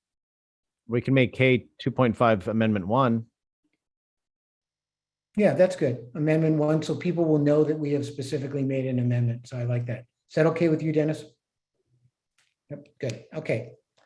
So I'm going to suggest that we bring this piece of the meeting to a close. And I want to thank the commissioners for their perseverance tonight. These are long meetings, and but this commission committed to public line drawing, and we have done all our line drawing in the public. And this is what it looks like. Sometimes it's tedious, but it's important for people to be able to see what we're doing. And I can see that we still have over 300 people joining us tonight. So thank you for that. So can I ask for the next agenda item to be read into the record, please? Item number 2, approval of translation services contracts for Guzman Translation and Interpreting and Lex Lingua Inc. Okay, so can we open up for 5 minutes of public testimony on that? And may I just suggest, Mr. Chairman, we say 5 minutes or less should there not be 5 minutes of testimony. Thank you. Thank you very much. 5 minutes or less public testimony on this. Thank you. All right, Chair. I'm going to go ahead and call the speakers list for item number 2. They are going to include the following names: Melino Mares, Giancarlo, and Fred Lizzie. So Lino Mares, you're our next speaker. Go ahead and unmute yourself, and you'll have up to a minute to give your comment. And as the speaker starts, let me just remind everyone that we're really just speaking on item 2, which is the approval of translation services, not the maps at this point. Oh, okay. Well, thank you, Mr. Pablo. Nice meeting you, by the way. Thank you. All right, you have up to a minute to give your comment. You go ahead and unmute yourself, Can we Lionel. move on, please? Oh, well, he there he said he's is. not comment on the map, so I Okay, wasn't Okay. aware of that. Thank you very thank you. much. So thank you. So let's please move on. Our next speaker, Fred Lizey. You are next speaker. Go ahead and unmute yourself. You'll have up to a minute to speak on item number 2. Hey, sorry, it's Rob Kwan. I haven't had a chance to fix that name. These 2 items were enabled in part due to that enhanced budget request we all pushed for. The kind of thing that should have come up at a regularly scheduled meeting, which hasn't happened. I just think it's really weird in general that we haven't had any kind of real transparency about the overall budget spending. And we haven't had any discussion about it since the end of July. Like that's when we last talked about the budget. So I just think it's really important in your commitment to transparency that these kind of things come up earlier. And we should be wondering, how is the rest of those, $300,000-$400,000 being spent? You as a commission have a responsibility to bring that up for a full discussion before and not after the fact. Thank you for your time.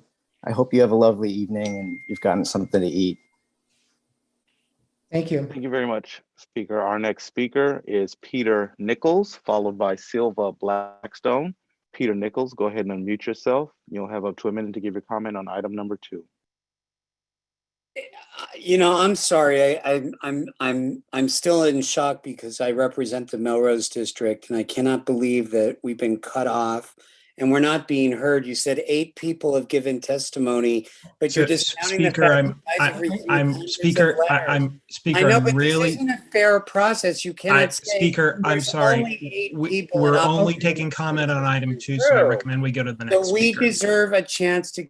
Let's move on, please. Thank you. All right, our next speaker is Silva Blackstone. Silva Blackstone, go ahead and unmute yourself, and you'll also have up to a minute to speak on item number 2. Hi, yes, I have a question about the translation services. I would understand that if someone's speaking in Spanish, did I need to choose, somehow select English as my language so that I could hear what they were saying in English?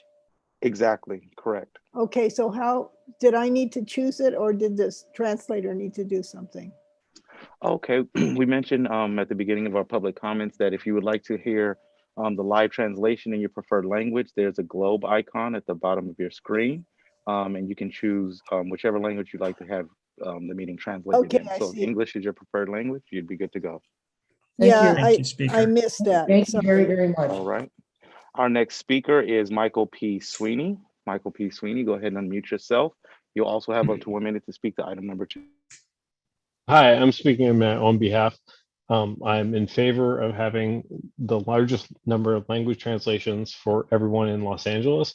And I really hope that all of the translations that are done will be very clear about how many voters or how many people we're actually talking about.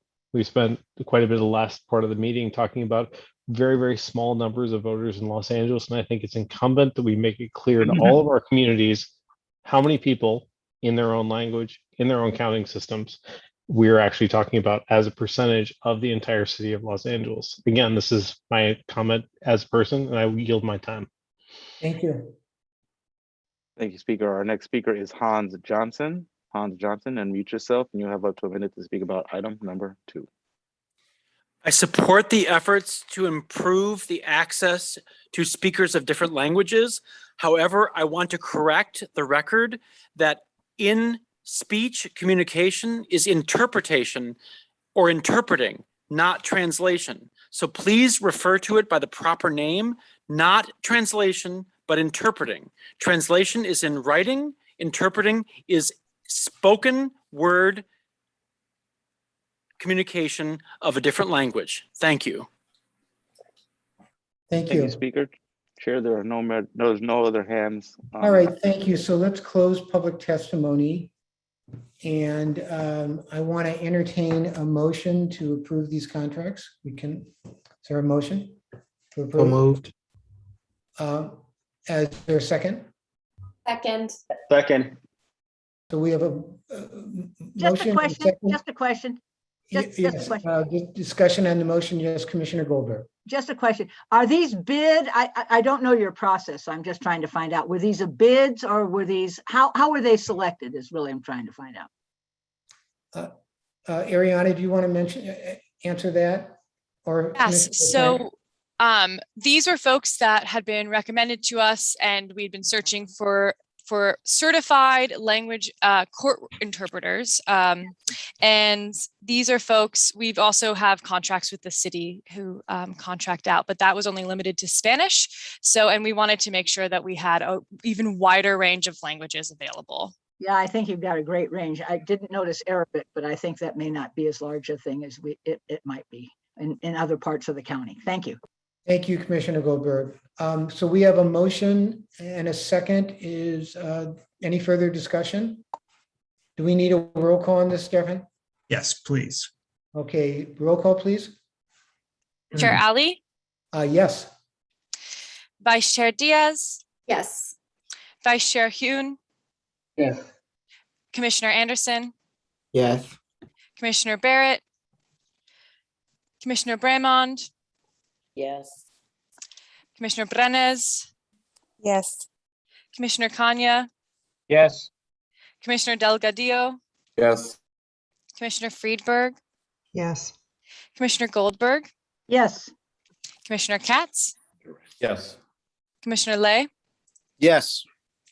Commissioner Martinez, Yes. Commissioner Mitchell, Commissioner Membreño, Yes. Commissioner Moreno, See, Commissioner Polanco, Commissioner Pritchard, Yes. Commissioner Shaw, Yes. Commissioner Torres. Yes. Chair, this motion passes. You are muted. Yes, thank you. Thank you very much. Probably people want me to be muted at this point. So, so thank you.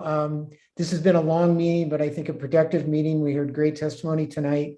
We are convening again on Saturday, where the format will be very similar. We will take public testimony and then we will move into some further map modifications. So with that, I want to wish everyone a very good evening. Is there a motion to adjourn? So moved. I'll move. Yep. Motion in second. All those in favor? Aye. Aye. Good night, everyone. Stay safe and we'll see you all on Saturday, bright and early. Thank you.